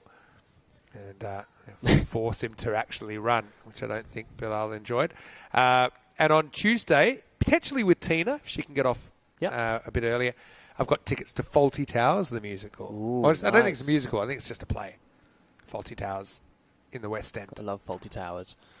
And so I'll be paying for that for a few years, I think, because it's not cheap up there. But right now, this isn't going to be cheap for the bowler, because instead it's going to just clip this one away over the leg side. Maximal 6 runs. And you feel like the fate of this gaming CC could be in Miles's hands, the way things are working out so far. It seems a bit like that with their batting. I mean, they don't have Paddy Hatchman or John West in this game either, so it seems very reliant on Miles. Interesting. Paddy needs a rest after Just the one game. Anyway, this is a bit of a false shot up in the air. Won't quite carry. Trampoline Tortuga time. Well, Will, welcome to Gibraltar. His first bounce. He always took his head off. Now he'd probably shoes on the other foot for Big Vouse. But that was almost a chance to get rid of Miles. Iqbal's gone for 13 in the over. Last ball of it coming up. And it won't get off terra firma, but it will bring up the 50 for gaming. They're 50 for 1 after 5. Vinny Sander here, Mr. Maximo with Louis Bruce. And, feel free to shoot your questions for Louis, friend of the network. Kenneth saying this ground seems bigger than normal for an ECS. But, no, it is the same. It's just interesting. I think his pitch has been a few tricks so far. Maybe not quite the quickest pitch here, as I recall. But, no, it is our regular ECS dimensions. This is what's coming up. Croatia. I think Manav's played in Croatia as well. Probably. I think he's playing in it again, actually. Is he? So that's a nice place to visit. That's coming up. And Norway is on the calendar for the first time. We've got 2 days of ECIs and a day of T20Is featuring Norway as well as Sweden and Hungary. That'll be a wide. It's down the leg side. That'll be a good series, that international series. I think Hungary have been playing a lot of international cricket. They have, lately. yeah. And they were playing last week as well. Well, they hosted the Budapest Cup. Yep. But yeah, didn't quite get the results they would have liked. Finished in third. Austria having a pretty good time of it at the moment. They get another trophy, although the finals washed out against Romania. Luxembourg is a bit disappointing in that one, the side that had a lot of potential but just didn't fire over there at the GB Oval. The GB Oval. You love the GB. Love the GB. Steps across and gets a fair bit of it. Maximo Miles up into the 40s and he hits it. Miles. Kulkarni tastes it and he hasn't too often today. Yeah, it's Miles versus the Sloggers today. Seems like just, playing ball on merit. He's good technically, as I mentioned, but he's 41 off 18 and he's flying. Yeah, it's a lot of it's shot selection as well. As you know, you can basically hit boundaries all around the ground in T10. Somebody makes his way down the pitch and digs it out for one, just lifting his head slightly. I don't know whether they actually ran that. Ah, you're just checking. No, you're right. But I must have sent him back. No, they said, no, you keep going. You're doing well. Again. Either that or Bilal didn't want to run. Bilal batting 3. Might be, to use Big Brother terms, it might be time to go. But anyway, that one is going to turn to quite a big full toss. He does charge at it. And I suppose Bilal, maybe give him half of those runs and pick it out of the back of the net.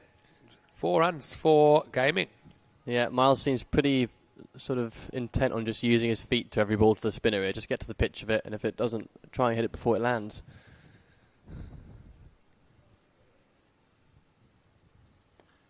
Flighted by Kulkarni. Gets in the gap, but well cut off there by Henschel. So, yeah, Nina has a question. Hey, Louis, do you play any other sports? We've gone through this before. I try and play as many as I can. Usually it's all hand-eye coordination. So anything football, basketball, I'm pretty bad at. Mm-hmm. But the rest of it, I try and get involved. Shot. Yeah, well, basically throws the kitchen sink at this is Bilal. He said, well, enough watching, time for some doing. Kulkarni gets hit out of the ground. And Maximo to finish the 6th over. And gaming 69 for 1, on for 105. It looks a little bit thin on the ground. I was going through some of the numbers. Last year, I think 107 was the par. The year before, it was like 87. So, yeah, more or less 100 plays here, which does surprise a few people. But I also think slightly different kind of a game that you brought up on here, and maybe it doesn't lend itself to the wanton abandon of the T10 format. Yeah, I think there's a lot of technical batsmen brought up here. But, we've been playing T10 for, 3 years now here. I think the change to the Grizzly ball after 2023, was it? I think that changed the par score. I think last year it would have been higher than 2023. Yeah, the Grizzly era. The Grizzly era, this ball flies. Yeah, it jumped about 20 runs in innings. Anyway, this is up. It's in the air. Very hot. Nobody home. No one in the circle there, so they'll get through for an easy one. I say the Grizzly ball flies, but you've still got to time it. You've still got to play a good shot and get value for your cricket shots, which is, I think, a lot of people can get tempted into just slogging it, but still play proper shots. Shot selection. I think you see that in Wimbledon as well, and the other English series we did. Jersey's another good one, where I think, yeah, it's decision making and playing the most value shot to each ball. There's the time to premeditate, but I think you don't want to overdo it. Less is more with that kind of thing. It's a slower ball dug into the pitch from Henschel. It's actually a really clever bit of bowling. Got stuck in the pitch, but ended up kind of up around the nose. Dylan's pretty happy with himself there. On the question of do I play other sports, there is Charlie Packard at the end of it, just thrown in randomly.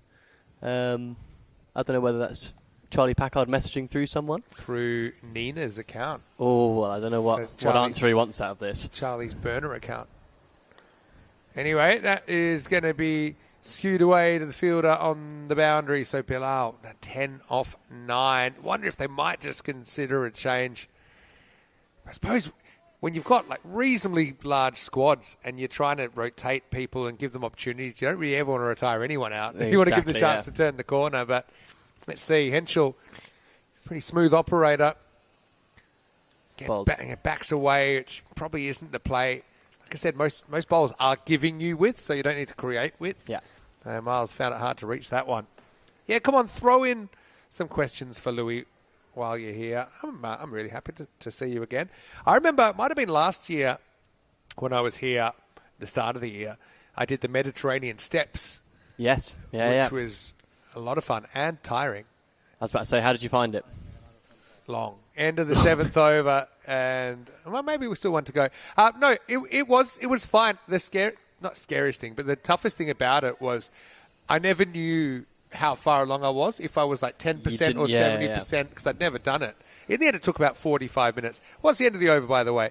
And it's 71 for 1 after 7. But yeah, it was a good workout. I mean, I always love going up the rock. I don't think I'll get a chance to do it this time because we have so much of the day, or all of our waking hours spent here. But yeah, it's always great, and I've been here 3, 4, maybe 5 times now even. So I always enjoy it. And it's a chance, obviously, over in La Linea, where we say a chance. Notice every time I come back, my Spanish gets a little bit better. I know that you're fluent, so well, I wouldn't go that far. I'd say you are. I remember back on the Hungarian pool party, it came in very handy when we were conversing with some Spanish tourists. But yeah, it's a work in progress. Getting All right, there, though. Egan's getting a bowl here. I mentioned Egan, most famous on the network for stepping on a duck while fielding a ball at Sporting Alphaz. The duck survived. Yep. The ball didn't go to the boundary, so it was a win-win. Did it not? Yeah. I forgot about that. I remember him stepping on the duck. I don't remember what actually happened in the ball. Yeah, and I mentioned the ducks basically own the ground at Sporting Alphaz. Yep. Once a day they make the migration, and basically the cricket has to stop. Well, unfortunately, the cricket didn't stop that day, clearly. And in ECS, cricket can become a bit of a shooting gallery as well, if you're a fan of those computer games. Okay, good question here from Monty. And there's a couple of good questions, actually. I'll throw them at you. But first, here's Dantas. He gets hit leg side. Should be handled. So let me start with James's question first, because he put it in first. What's your favourite game you've managed to watch? So, cricket game, I assume. I'd take it live in person. I was lucky enough to go to Lord's for the World Test Championship final this year. Wow. It's well bowled. Good dart, just hitting the wide line. Yeah, good effort by the keeper, AJ, to try and conjure a run out. Yeah. Okay, so you saw that which day did you see? I think it was day 2. It was a session where basically there was a big collapse and it was just wickets everywhere. Oh, yeah. Bowled, but this is going to be squeezed away off a thin outside edge, but it will get away for 4. So Bilal trying to get run through any means necessary up to walking 677. What about best game you've watched, even on TV, like a real close game or a memorable game? Probably be the World Cup final in 2019. Yeah. Yeah, that's right up there. The Headingley Test, England-Australia, when Ben Stokes did it. Yeah, that's a pretty iconic one. One of mine's a World Cup as well, 1999, Australia-South Africa. Pretty close. That's pretty close. Hit him in line. Oh, he's almost run out anyway. Oh, boy, oh, boy. Well, let's see what's happened here. Chaos all round. Well, it was close for an LBW, and then all of a sudden, keepers got involved. Well, he was worried about the LBW. Let's have a look at it on the replay. Umpire said it wasn't out. Actually, I thought he hit the front pad, but it says hit the back. And that's all we'll see about that. So they're high-fiving and, well, I don't know. I think he's given it out live. So we're waiting around just to confirm. You're going to have to go on the umpire's decision. Yeah. I mean, it caught us by surprise. There's too much going on. My spider sensors are up, which is You got normally... your keeping sensors on, yeah. My spider sensors are up. Let's see if we can roll this a little bit further. So... Oh, get out of the way. Yeah, well, yeah, it could be costing a wicket. That's Waka Ritbal. And I think they're going to have to go with the umpire's call. Umpire must have called it not out. Yeah. That was interesting. To say the least. All right. Bilal, 15, survives to fight another day. To get this one away from the fielder for 4. So, yeah, Dance is just stirring a little bit. Full toss pays the price. So the call didn't go the slogger's way on a couple of counts. But then, yeah, very next ball goes to the boundary. Yeah, so question from Monty Luce, Louis. What's the best thing about playing cricket in Gibraltar? Probably the fact that you get to play all year round. I think we're so blessed with weather True. that it's just like, you know, we can play whenever. We go all the way from January to December every year. Yeah. Well, fake step from Bilal, but the miss was real. End of the 8th over. Good over by Egan. Just 9 off it and gaming 81 for 8.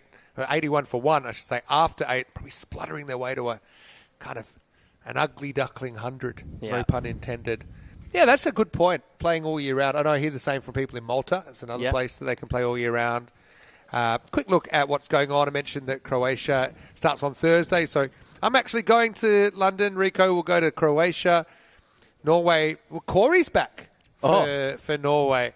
He's really excited. He gets to do, basically, I think, 10 hours, 12 hours alone, Friday, Saturday, Yeah, Sunday. but he'll love that. Tune in for that. and don't bother, tune in the whole day, please. But if you want to tune in around about hour 8 is when he starts to get quite existential, where he'll start saying like this, if this gets caught, I'm retiring from commentary, and then somehow it will get caught. And then he won't retire. Yeah, and then it'll get dropped, that's right. It's going to be good. Here's money. And first one, pretty good length there. And it will take the catch, so it'll be all happening in the 9th, and a wicket has started off. Miles will miss out on his 50. He'll go for 47. And Henschel takes the catch. And it's 81 for 2 in the 9th. Yeah, no, Manav's a clever bowler. I think it's pretty one-dimensional in terms of their plan. They're trying to target the wide line, especially the seamers. Manav's going to try and do that as well. But here, just gives a bit of air, puts it in a good spot, flights it up, and Miles takes the bait. Yeah, he's got a good pair of hands, Henschel. So, yeah, Miles battled. I mean, you look at him, he scored 47 off 26. If you go the whole innings at that kind of rate, you're probably looking at maybe 110. Yeah. But the question is, against this batting lineup is how many do you need, really? Exactly. Especially Manav's an awkward bowler to come out to. Well, Exhibit A, as that goes straight through the new batter, and it's going to be 2-2. What a good effort that is from Manav. He's going to be on a hat-trick here. And look, we'd love to see some Gibraltarians in the Hall of Fame, Louis. Here's a chance for Manav to take a hat-trick. Yeah, you better not bottle it. Like, this is prime time. Who have we got coming out? It doesn't really matter, but he'll just be trying to target the stumps. I can see a dart coming full straight. Well, Adrian Fernandez came out at number 4, and he probably had a bit of pad rash. He'd had him on for a while, but Adrian came into the side of this game as well, but he goes for a golden duck. By the way, where's Derek? Yeah, that's the question everyone's saying. Where's Derek? I just want to see Derek there. There is something hatching in the ECN universe. I think I've seen that. Certainly as people talking. So, hat-trick ball. Dart. And it's Umar Javed. Oh, no. Brought the slip in and everything for that, but Javed misses out. Yeah, they brought the slip in, but no one else. Have you faced Manav much? I face him a lot in training. Yeah, I was going to say. So I am looking forward to facing him in a game for the first time in a very long time. Tossed up, goes after it, gives it the kitchen sink. And well fielded out there. Keeps it to just the one.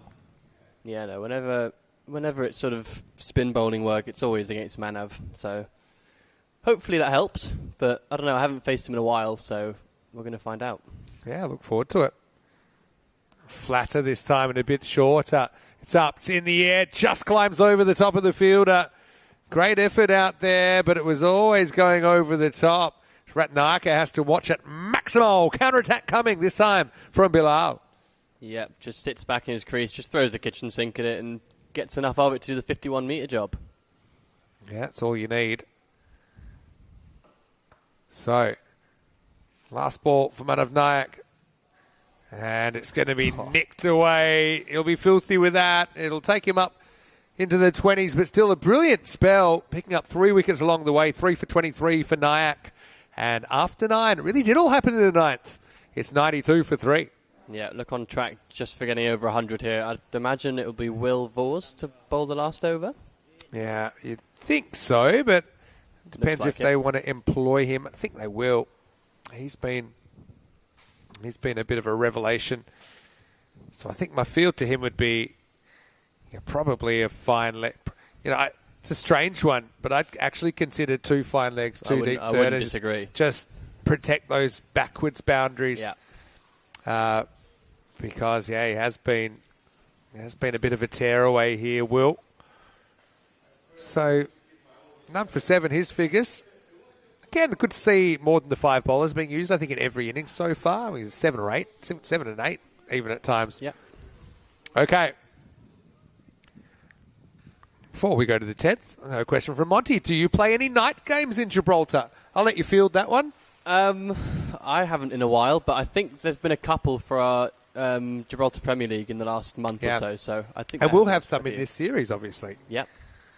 That's not a bad shot. It goes right in between the 2 fielders that I said it would have there. Well, maybe 2's not enough because Java just deflects away for a boundary. Oh, well, how can you set a field to something like that? You have to put everyone down there. I wish that I knew more about manual labour because I'd love to know what those containers are. Oh, yeah, but the ball goes under them a lot. Yeah, as we've seen so far. And it's gone. You can't find them after that. It's kind of a virtual example of the woods that we have in Wimbledon at the moment. Yeah. Only thing about tonight, I don't know whether the sun will actually be down for these night games. I think by the end it'll be down. Probably it'll go down just around the start of the last game. Well bowled, good comeback. Vaus strikes. It's going to be 4 and out for Jarvid. Keep it simple, as they say in the classics. He goes forward, he goes straight at the stumps and gets the result. It's 93 for 4. Yep. 96 for 4. You miss, I hit. That was a very good Yorker as well. Just in swinging on leg stump. Not much that Bilal could do. Yeah, backed away as well. Probably avoided a broken foot, but he will have to tell his story walking. Have a look here. Just slight back away, but that's a perfectly pitched Yorker from the big pacer. Vaus looks like he could hit a long ball as well. I don't know if he's much of a batter. But I haven't seen much of it. Has he played on the network before? No, it's the first time. And, certainly it's made a good impression. He's Miles Goodfellow coming out at number 6. Good comeback, though. I would have assumed he would have tried to bowl a bounce the next ball. Yeah. Well, that's why... Maybe that's what Jarvid was thinking as well. Oh, well. Might be copy and pasting if I was Vaus here. 4 to come is Goodfellow. Oh, he does go bounce. It might be a wide, maybe not. Where's it? Yeah, it has been called a wide. And they're not very happy. I think it was a wide, honestly. Over their head. Again, not sure if we'll get a second look at it, but it's dug in. Batted. You can always tell by how much the batter's trying to duck. Yeah. If they seem really confident, if they can just stood stand there and watched there. it go over. Yeah. Now he's extra angry. That'll be the one for the over as well, of course. There might be another one here. You never know. Heads or toes? Toes. Goes full. Yeah, good fellow. Able to get bat on it and get a single. So, again, I called it an ugly duckling kind of 100. Let's just see if if gaming can bowl so well that this total can turn into a beautiful swan. I mean, sloggers have got a lot of batting depth. Just looking through their lineup, I haven't seen a lot of Akila Rathnayake. I haven't seen. He batted well earlier. I mean, Brian Zamit coming back He in, Mark opened up. Bagadesa, both of them played for Gibraltar. Henschel, obviously. Good wheels again. It's going to leg side. And yeah, AJ's had his work cut out for him so far as well. With some of these new bowlers, he's probably keeping two for the first time. That'll be a wide plus an extra. So it will be Goodfellow that gets the strike back. Manav fielding at deep third man. Probably didn't spend a lot of time down there, but I guess with the way that Valve bowls, you want a good set of hands back Bit of a hot behind spot the keeper. there, yeah, I think so. They have gone for that field. They've gone for one fine leg, two deep third. Bowled. It's a full toss, and he barely reaches it. He's going to run away for four, but that won't count because it kisses the stumps on the way through.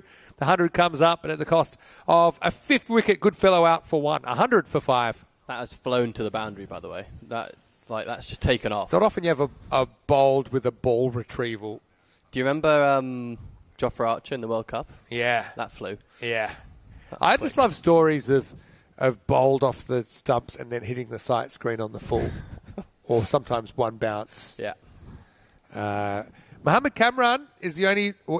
It's never actually happened, but he bowled a ball that went over just didn't hit the stumps, but a bounce that almost went for six. Is he playing again? Yeah, he's back. With his new hair? Took a bit of time off. Yeah, I think it was mostly the hair that kept him out for a couple of years. Strand by strand. Recovering it. Yeah. Well, you don't want to risk it in the wind too early. Two to come. Here's Wayne. Good luck. And swing and a miss. Probably a run there. Yeah. Or at least try. I don't know whether Bilal fancies facing it. Probably smart. 100 for five. This will be another opportunity. I will say they'll need around about, trying to work it out, probably 13 and a half and over for a four-pointer. Yeah. Which certainly would be on chasing the octopus sloggers maybe. Last ball. Oh, is that over the shoulder? Because that'll be a no ball if it was. Umpires are frozen. They're going to try run out for no reason. So maybe it was a perfect chest-high bouncer, but because the umpires haven't called it. And so it looks like it'll finish on 100 for five off the 10 overs. So, look, they get to 100 in the end. It's actually not too far off the par score if you go on the numbers. Even around about a par score if you look all time in Gibraltar.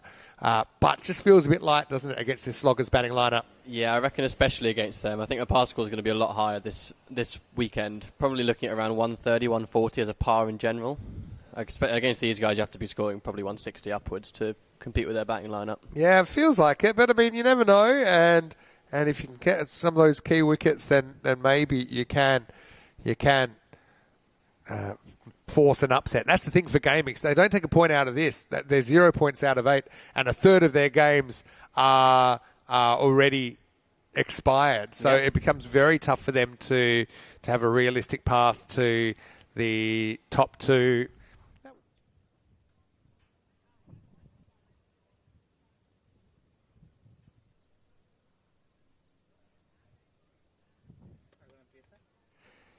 Let's check out the highlights now. Manav who came on, and that was a memorable wide.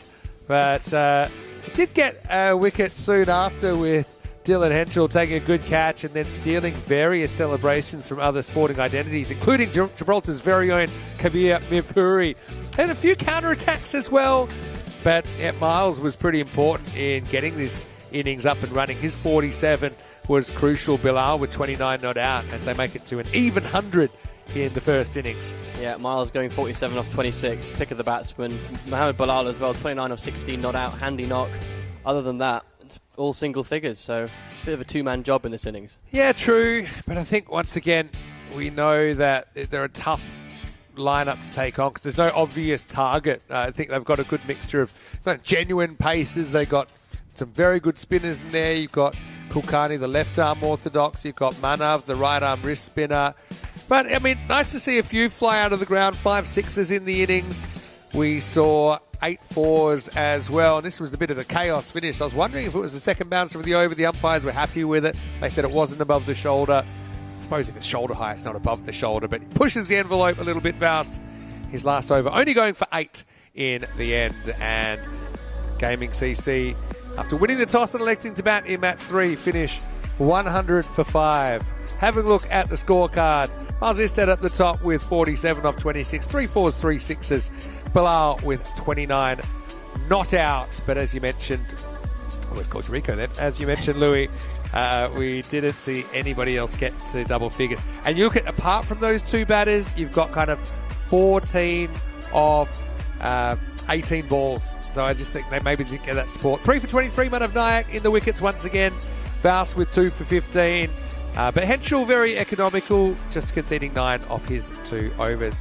Hey, I want to say, Louis, thanks for joining me again. Been a while since I've had you in the commentary box, but hey, you've still got it, and I want to wish you all the best for the rest of the day. Will be a long day for you, right? Yeah, long day, long weekend, 2 days back to back, but you know, have some fun in the sun. Well, enjoy it. We'll take a break. We'll be back in just a few minutes. Big thank you to Louis Bruce. I'm Vinny Sandu, Mr. Maximo. Rash Mahmood, he's finished his luck. He'll be back in the second innings. 101 the targets for Sloggers in match 3 when we return to Gibraltar for more European Cricket Series.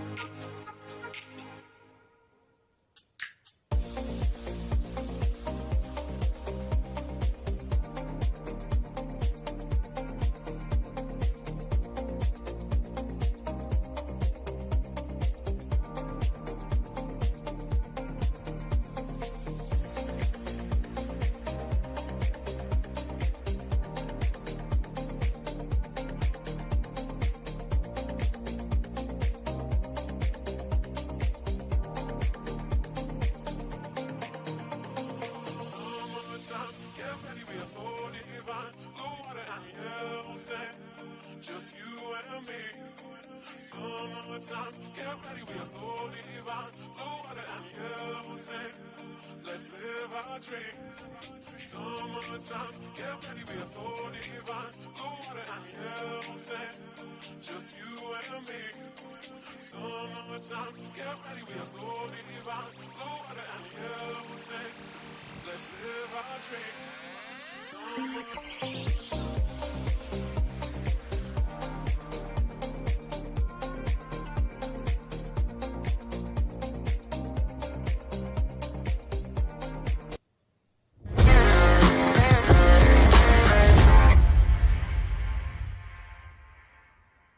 This European cricket event is proudly brought to you by HCL Software, Rado and 1xBet.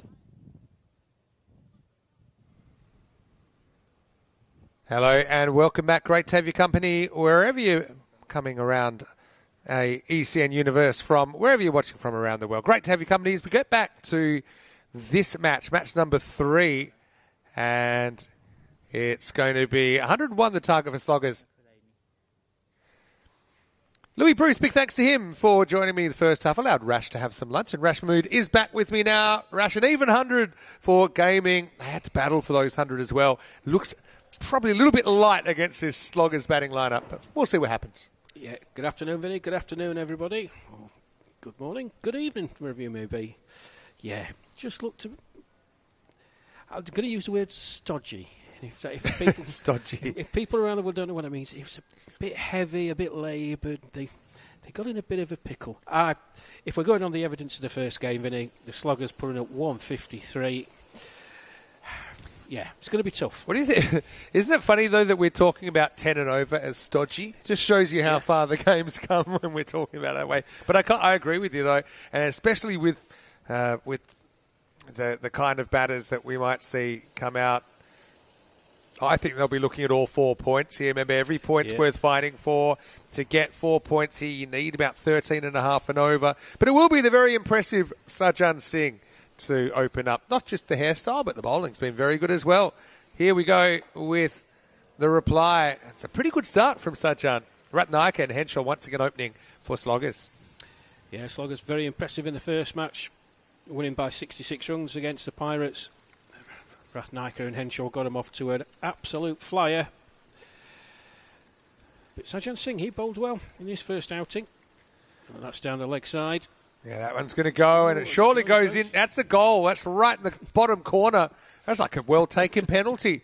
Ratnaika gets off the mark. Yeah, you're not stopping that. Hey, it's your first day with us at ECN, and we're so lucky to have you as our special guest. But tell me about your first lunch review then. Were you happy with what you got? Yeah, it was very nice. To be honest. Nice, and I think it was a chicken and vegetable curry. Very nice indeed. Not spicy enough for me, but it was very tasty. Like you. You like it a bit spicy? I like it very spicy. Vindaloo's back home. Vindaloo's my favourite. Yeah. Definitely. Makes me cry, but I love them. Ratnaika able to pounce on that second ball because it was outside the leg stump compared to the first one, which was a testing out swinger. Now he's able to rock back onto the back foot, and he hits it far enough. Maximal, 6 more. Well, that was effortless. Shot of the day so far for me. It was dismissive, the way he just rocked back, and it flew over the boundary. It was very elegant, wasn't it? The way he kind of forward pressed, but then he rocked back onto the back foot and put it up and over the top. So I think, Sajjan just can't afford to get even a fraction short. No, and defending a relatively small target. Just break off.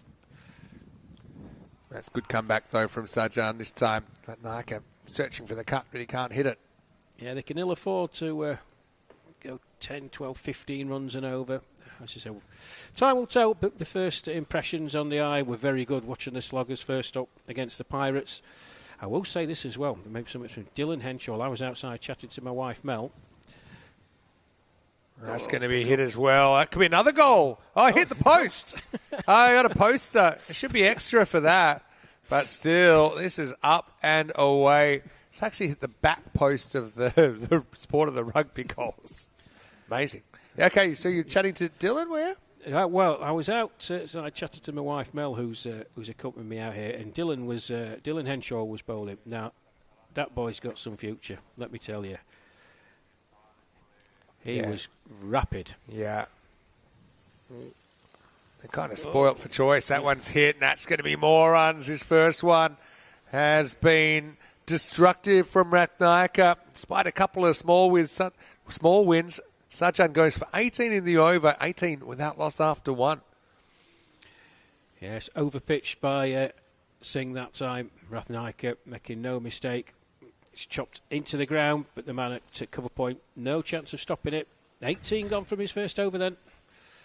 Hair still looks good though. Yeah, we love his hair. On the jog. So I'm actually not joking. It's similar to what my hair looked like when I was actually 17 opening the bowling for my school, but those days are long gone. He's definitely the captain of the hair 11 though, Sajan Singh. Of course, we could get a golden ball. It's possible. Golden ball happens if there's a tie. I wonder if we've ever had a golden ball on exactly 100. We do track the golden balls because that's something that that one of the things we do track is the totals. Now, we recently had a golden ball on 30, but that's probably with a bit of an asterisk because that was it might have been 32 in a 3-over match. So that is the minimum overs. It's 3 overs in a T10. It was there 32. But we've never had a golden ball on 100 or 99 or 101. But there are certain totals. 83 and 84 have had 5 golden balls tied on those numbers. But anyway, for the second over, and it looks like it will be Fahad Ashraf to bowl. So they're sticking with the same opening bowling combination here, Gaming.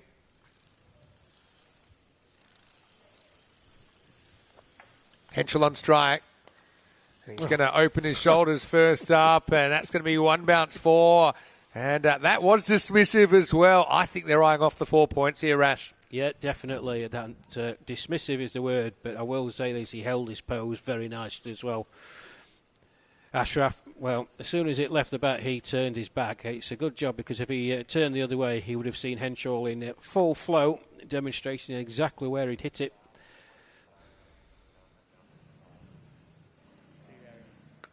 That's a cracking shot as well. Holds his shape, sets a task with the fielder on the boundary. He's not going to make the stop. So back-to-back 4s to start the second over. And this is turning into a very healthy power play for sloggers. And the irony is, there's no slogging about it. No, they're proper cricket shots. But they are rattling along, as they did in their first game against the Pirates. So they gave these two very, very solid platform. Henschel faces up again. Once again, he hits powerfully through and over that offside. 4 more. Great shot. Well, if we get the replay, then you just watch him hold the pose again. Almost a carbon copy of the first ball of this over. Yeah, cracking shot, that one. Hey, quick hello, Sam Houghton's in the chat. Now, Sam has played in this tournament before, but he is based in Croatia, plays for the Croatian national team. It's one of the nice things, though, is that through ECM, we've connected all these countries, these player groups, so sometimes you do see them playing for each other's clubs in different tournaments. But Sam, looking forward to seeing you soon, actually, in Croatia. I'm sure he'll be leading Sir Oliver Split again and probably playing for the national team. Anyway, this is going to be a bit of a lucky one. It's not off the middle, but it will be 4. So 4 4s in the over now to Dylan Henschel. Well, Ashraf, having had length balls, just smashed back over the covers. Trying a little too hard.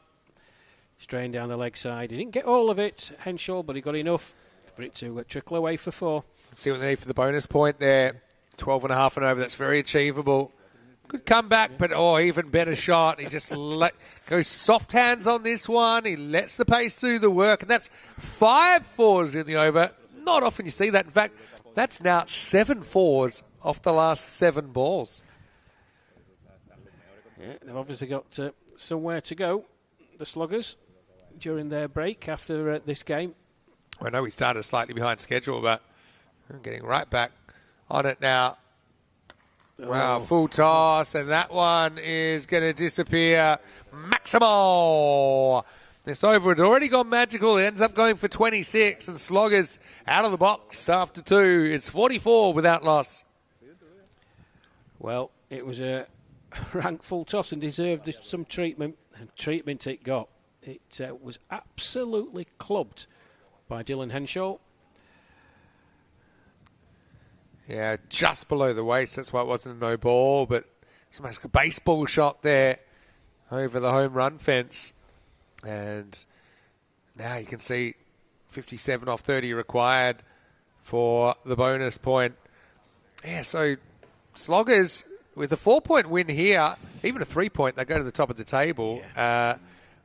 But I'm worried for gaming. I mean, I know they're the new side here. They could be pointless after 2 games. Sajjan gets brought back anyway, and the first one is hit, slapped over the leg side for 6, and the boundary blitz continues here. Maximo. It does indeed. With that 6, 50 brought up for the Sloggers in just 13 deliveries. Rathnaiker, 24 off 7. Henschel, 26 off 6. And this is the kind of pace, actually, that we've been used to during the week in the ECS England. 50 in the 50 partnership comes up. Just 13 balls. And it's brutal stuff. All the balls have been boundaries except for 2 dots. That's it. And now it goes again to Rathnaiker. How far? Very far. Maximo.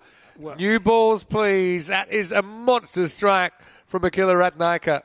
Well, that ball's on its way to Morocco. When that ball comes back in, it's going to have to pass through passport control and immigration. He's absolutely leathered that. The sound off his bat. What a shot. Well, hopefully it gets through a little bit quicker than some of our crew did this morning. But anyway, the thing is, the irony being that they're called sloggers, but these are all excellent technical shots, holding the shape, hit through the line of the ball. They decided, gambled bringing Sajjan Singh back. Earlier on, gaming, they bowled these 2 in the first 4 overs. They bowled them out, but I don't think you can go back to Ashraf. You need to try change pace. It might not work, but maybe someone like a Zach Simpson now is someone that you'd try just to try and bring things back to a little bit more normal. Comeback ball for Sajjan. Now, fraction short, bit of a top edge. But the fielders, they're going to have to watch that fly. Just shows you with the wind, this ball's really motoring. Maximal, 6 more. Well, I don't think that one was right off the middle of Rathnaiker's bat, but it still had plenty on it. Well, 3 more deliveries in this power play. Yeah, I mean, when you get 70s off a power, 60s we're seeing kind of, I won't say often, but it's not that unusual. But once you're getting 70s and above in a power play, it's really, we're talking like 4 a ball is what you're going. Still, just the 2-dot balls in this innings. 11 consecutive boundaries. Make that 12 as Rathnaiker slams that one for 6 more. Maximo. And the carnage continues. And, well, gaming could be kind of exiting level 1 the way things are going at the moment. But what a display of hitting this has been. Well, Sajjan Singh, after the completion of this game, his side have got 2 games to regroup, refresh. I think he needs to kind of a lie down in a darkened room, bless him. 42 from 1.4. Yeah, he's been flying. Now, I will say that we've had 3 times the feat of the 9-ball 50 achieved now. But it's something that didn't happen until September last year. Oh, that's going to be 6 more. This is going to be over in a hurry the way things are going. It was short from Sajjan. Pitch up, get hit. Bowl short, get hit. Pick your poison. Maximo Rathnaiker to 48. Well, the damage that Rathnaiker's doing to Singh, it's had him all in a tizzy. And that one, it was a half-tracker, but he tried to vary his pace, Vinny, and it just sat up there. Not just that. That's 5 sixes in the over, and we could be looking at the perfect over here. You don't see it very often, maybe a handful of times a year on ECN. But Ratnaika, not only can he bring up his 50 here, but he can bring up a perfect over of 36. And if there's ever a time that you go for it, it's now for the 6-6ers. And he whacks it. It's going, and it's gone miles completely out of the ground. 50 for Ratnaika, and the perfect 36 off the third over. And never mind 70s, it's 80 off the power play. 80 without loss, a 12.5 century, but the memorable 6-6ers. And Rash, you've seen it on your very first day. Well, it's the first time in my cricketing career that I've seen 6-6ers in an over. I've seen 5 before. But what a display of hitting, and to bring up your half century, that's probably the best of the lot, Vinny. Here's the power play. .46, .44. 444, 446, 666, 666. And really, they could do this, even this over, the way things are going. A crazy power play, and Sloggers, well, if they weren't favourites before this 3 overs, I'm talking about the whole tournament, I think they are now, the way that they're hitting the ball. Well, we've seen both sides of him, Vinny. The first match, of course, against the Pirates, scoring 153, but coming back, bowling first, limiting your opposition to 100. They look to be the team to beat, certainly, as you say. Wow, that last one might have been the biggest of the lot as well. Anyway, they're going to change the pace, but I don't think the pace is going to change from the bats. They're just going to keep on keeping on. And that's now 8 consecutive 6s for the team. And, well, it's just a shame that this isn't the lunch break, because we could have had seconds, maybe thirds. Yeah. What's the record for consecutive 6s, Vinny? You're a stats I think we've man. had 9 before, but we're getting close. I mean, I have to check it. It's probably not one that I always check, because it goes across overs. But still, this is nuts. So, yeah, we've had now 19 balls in the innings, and we've had 9 6s, 8 4s, 2 dots. We haven't had a single yet. Haven't run one. Oh, well, there we go. Put the jinx on. Just might have got a little bit of the pad, so leg by. It's the first non-boundary run of the innings. See what they need for the bonus point now. It seems like they're going to do it in a dawdle. And massive net run rate boost as well. Yeah, they've set the stall out.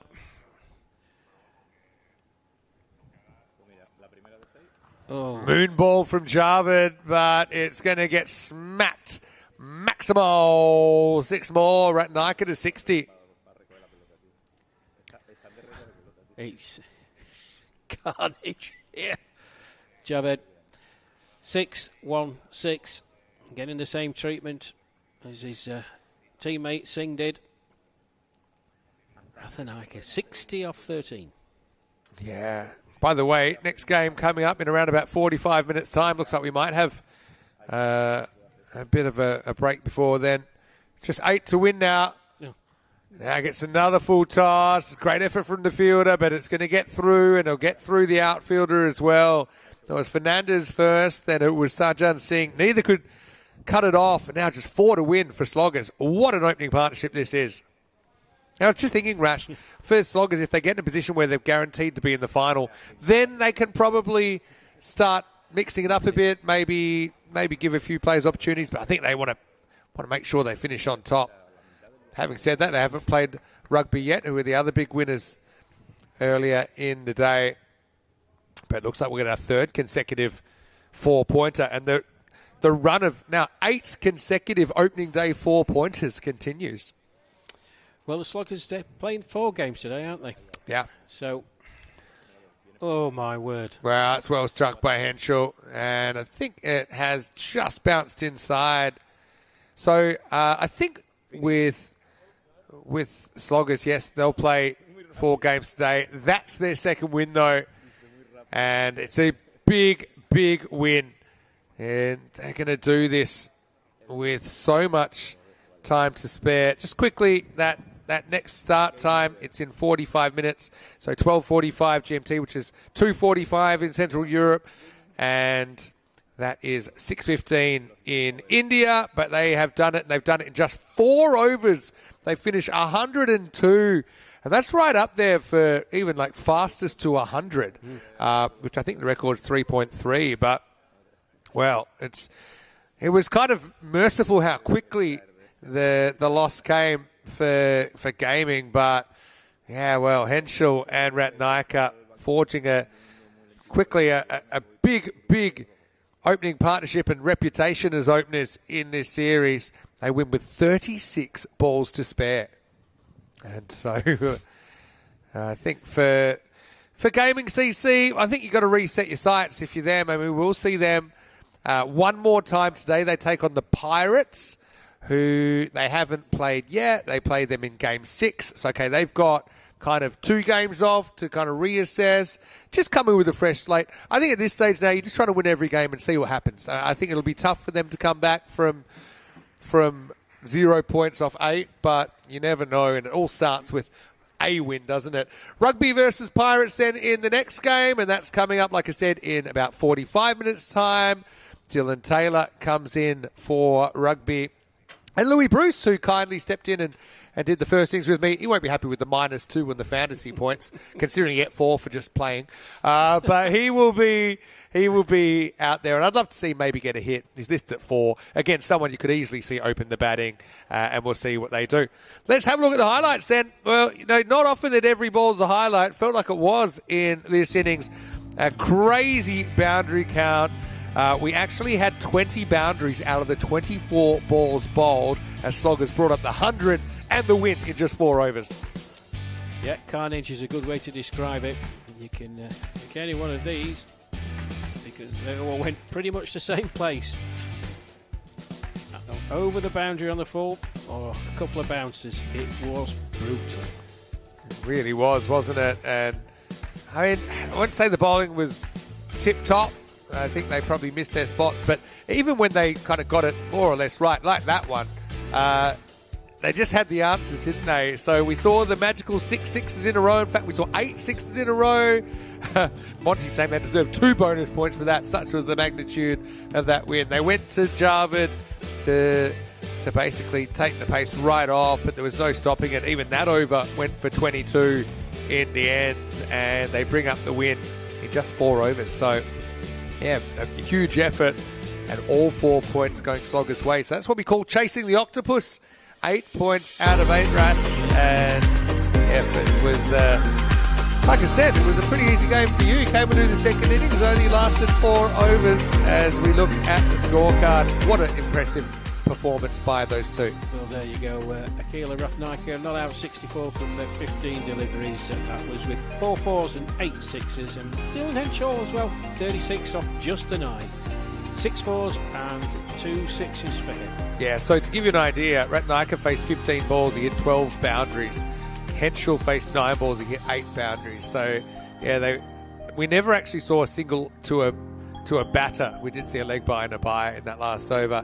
Well, Sajjan brings up a 50 that was unwanted, none for 54, including going for 36 in his second over. But even the other overs went magical, and it was all over. Well, probably a good time to take a pause then. We'll be back in about 40 minutes' time. And Rugby, well, I'll be hoping to continue on their merry way after they took 4 points out of the first game. They will be taking on Pirates. And Pirates, they've got some making up to do because they didn't score a point in their first game. Vinny Sounder here, Mr. Maximo, with Rash Mahmood. We'll take a break and see you after this slightly longer pause for more European Cricket Series.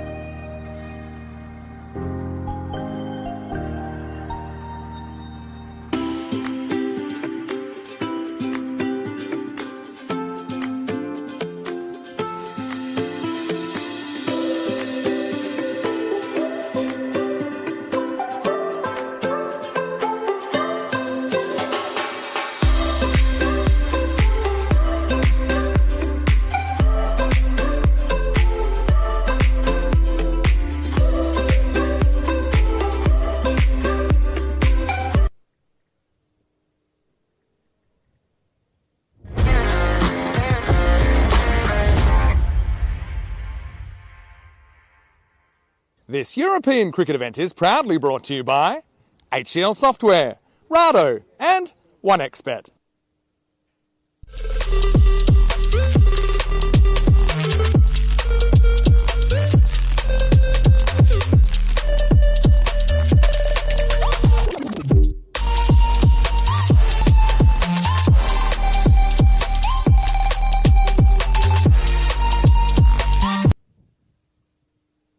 Welcome back. Well, yes, I'm in front of the famous Rock of Gibraltar, and it's great to be here for our first ever kind of daytime European cricket series, and it's a lot of action. I think we know that already. We're 3 games in, but it's a 7-match day today. Don't forget about that. So coming up, we have match number 4, and this should be a really good one because we have Rugby CC taking on Pirates. Now, these two had varying degrees of success, put it that way, in their first matches. So let's see what happens at the coin toss now with the 2 captains and, of course, Nilkesh, the tournament referee. 2, 3. Pirates is your call. Tails is a call. It is head. We'll have a bat. Rugby won the toss and decide to bat first. Thank you. The team wins the toss and Rugby elect to bat first. They want to get some runs on the board. Of course, Ian, he's a guy who's scored a lot of runs on the network, but he's never scored a century, something that I think maybe could change this weekend. Louis Bruce again, he's out of the commentary box and he's going to be out there in the middle. I'd love to see him get a bit more of a chance with the bat as well. Rugby did take 4 points out of their previous game against Gaming CC, and for Pirates, well, they weren't able to get a point out of their first game. So I just kind of worry that if we don't get if we don't get an upset here, maybe we start to see the top 2 and the bottom 2 already kind of taking shape. Anyway, let's get ready for the first ball. I'm going to sit this first innings out because Rash Mahmoodi's been doing a great job. I'm going to catch up and I'm going to take in the sights for this innings. But over to Rash as we get ready for the start of match number 4. Rugby winning the toss and electing to bat. Rash, it's over to you.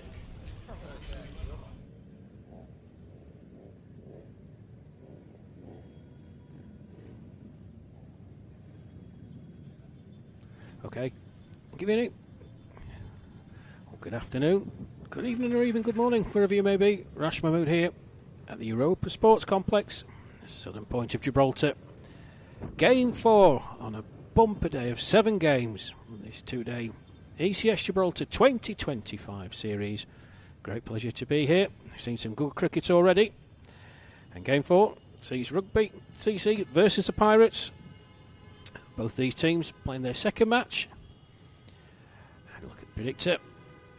Pirates 35%, Rugby 65% on the predictor. Well, the Pirates, they played the first game against the Sloggers and got a bit of a shellacking, really. Weren't able to chase down 153, 98 for 7 off their 10, losing by 66. And Rugby, well, they got a pretty comfortable victory in the end. In the second game, beating Gaming Cricket Club by 49 runs. Stand out there, the skipper, Ian Latine, 72 off 31. So we're all set up here. See the teams making their way out.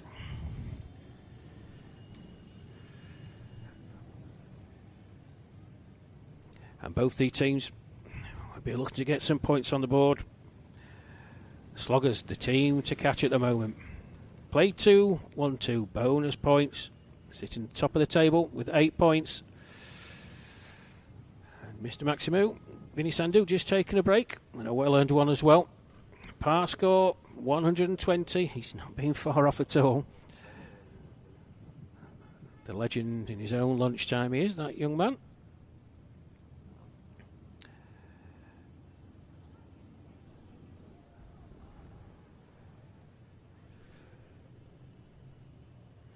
So, number 7 on his back, Kenroy Nestor. He's going to open up.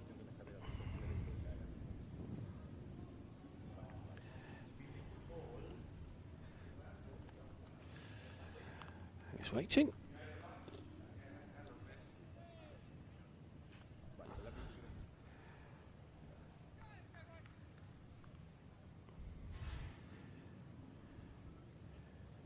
Just having a look around, making sure everything's tickety-boo.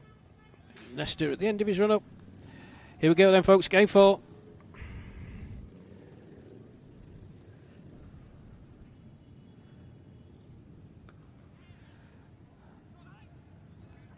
First delivery just pushed out into the onside. And rugby TC off the mark.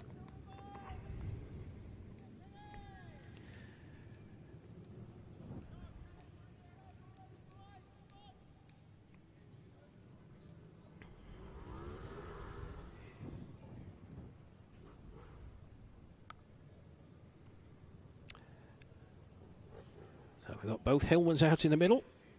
Alex and Anthony. Oh, there's an appeal for OBW. Not given. Look pretty close. Leg by signalled. A good delivery by Kenroy Nesta. K-Ness. He plays with a big smile on his face. Oh, it's a good shout as well. Hillman going back in his crease, hitting him on the back pad. But, nothing doing from the umpire. An attempted ramp shot. Comes to nothing. Taken well by Harry Powell behind the stumps. He's kept well. Beautiful day here. Temperatures in the mid-20s.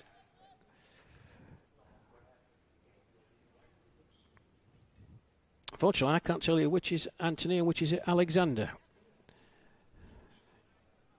at the moment.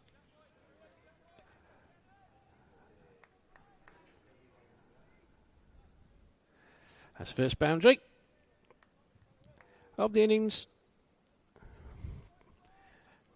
Played through the square leg area. Inside edge, thick, but away it went. Anthony Hillman is the facing batter. 5 off 3 for him then. There's Nesta. He comes again.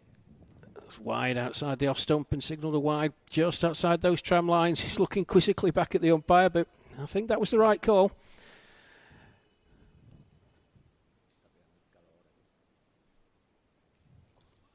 Anthony Hillman just standing his ground and putting his bat out. But good call by the umpire, I feel. So one more to the total.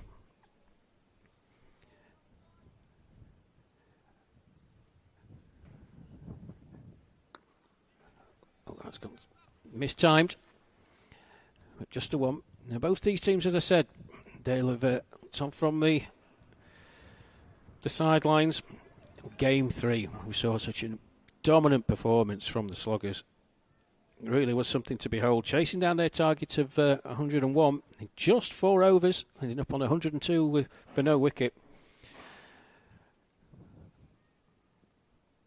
That's down the leg side. Well, wide eventually singled. Loud appeal by Nesta. Just to reinforce the umpire sends his arms out again. Nesta's still not happy about it. You thought there was a bit of glove involved in that?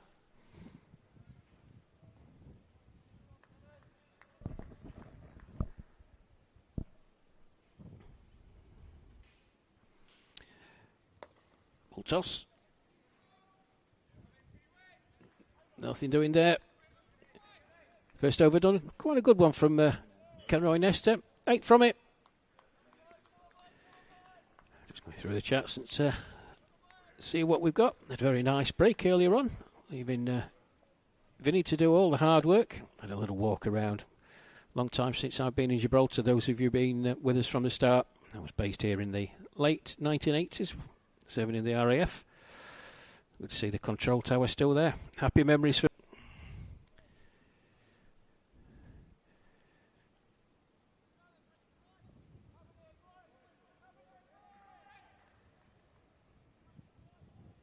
Well, Zubair on the chat. I don't think I can repeat what you've just put. It's early days, first over.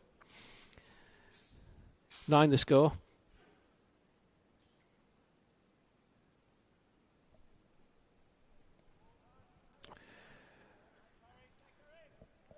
So one more to the total then.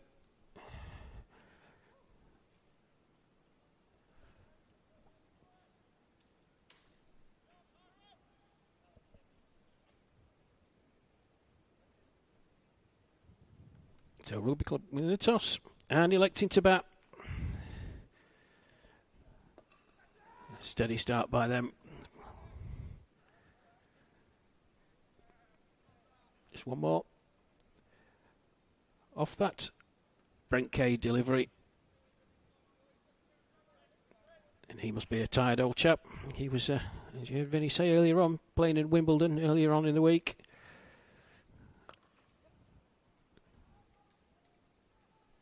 That's a good shot. Alex Hillman, second boundary of the innings. Just a bit of width offered by Kay. It's an orthodox cricket shot all along the ground. Backwards a point for 4. 15 without loss.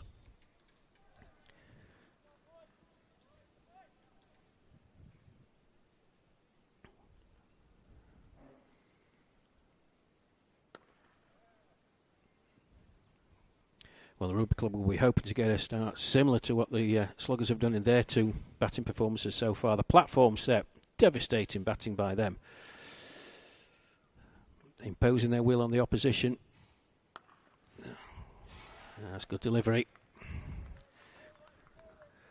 Good comeback by Kay.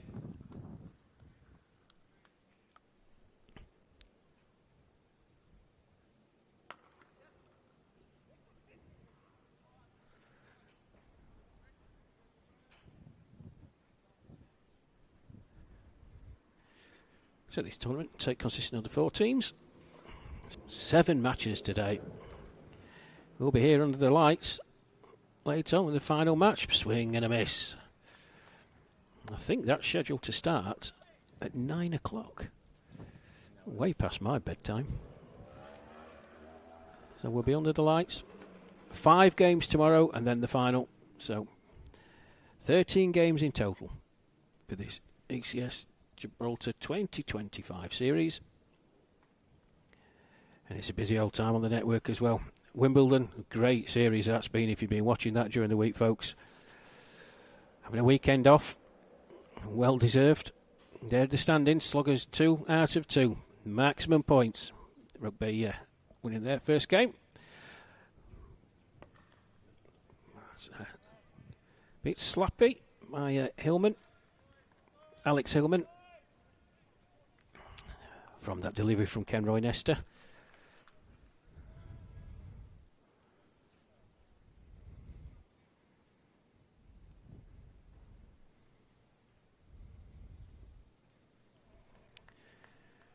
Well, that's been a good start in the power play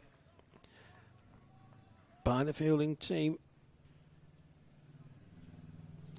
The Pirates doing well. Just the 2 people allowed outside the circle in that power play the first 3 overs, folks, as I'm sure you know. As Nesta comes in, once more that's a full toss. Not quite connected with properly by Alex Hillman. Just a 1 to the total.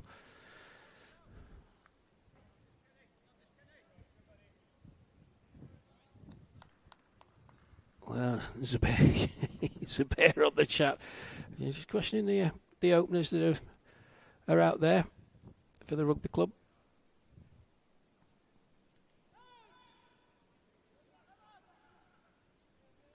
Yeah, just turned around the corner.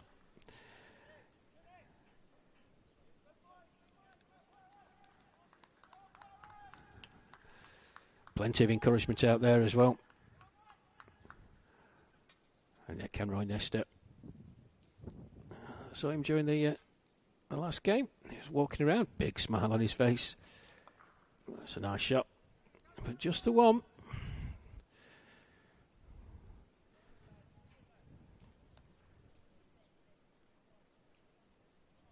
See how the expected score? You can see on your screens, folks.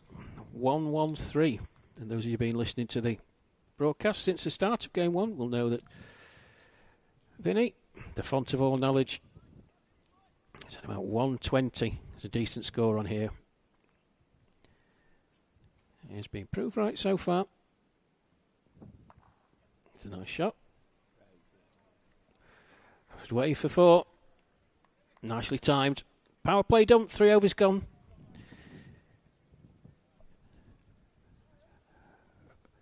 Rugby Cricket Club. 23 without loss. Yes, apart from the first match where the Sloggers 153. Rugby Club 120 in the second match against Gaming. And then the demolition, really, about the Sluggers against Gaming. CC. Steady, unspectacular start. 9, 7 and 7 in the first 3 overs respectively. 23 without loss.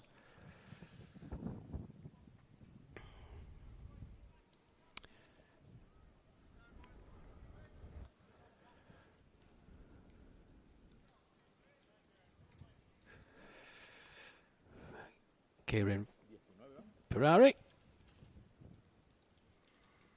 Bowled well the first time I saw him. Got some turn and some drift. That one. Just a loopy delivery outside the off stump. Which Alex Hillman wasn't able to get hold of. Gets hold of that one though. Straight to the man in the deep. It's just a single. So we've not lost any wickets, the Rugby Club, but they're not exactly motoring along.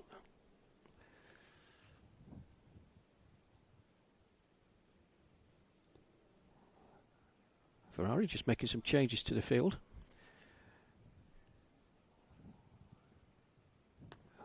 And that's fetched from outside off stump by Anthony Hillman. And again, just a single.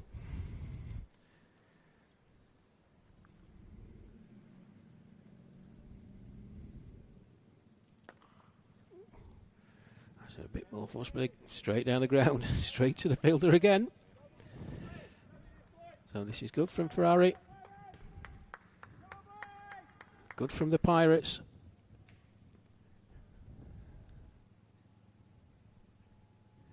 Well, that's tossed up. Mistimed again. Kenroy Nestor does the fielding. So good over so far from Kieran Ferrari. Just the 4 singles from it. That's wider this time. A bit of turn. That's very good over. Dot balls to bookend the over then. 4 gone here. 27 without loss. Rugby Club having won the toss and elected to bat.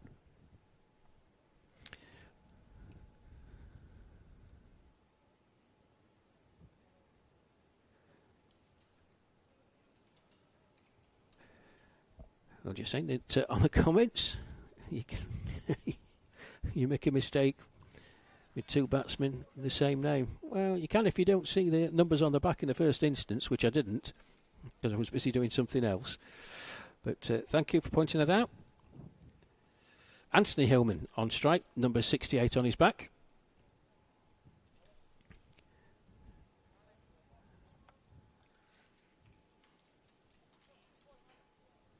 So that expected score coming down all the time. 104 now. And Ben Wood. So I'm in the first outing.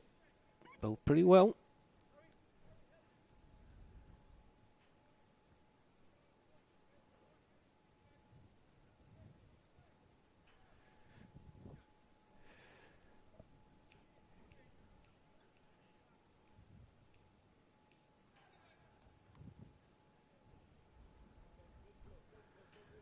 Don't know what the delay is actually. I'm just looking around from my position in the executive suite here. Quite a funny position, I've got to say. Oh, swinging a miss, and it's gone straight over the top of middle stump. And Ben Wood holds his hands above his head. He's not quite sure how that missed. You can see him chuntering as he's making his way back to his mark. Very close indeed.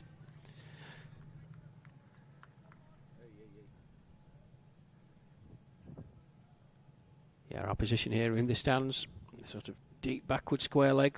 Oh, another swing and a miss. That time a bit wider outside off stump. Not ideal for viewing, but it's nice and cool in here.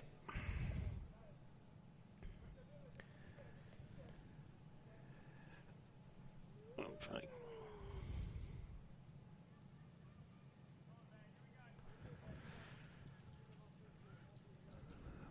multi-purpose sports venue, this place. This pitch, cricket, football, rugby. We've seen the goal posts around the boundary edge, the rugby posts as well. I think they've been clobbered. I think they were hit in the last innings. But a really, really nice venue to showcase the talents of these 4 teams in this tournament.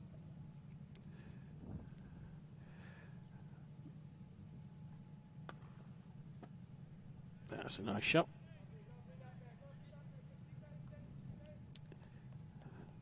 Down the ground by Anthony Hillman.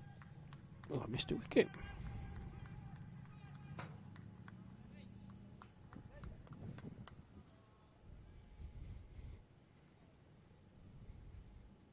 That's not right.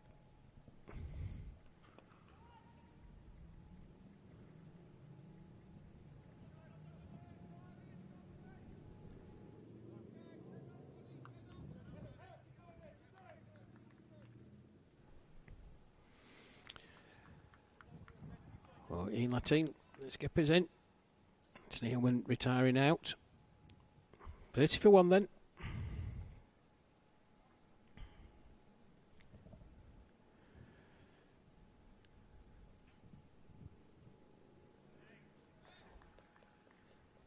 Well, it's been a decent over so far from Ben Wood.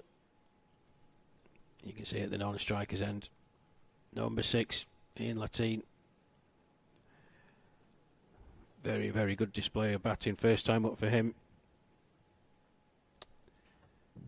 against Gaming CC. 72 off 31. He smashed. That's down the leg side and should be signalled a wide, and it is. 1 more to the total then. And it was a very controlled display of hitting as well.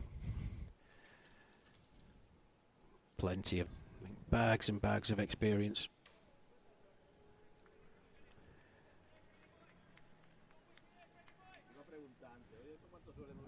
60-40 on the predictor so far in favour of the Pirates. That's a big swing. Fielded. Just a single. Well fielded out there in the deep. Very good over from Ben Wood. So halfway through. 32 for 1. Rugby Club.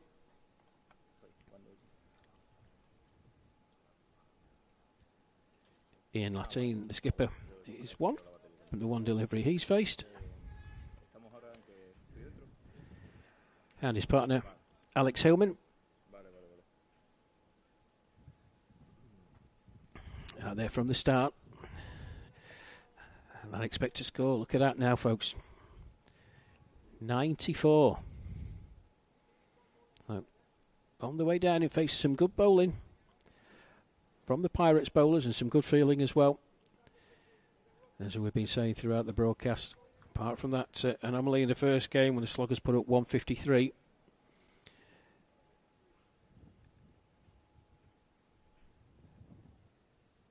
That's tossed up, smashed down the ground. And a single again.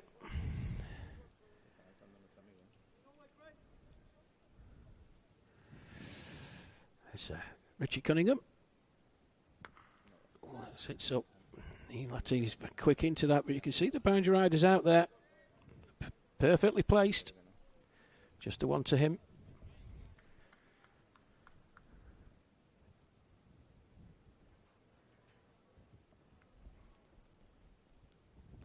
So, this delivery will come up to the midpoint. The 6th over. That's played out nicely though. Just a bit more flight from Cunningham on that occasion, and Hillman very quickly onto it.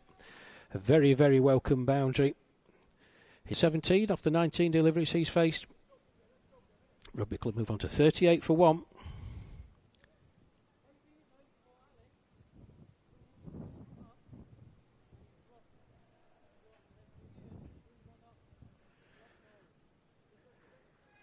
And on the chat, just asking who's on comms. It's myself, Rash Mahmood, making my debut on the network today. Oh, it's a nice shot. Yeah, nicely played. Backwards of square on the leg side. Another boundary. Back-to-back boundaries Just straying down the leg side a touch with Cunningham. And Alex Hillman onto it in a flash. Vinny Sandu. Mr. Maximo just taking a break and a well-earned one as well. Catching up with some admin. I say admin. He's replying to his fans, probably. No, he's got some work to do. So it's myself. Hope the change of voice doesn't affect your viewing. Getting used to a new tone and a different style as Cunningham comes in again. Oh, that's tossed up. Oh, that's a good bit of fielding by Richie Cunningham. Parried it onto Ian Latine's head.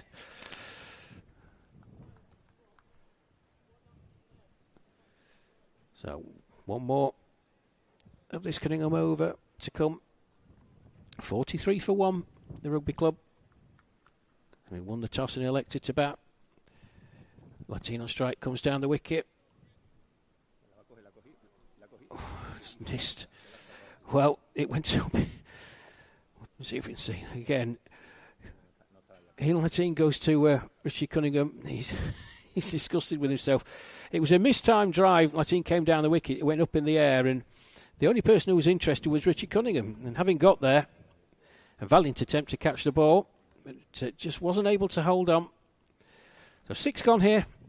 44 for 1. Rugby club. Men out in the middle. Alex Hillman 22 off 21. And the skipper, Ian Latine. He's 3 off 3. Good bowling performance so far from this Pirates lineup. And good fielding as well. So just 4 to go. 94 projected score. It's going to be Ben Wood. Just the 5 runs from his first over, and a good over it was. He was impressive first time out as well.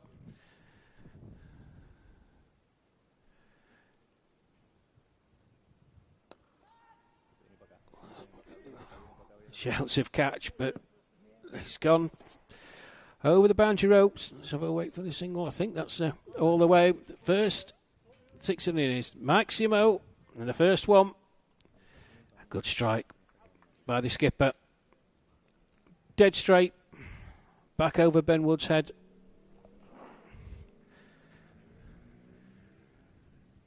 Or wider this time. Yeah, it should be signalled a wide. And the 50 comes up with that 6. Followed by a wide delivery from Ben Wood. 51 for 1 then.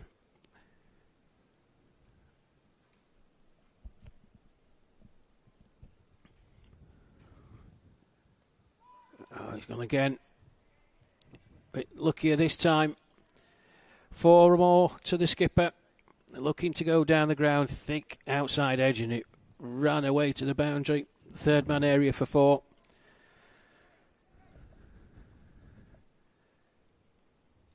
$55 for 1. Latine's moved on to 13.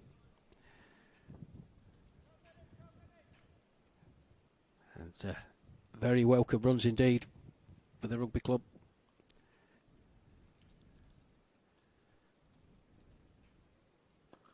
Oh, that has gone miles. Maximo number 2 in this over from the skipper. That's a very, very good hit. And a great sound off the bat. Again, dead straight. He moves on to 19. Rugby club accelerating with good effect. Have a look at this, folks. Yeah, use of the feet. Beautiful shot. Went a long, long way. Using his feet again. Straight back down the ground for another boundary. So it's good over this. 2 6s, 2 4s.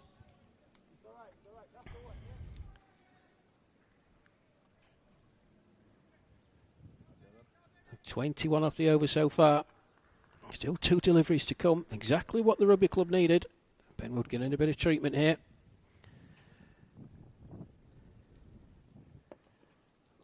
Has gone straight again. This time straight to the fielder though. I know Vinny was advocating a change in the rugby club lineup. Ian Latin, such a dangerous striker of the ball, to open up the innings. He may well have a very valid point, because he looks in goal. That's absolutely crunched. Wow. Hit that tremendously hard. Avoiding action taken by the non-striker and the umpire. Well, that Benwood over comes to an end. 23 from it. He's bowled out. No wicket for 28. 7 gone here. And that just score gone back over the 100. 107 as a result of the charge by the skipper, Ian Latin. So something new is hatching at the ECN. Day 3. There's a piece of the jigsaw removed. Anybody got any ideas? I certainly haven't.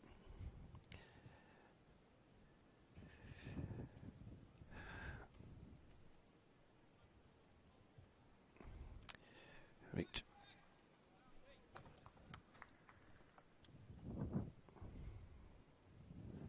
So Kieran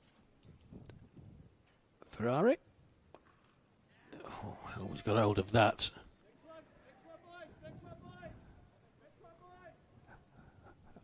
I was waiting for the signal. I couldn't see it from my position, but it is a Maximo, yes. 6. Apologies. Apologies, folks. I say it's quite difficult for where we are to see that ball disappear on the leg side. A good hit from Hillman. Good start to the over. Oh, that's going as well. Good fielding out there. Tag team effort presented a boundary from being scored. Just the one then. 74 for 1.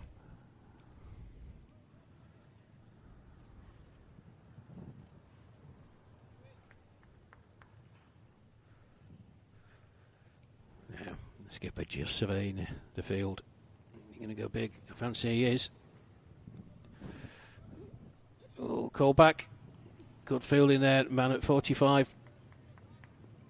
On the leg side. Mark Garrett.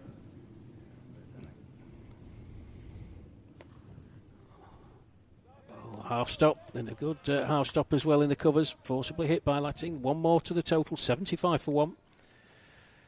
110 projected score. Now the win percentage, not a lot in it really. 56% to the rugby club. 44% to the Pirates. Alex Hillman, 30 off 24. It's on strike. That's a big swing at that. Oh. That's gone for another Maximo. Sort of wide-ish, long on. He moves on to 36. 81 for 1. So the last couple of overs proved very, very beneficial to the rugby club here. So getting slightly stuck in a bit of a rut.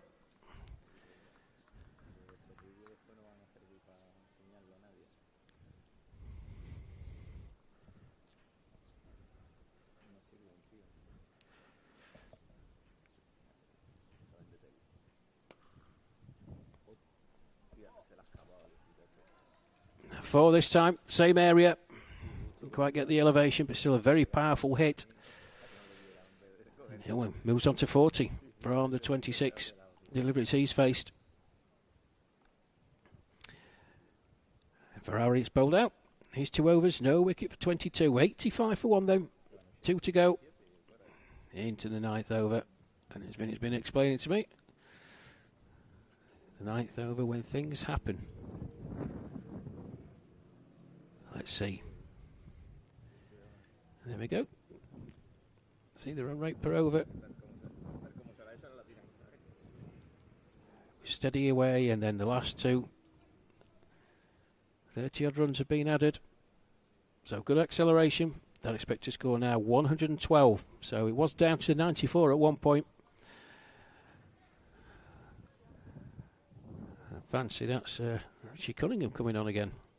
Let's have a look. It is. So Ian Latin on strike.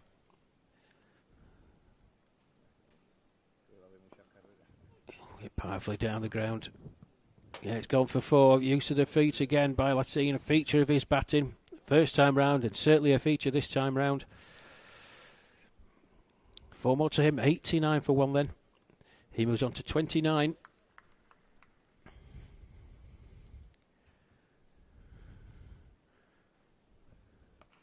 Oh, where's that gone? Oh. Well, it was in the air a very, very long time. Missed time from Ian Latte, looking to place it over deep mid-wicket. I think that's Ben Wood making ground, but couldn't hold on.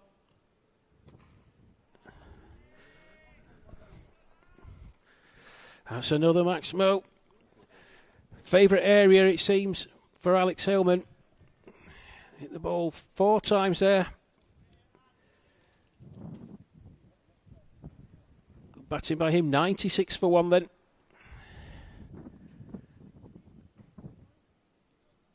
And these two getting the rugby club up to, if they carry on, was going to be in and around the par score that Vinny's been talking about, round about 120. Expect to score up to 116.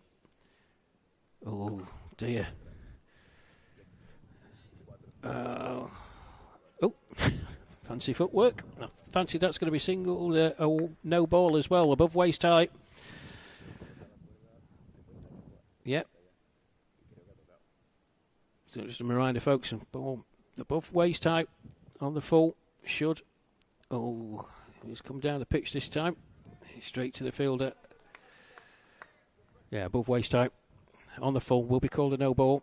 They get the extra run, but they ran as well. So 98 for 1.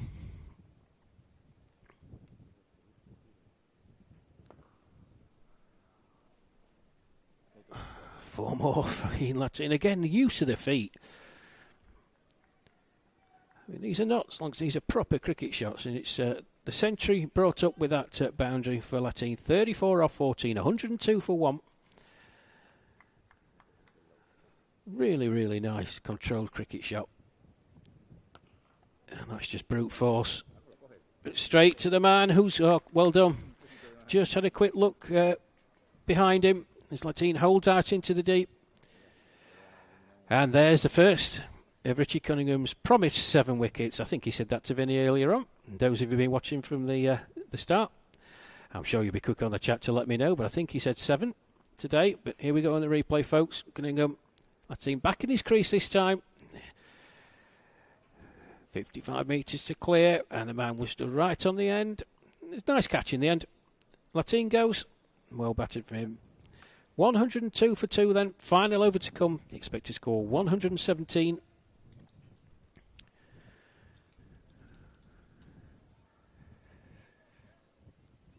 There you go. Richard Cunningham. In the wickets column, look. 2 overs, no maidens. 1 for 29. Only 6 more to get. I don't know what the bet between him and Vinny was. I'm going to have to ask Vinny at some point.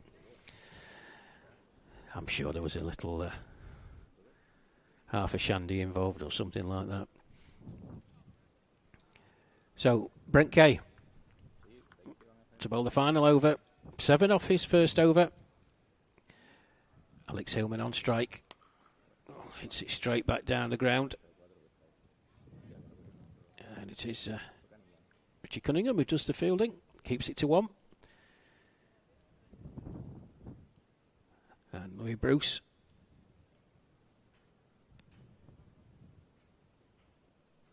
Who was a guest in the commentary box the previous game.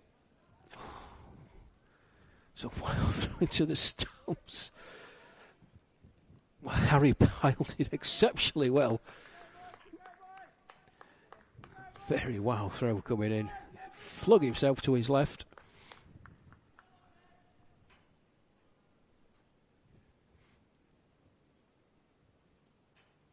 Ooh, now they're having a look, the umpires. Yeah, wide ball signals. It's on that occasion. Now it's from Brent Kay. Went over shoulder level. So 1 more to the total. 105 for 2.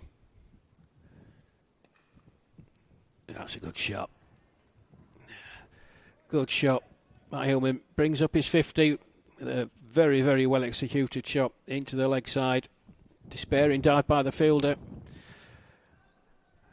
It's a square leg. 52 off 30. Been there from the start.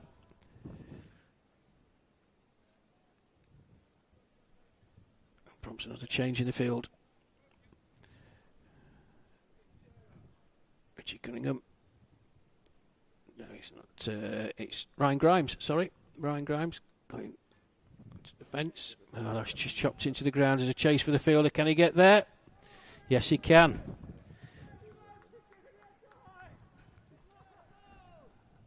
And that is Richie Cunningham. Great bit of work out there from his position at third man, running around to his left. Full length dive, prevents a boundary. But 2 more to the total. Hillman on to 54. Nelson, 111 for 2. 2 balls to go then. Dot ball. Didn't quite get hold of that. So the final delivery of this rugby club innings. Brent Kay bowling. Yeah, just hits his pad. We'll trot through for a single.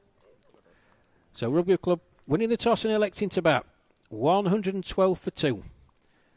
Off their 10 overs. Alex Hillman 54 not out off 33. And Louis Bruce just a 1 not out after 1 delivery that he faced.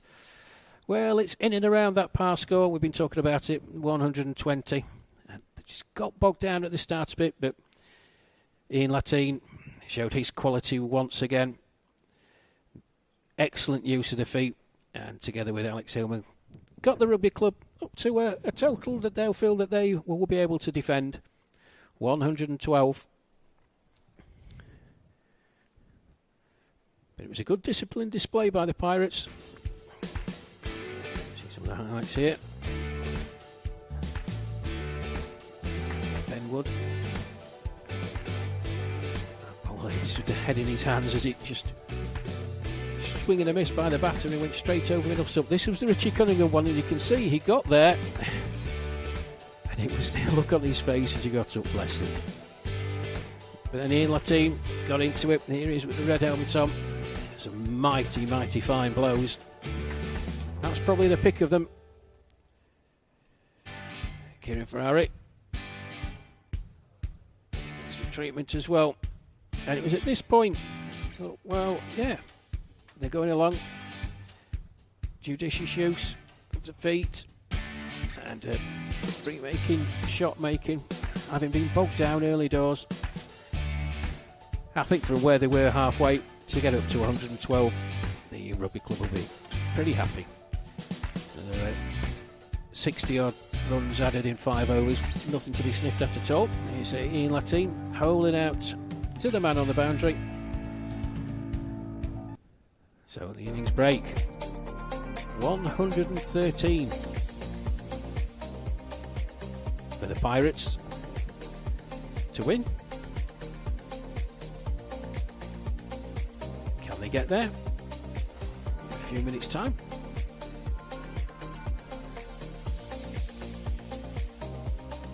Just run through the scorecard. So Anthony Hillman, he retired out 13 runs off 12, and Alex Hillman not out 54 off 33. Ian Latine, the skipper, caught Brent Kay off the bowling of Richie Cunningham, giving Richie the first of his promised 7 wickets today. 34 off 15, and Louis Bruce 1 not out after 1 delivery he faced. 112 for 2 off 10 overs.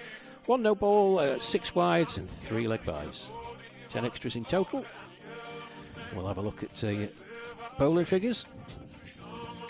And for the most part, early doors they were pretty good. A few of the bowlers got a bit of tap when Alex Hillman and particularly Ian Latine went for it from the midpoint of the innings.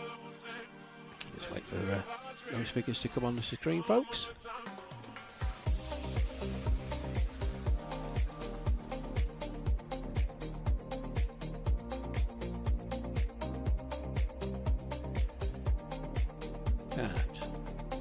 As promised, Kenroy Nesta, 2 overs, no maidens, no wicket for 14.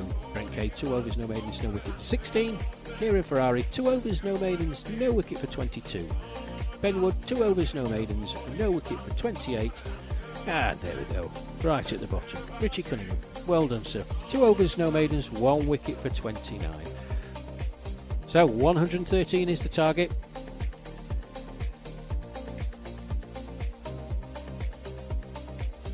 .3 runs per over. The Pirates, they'll be thinking that they're going to be able to reach that target. But we've seen how difficult it can be. Rugby club just need to try and curtail the initial onslaught that they feel that's going to come. Join us in a few minutes' time and we'll see how the Pirates get on in their chase of 113.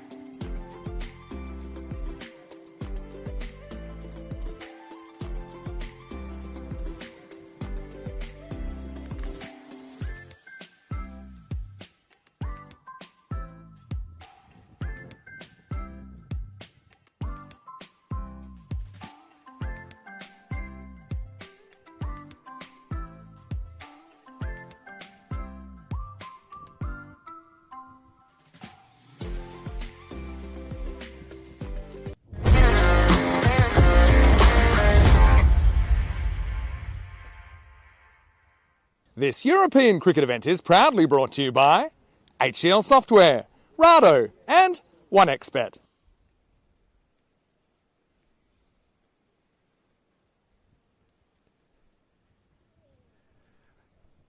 Well, welcome back. Mid-innings break, game 4. Here, the ECS Gibraltar 2025. 7 games here today, folks. Certainly earning us corn. Rash Mahmood with you, making my debut on the network. Thank you very much. Monty, thank you for your comments. A bit county cricket. Well, this is a different form of cricket for me. I'm just finding my feet. Here we go. Here's the bonus point equation then. First innings total 112. Achieving the target in 7 overs less with my maths. Thank you to the Wizards behind the scenes. 78 or less then. Yes, it's a new form of cricket for me. I'm finding my feet. But cricket's cricket. Just trying to find my way through. So 113 is the target. I thought the Pirates put the brakes on early doors in the rugby club innings. Midway through, they were looking like they were going to get up to about 93. That was the expected score. In the end, I think they did pretty well to get up to 112. Ian Latine looked quality.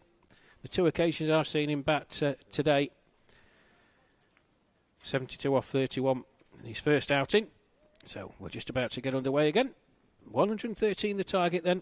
Mohamed Roshan is going to open up for the rugby club. They're very natty jerseys as well. I think Vinny described them as zebra-like. They're fantastic. Blue and black. Could do with one of those myself, actually. And the first ball will be signalled a wide. Kieran Ferrari taking strike. Yeah, no dispute with that. Outside the tram lines and moving away. And Vinny will be joining us probably at the end of the power play, which comes at the end of the 3rd over. Just remember, folks, only 2 people allowed outside the ring. Oh, that's a better delivery from Roshan. A bit more pace and a bit of lift as well. We've seen that consistently through the day as well. Going for an expansive drive through the offside. So 112 to win in 59 balls, 11.38 runs per over. That's just played out into the offside. An easy single in the end. Ferrari off the mark.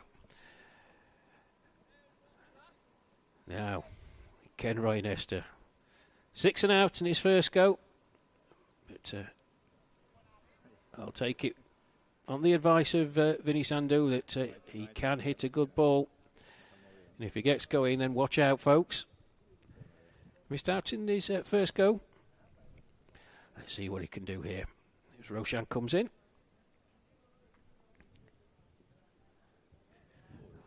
That's a big swing and a miss. Ball just moving away. Monty on the chat. Yeah, will the Pirates be swashbuckling? Johnny Gray. Me Harries. Spliced the main brace. More Pirate puns required. Get them in. I'll do my best to read them out, folks. Yeah, it's an interesting run-up that Roshan's got. It's at an angle, and he sort of comes straight, and then he just veers in. You can see that quite markedly on the screen. That's a good delivery, however.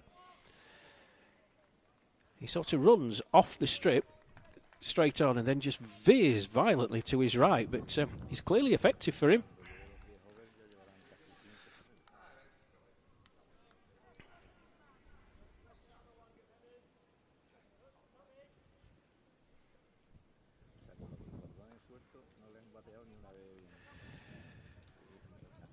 Just tiny shoelace up. Vintage at the moment, Pirates 35%. And the rugby club 65. Early doors, just 4 deliveries bowled. Their pursuit of 113. That's a nice shot. Played out into the deep. There is a man running round who does the fielding. Good bit of fielding as well. Keeps it to 1.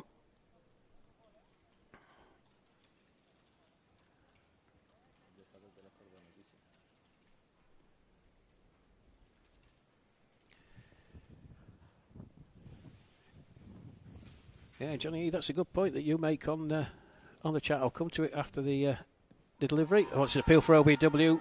That's close. Yeah. Look close. From the naked eye first off. Roshan strikes.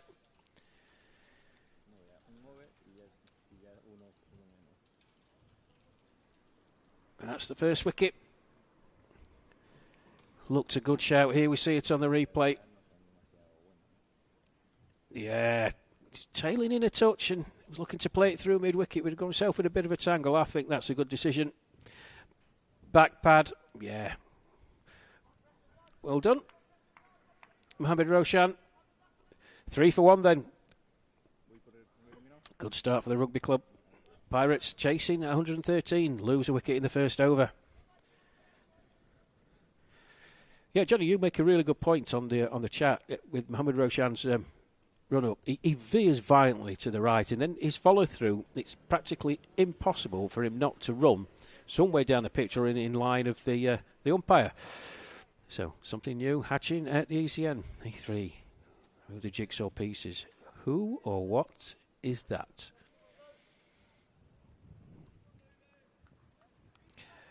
Dave, yeah, plum pudding with plum sauce. I couldn't agree more. So, oh, good delivery. Louis Bruce. And we heard him with Vinny in game 3. Nice young fella. Got a lot about him. Decent cricketer. Starts off with a very, very good delivery indeed.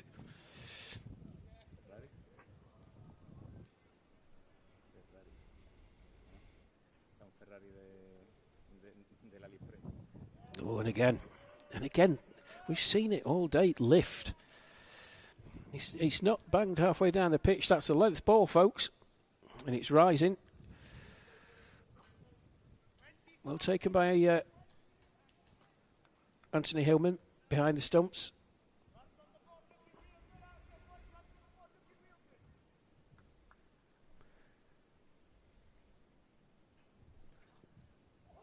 Oh, 3 very, very good deliveries. And Kenroy Nestor, well, he's tried to play orthodox. I fancy he's going to go for a big swing on this one. Tried to play 3 orthodox cricket shots and beaten all ends up.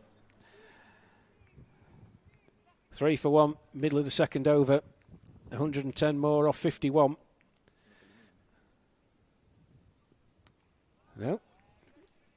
Brings me completely wrong and just nudges that into the leg side for a single.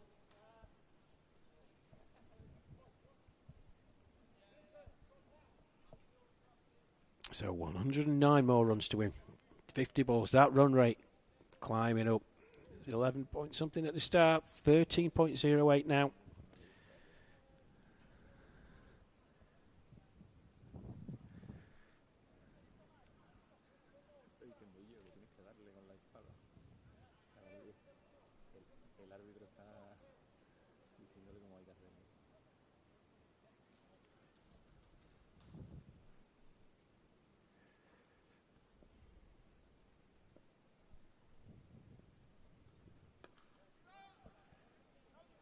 A bit of a yes, no, but good delivery.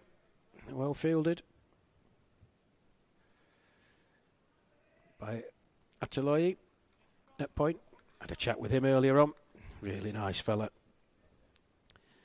Always got a big smile on his face, and it's nice for me to meet these players on the first occasion. Well, that's an absolute belter of an over, and a belter of a delivery as well. Just the one coming from it. Well, the Pirates, they need to get a wriggle on. 4 for 1 after 2. The target 113. 109 more runs to win. 48 balls.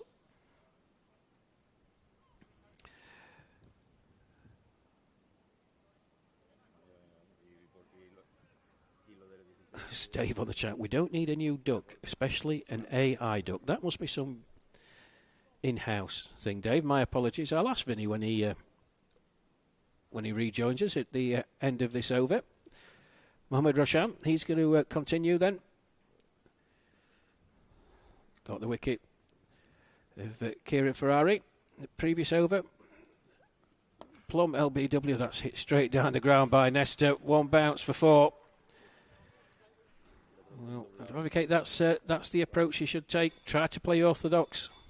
In the last over from Bruce and was beaten by 3 very, very good deliveries, trying to play orthodox cricket. He's a big man, can strike the ball very powerfully. Just demonstrated their orthodox cricket shot, but played with intent. 8 for 1, the Pirates move on to.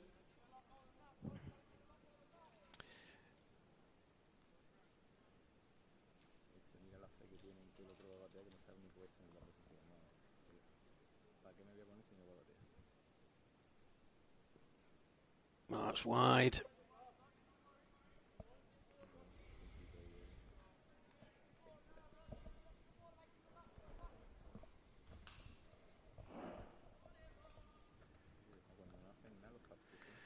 Ponty, Pirates need the wind in their sails. Keep them ponds coming, them Pirate ponds.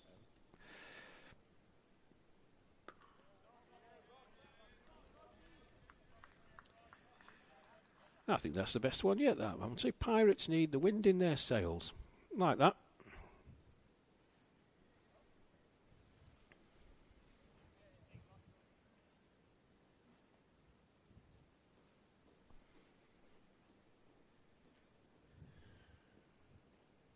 Oh, big swing. Yeah. Big swing. Good work by Anthony Hillman behind the stumps. Kenroy Nestor going for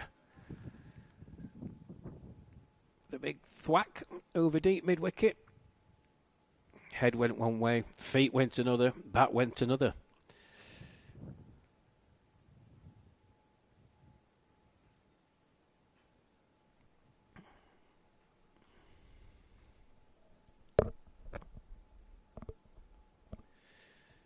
So midway through the third.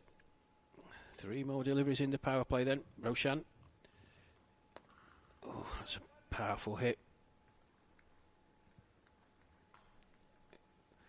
He's down the ground. Just for 1.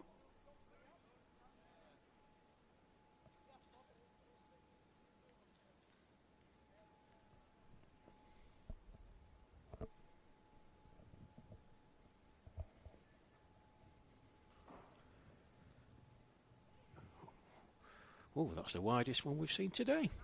Not quite sure what happened there. Just slipped out of Roshan's hand. We'll give him the benefit of the doubt. 12 for 1, the Pirates move on to 12%. As opposed to gone up to 14, 86% for the rugby club.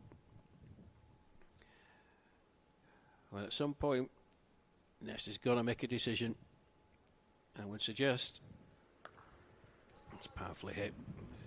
Good field placing straight to the fielder. On the boundary, the deep point boundary. Ones aren't going to get him there. 100 more runs required. It's 43 balls in that run rate, getting up towards 14. Certainly manageable in this form of cricket from what I've seen, but you really do need to start playing some shots. Oh, beaten this time. There's no real shot offered by Harry Pyle. The ball beats him outside the off stump. That's Roshan bowled out. 2 overs, 1 for 12.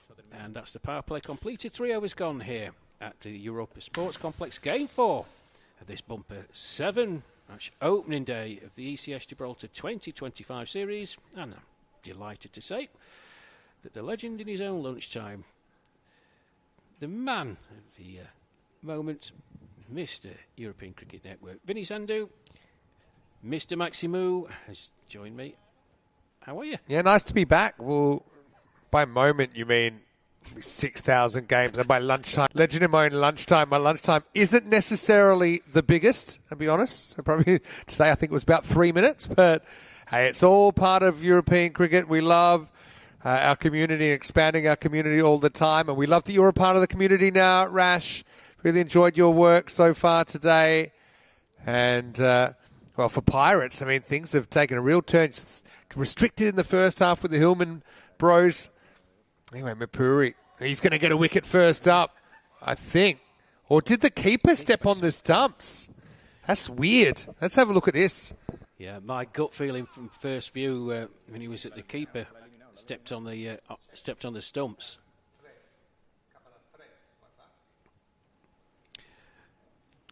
Yeah, I mean, it looked like a chop on to me. I just saw the stumps go down at the perfect moment. But it is possible a keeper can step on the base and knock the stumps over. Yeah. But, yeah, I mean, I think Kenroy, I mean, it's blessing in disguise, really, because Kenroy, he's one of those high-risk, high-return kind of players. Some days he just doesn't time the ball at all. And then other days he's unstoppable. And I've seen him do it at a high level as well. But just never ever got going, did he? Yeah, it was a bit hit and miss. I mean, Kabir Mirpuri, his last game, 2 overs, 2 wickets for 2. Absolutely outstanding. What's the decision? Let's have a look what we got here. I mean, I think, to me, it looked like just a regular chop on. And the keeper's feet are well back, so it's hard to believe he would step on the stumps. And I suppose we'll never know. The great mysteries of time. Well, what I can tell you, Brent Kay, he's a sleeping giant here. I think they can still win. Really? Honestly, I think they can still win. 107 overs, and he's got 135 pace. And he missed out last time. He's not going to miss out this time. He's going to get 4 runs first up. And Kay was a bit of a specialist down the order for Weybridge, but honestly, I think in their best order, I think he opens. I think they'll work that out sooner rather than later once they see what this guy can really do. Well, you've been advocated, haven't you? And you've been very vociferous in saying how good a player he is. And, I mean, that's just an orthodox proper cricket shot. Beautifully timed. Gets off the mark. Let's see, though. Time will tell. Mirpuri, first time he's gone to the boundary today. He certainly has. And that's just chopped into the onside with a single. But he bowled magnificently well in his first outing. Got to say, really impressed with him in the match against Gaming. I think almost everyone can bowl off spin okay, but not many can bowl it well. And there's a big difference when you're facing a genuine off spinner compared to a part timer. This looks like it might be the wicket replay. Yeah, it's just a regular chop on. And then I love he accused him of cheating, saying, "Hey, what are you doing?" I love that. Kenroy. Thing is, if Kenroy I'm a keeper. If Kenroy looked at me, I would have said sorry and put the bails back on. Gonna say, probably. He's quite an imposing presence. Yeah, as I said earlier on, he's a big unit, and I mean that in the nicest possible way. Pretty funny though that Kenroy disputing a bowled when he. I mean, my eyes saw it that way, and I think in the end it was that way. From what we know now. So Brent Kay. He must be a tired old boy though, Vinny. Shot. One bounce 4, then genuine sweep shot. Yeah, I think he'd be tired. I don't know if he's more tired from the 4-day group stage or whether he's more tired from his night in Spain. I guess time will tell. 'Cause I think he came over yesterday. Had a few. I wonder if he got delayed as well. I sat on the tarmac for a good 90 minutes. I think both Heathrow and Gatwick were affected by some system failures over the last. Or during the week, that's had a bit of a knock-on effect. Oh, that's gone big. Exhibit A, I told you that Kay is a bit of a sleeping giant in this lineup. Mirpuri, he goes the way that so many off-spinners did during the week as Kay takes him down to a degree, and at the end of the over, it is 30 for 2, and yeah, suddenly that worm's looking a bit more bullish, if that makes sense. Yeah, it certainly does. Well, can Brent Kay bring it home for his team? Going to take some effort, but you've seen 2 very, very good cricket shots from him. The first this could be a off the thriller. mark. Beautiful orthodox cut, and that just a genuine cricket stroke. So, yes, 83 of 36. Going to Dylan Taylor, who's come into the rugby side. Kind of used to it now. We've seen rugby a few times, but yeah, rugby is a place, obviously, in England where the sport rugby, the oval ball sport, got its name. But also there's a rugby club here. So I always wonder in Gibraltar, I think the cricket club has come out of the rugby players, I think. Anyway, here we go with Taylor.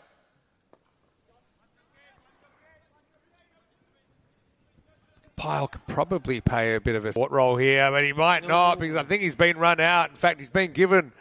So it's going to be a wicket. Just think there's some misunderstanding about what was going on with the running between the wickets.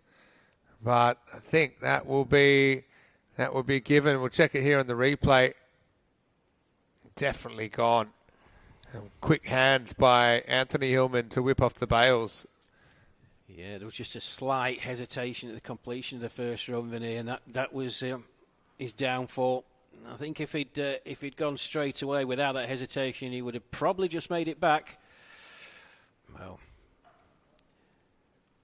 31 for 3 then. Yeah, bit of a disappointing finish. As Pyle will be the one who's run out. He's run out for 2. But again, maybe, with Pyle not really getting going, Grimes, I thought he batted well in the first game. Look, if they're going to win this game, I think this partnership's got to flourish. And you've got 2 in-form batters at the crease. I mean, I'm counting Kay's form from the England series as well. Kay, I think, becomes the first player to play 2 European cricket series at the same time because they're still in Weybridge. Yes, they are. They're still in it, and they played some very good cricket during the week. It's Grimes facing.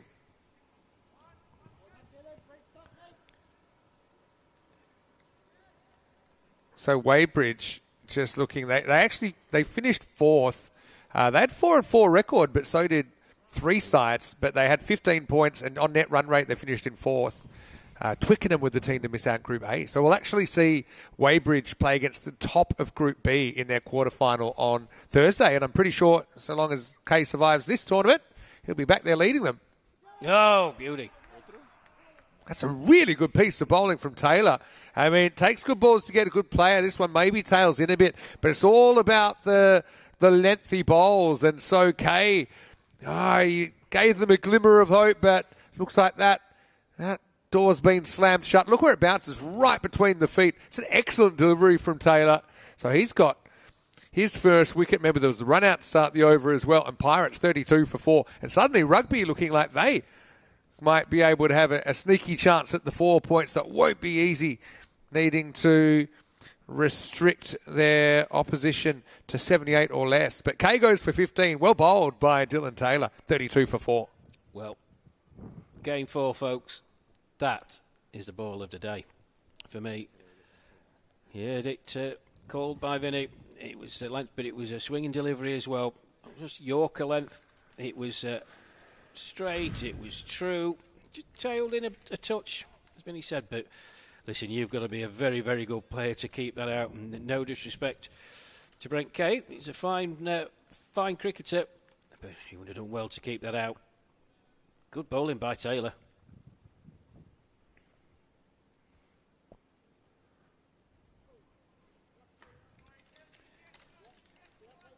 On that occasion, just straying down the leg side. So 1 more to the total, courtesy of a wide.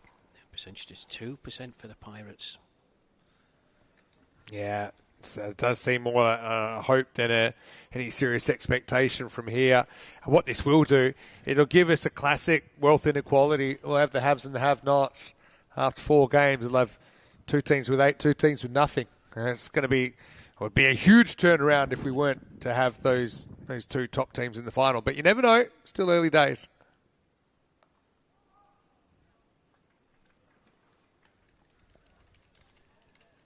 That's an orthodox cricket shot by Robeson. Dave Robeson just stood tall on the back foot. Back foot square drive. Whistled away for 4. Very welcome boundary.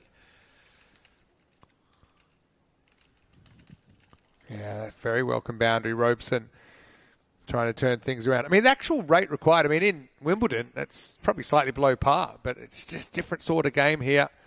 Feels like the bowlers have a bit more of a chance to shut these batters down.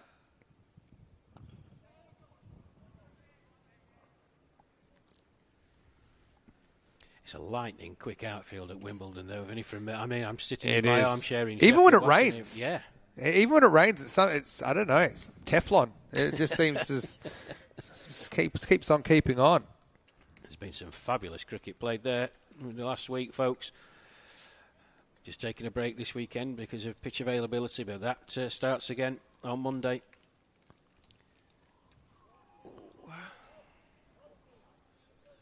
Yeah, swing and a miss. So Taylor, brilliant over. He's been a good inclusion, hasn't he, for Rugby and Pirates, 38 for 4. So, I mean, you double that, you get 76. They need 79 to at least take a point. So, yeah, it's looking like it's very possible here that the rugby team could also be taking Octopus. There's James Baisley, he plays for the Brisbane Heat, or has before, and also played in the World 11 at the Western Shield earlier in the year, and he's advertising the European Cricket Hindi channel. Why don't you join it on Telegram? Okay, so Mirpuri looks like he's going to get a second over. And now this is interesting. I mean, do you still have a crack at the game, 15 and over, or do you kind of take your medicine?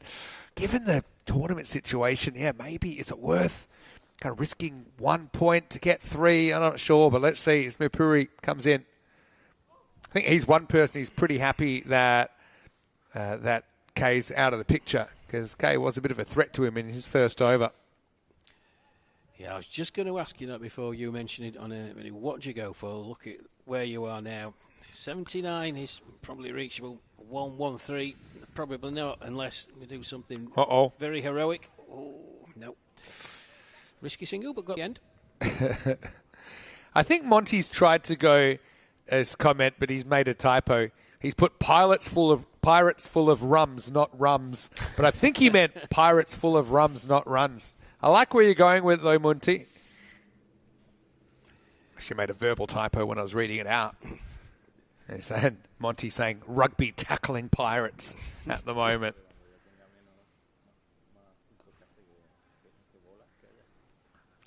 No, he's dropped it.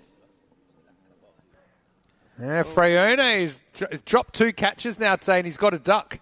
So, how's your day going on a scale of 1 to Julian Freyone? He's a very good player, by the way. Yeah, well, that one straight up in the air. Just had to backpedal a touch, but it's a regulation catch. He spills it. And a wide delivery to follow. Yeah, I mean, 16 and over. So, I mean, I often look at the batters at the crease. Between them, they're 8 off 7, these two, so they're going to have to up their game significantly.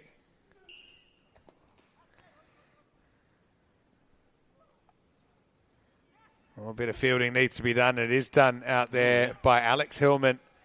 Oh, geez, yeah. That could be out as well, you know. What a throw. What a throw. Well, let's have a look at this. He's asking for the replay.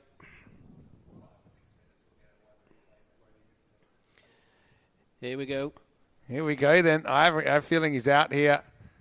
Oh, again, I'd love to get a freeze, but we never will. I just glancing at it, I think that's out, but the umpires have to make a call.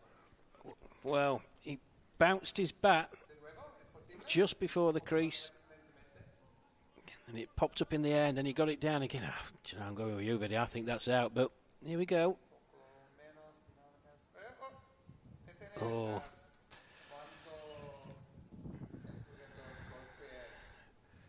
Well, decision made. Gets away with it. So, Robeson, he gets extra points for the dive for me. He's pulled out the big dive and he's made it home according, well, I suppose the umpires, they're not confident based on that replay that he's definitely out. On-field call was in. But anyway, that'll be the end of the over. So Mirpuri finishes 1 for 23. Still pretty good figures. And it's all the fours. 44 for 4 after 6 and 4 overs to go. I feel Robeson needed to do a bit of a twist at the end of that dive. We got more marks from the judges. We already saw what I called like a celebration floor routine from Dylan Henschel earlier on today. He transitioned. Thought maybe there's a whole sport in that. But anyway, yeah, 44 off 6. So going about 7 and over. I think now maybe you do just need to focus on that 79 and try and get there. Yep. 35 or 4 overs. Even that's more than the rate that they've been going so far. Well, it's highly unlikely that they're going to get to the 113. So, like you said, take your medicine. Try and get up to 79. Still going to take some effort, though. Oh, that might help. No, missed out. Full toss and missed by Robeson. Eyeing up the deep mid-wicket boundary. Just floated up by Hillman. Alex Hillman. But he missed out.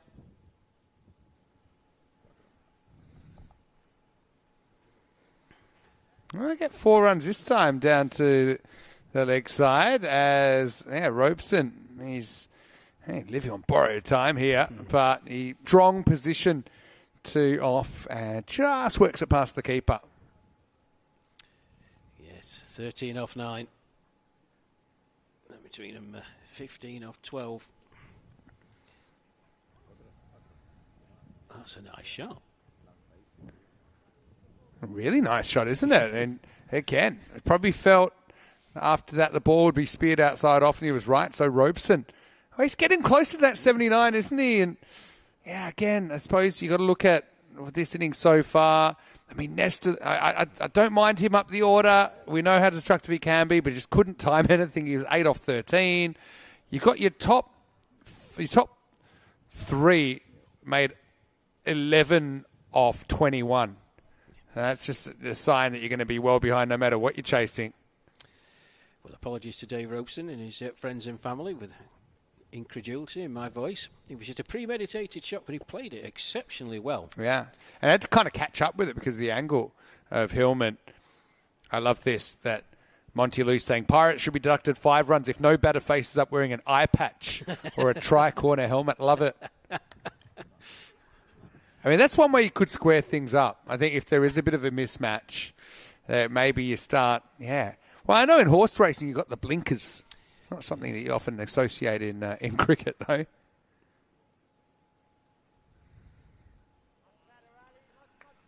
That's well bowled, actually. 50's come up for Pirates, but now I think we are looking at this total for a point.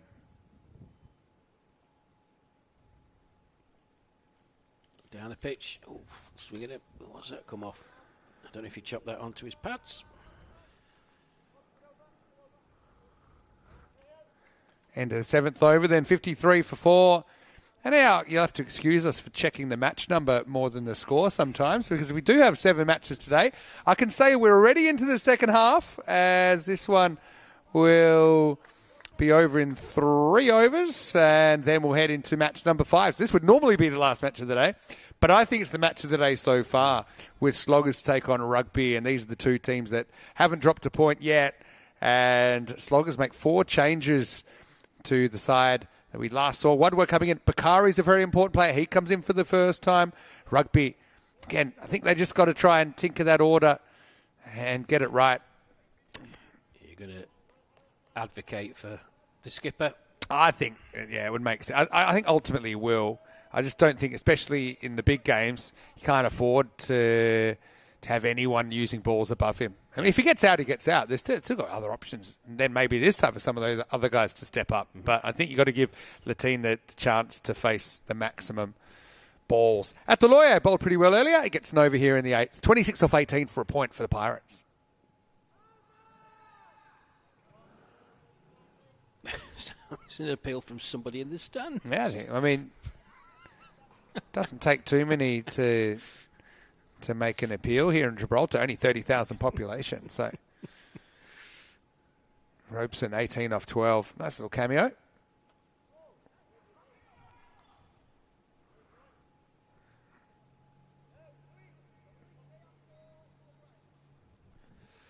And Grimes maybe batted well earlier, but he hasn't really had too much success in the 5 balls he's faced so far, just 2.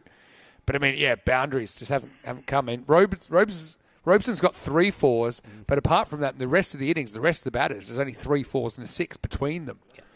And Robeson's batting 6.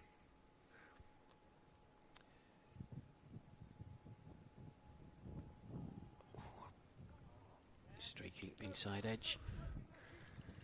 Gets a good little bit of in-swing, doesn't he, Ataloya? I think he'll enjoy bowling with the breeze, which is pretty significant left to right at the moment. I said earlier on, Vinny, when you were doing your myriad of administrative tasks, I met Ataloy earlier on. Oh, that's gone big. It's gone over the top, yeah. It's a good shot by Ropes, and just goes with it. Says, if you're going to use the breeze, I'll use the breeze. And that one just climbed over the fielder. Maximal 6 runs. Yeah, nice hit by Rosen. He's looking a bit more rosy. 18 off the 14 deliveries for a point.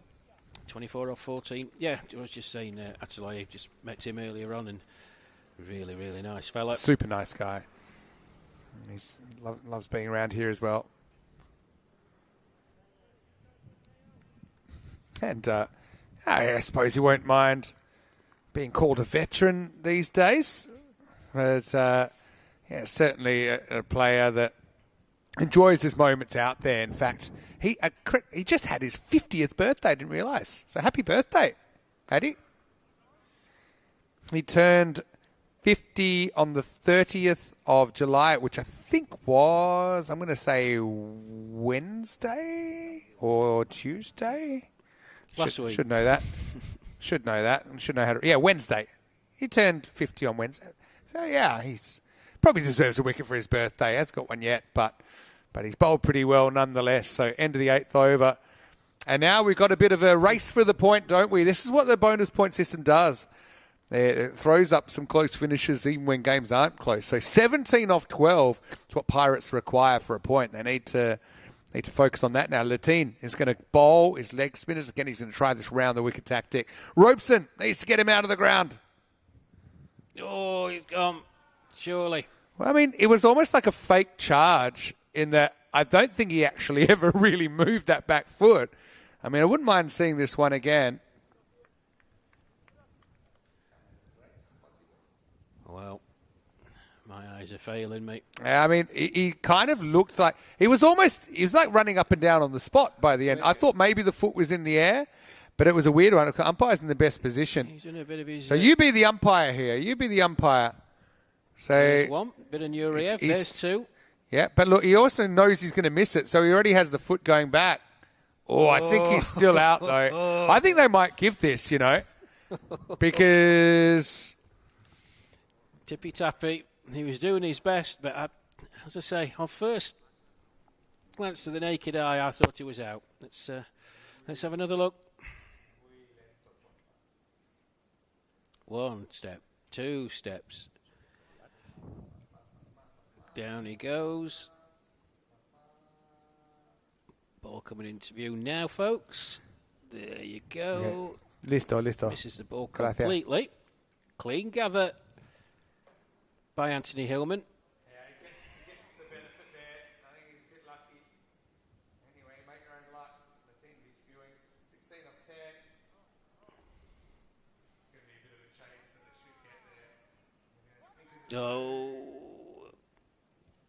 Yeah, he's made it home that time.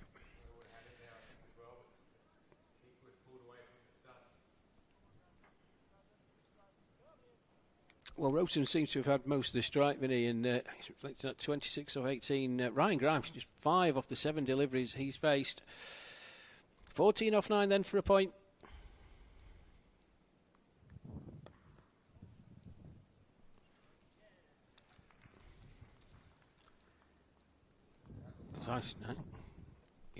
Yeah, it will be gone. Latine will have the wicket, so Grimes is going to go. Found it hard going. That's cricket, though, in the end, isn't it? As Mirpuri is going to do the business. And, yeah, Pirates looking good for the 4 points here. I mean, Ben Wood, I think, is likely the player to come out next.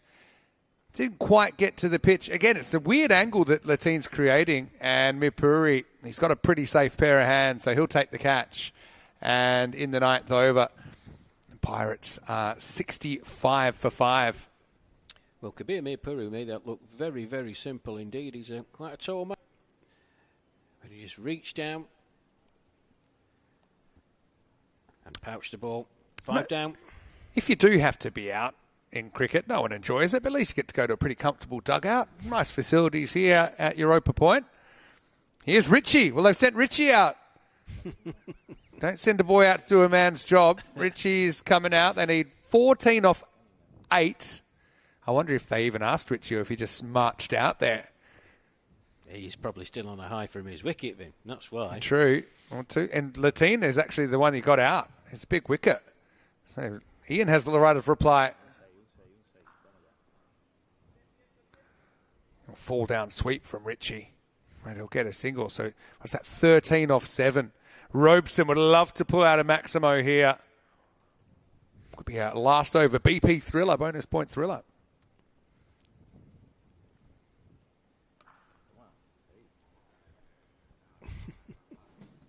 Oh. Yeah, he's done it. And he wanted a Maximo, he found it. Bit of friendly fire there, but Robeson gets Dorothy Dixer off the last ball of the ninth. We will go to the last over and fight for the point. We know where 3 of them are going. They're going to rugby, but where will that 4th point go? 72 for 5 after 9. 7 runs required. Again, Louis Bruce was brilliant in his over. He often would bowl the 10th. He only conceded 1. Other options there. I thought Taylor bowled a very good over. Obviously getting Brent Kay. That's funny. As much as we might be counting a team like the Pirates out, you look at their lineup. They could easily turn the corner, but they are going to have to catch up. It's a couple of these bonus points that they've let slip. But I won't not prepared to count them out of it yet. At the lawyer, wonder how he's feeling as a 50-year-old, as a 50-something. He's going to bowl the last over. So, yeah, basically it comes down to this. 7 runs to keep the point. Richie, of all people, Richie's on strike, batting 7. Some people said it was 4 spots too high, but he's out there. Here we go, 10th overtime.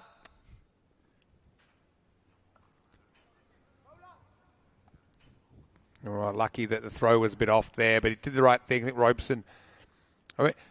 basically, one boundary, they should do it. You've got to find one boundary out of these 5 balls. Obviously, a 6 will definitely do it, but even if they get a 4... you'd have to say they're huge favourites. Would you class that as a victory if you're in the Pirates dugout? Moral victory. Oh, that'll do it. Yeah, Maximo time. Robeson has done very well there, so he's nursed the Pirates to a point. First time we've seen the point split 3-1 in the traditional fashion. Yeah, well done, Dave Robeson. Rode his luck a bit, but he's played some good cricket shots. Brute force when required, and a bit of finesse. And his reverse shot that went for 4 a few hours ago. Have some fun now. Yep. Robeson maybe could get a 50.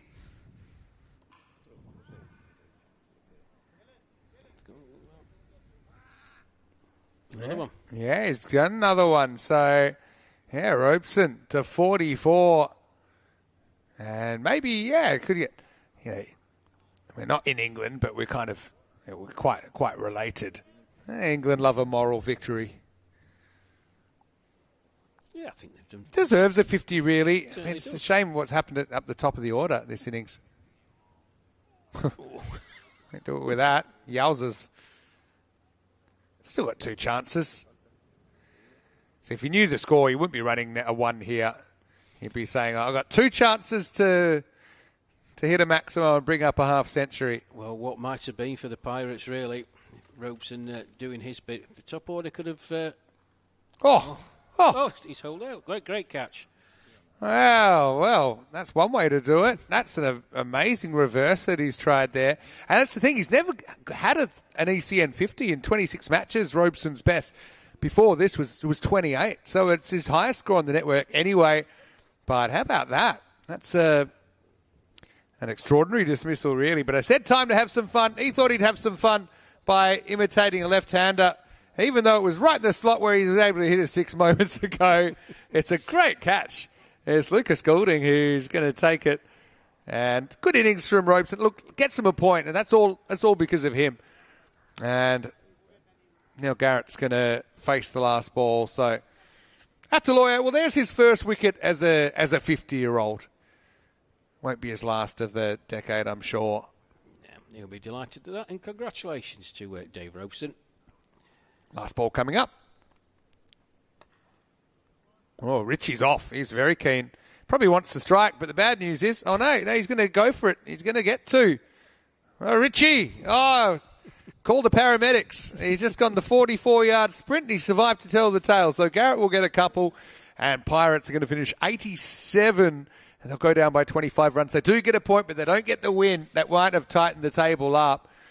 In the end, Rugby pretty dominant, but they'll have to settle for the 3 points. They have 7 out of a possible 8 so far, and they're going into a huge clash with Sloggers in the next game, which should start on time in about 25 minutes.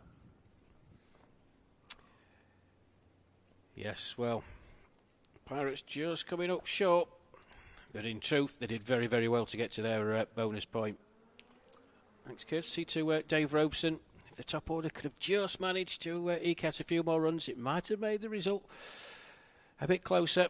You can see the boys, Richie Cunningham there. He'll be delighted with his wicket.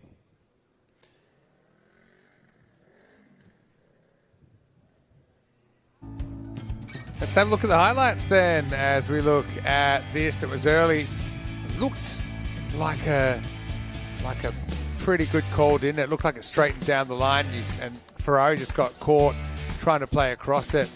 And yeah, we had a bit of chaos. You would expect that. But look, I think end of the day, Nesta didn't come off at the top of the order. I think I'd love to see Brent Kay going out and opening next game for Pirates. I know I keep talking him up, but I just think he's a quality player, and he's had to play in situations where he's already been under pressure. So I think a bit like talking about Latine batting higher, I think Kay is one that I'd love to see go to the top. But, you know, these wickets fell and kind of put the game to bed, but there was always the question of the point. There was a violent slide. Robeson was able to survive to tell the tale and go on to a pretty well-made 44, batting at number 6. So, I mean, he scored more runs than all the batters above him combined. And, yeah, Pirates, okay, they get the consolation point. This was Latine who was able to pick up that wicket of Grimes, but even Grimes didn't get going anything like he did earlier on in the day. And it was nice for Addy as well, who just had his 50th birthday during the week, picking up his first wicket of the series. And it was when it looked like Robeson was threatening to go to the 50, did go to 44 with that shot. And then, yeah, the old power stance, but nicely taken by Lucas in the circle. So, yeah, pretty entertaining game there. I mean, we still haven't had the real close one, have we? I mean, that one was looking close for the bonus point. Even that was sorted out in the last over. Quick look ahead to Sloggers versus Rugby. Top of the table clash, we now know, in match number 5, and it's coming up in about 24 minutes with Rugby winning the toss and electing to bowl. Let's have a look at the scorecard then.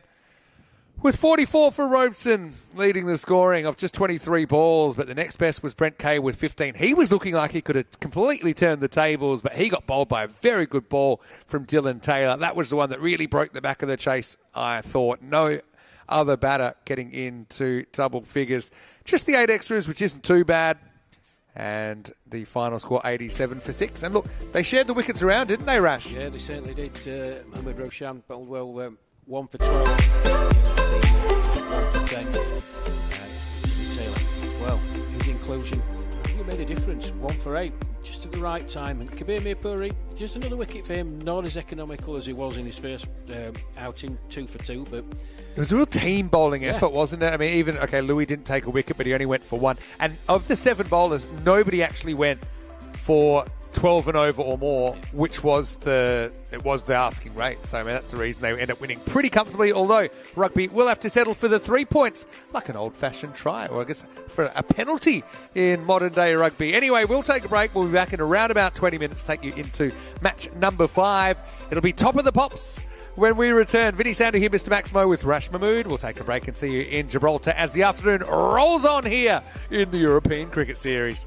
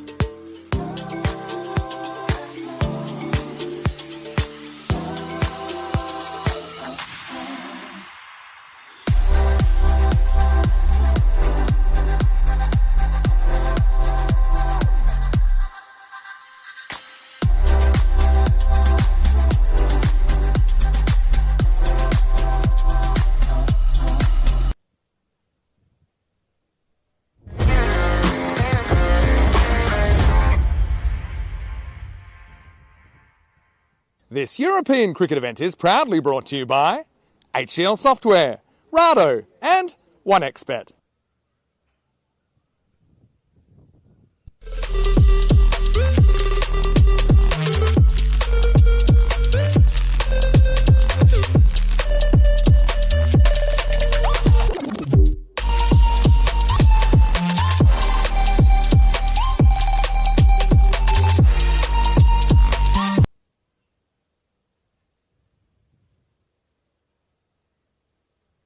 Hello and welcome back. Great to have your company. And believe it or not, we're over halfway through opening day, which is also the second last day of this European Cricket Series, Gibraltar. So we have match number 5 coming up. It's Sloggers versus Rugby, a top of the table clash. Let's see what happened at the coin toss a little while ago. Rugby is your call. Heads. Head is the call. It is Heads. We'll have a ball first. Rugby won the toss and decided to bowl first. Well, if that's Ian Latine's quicker ball, I hope he keeps it in the locker because he should stick to leg spin.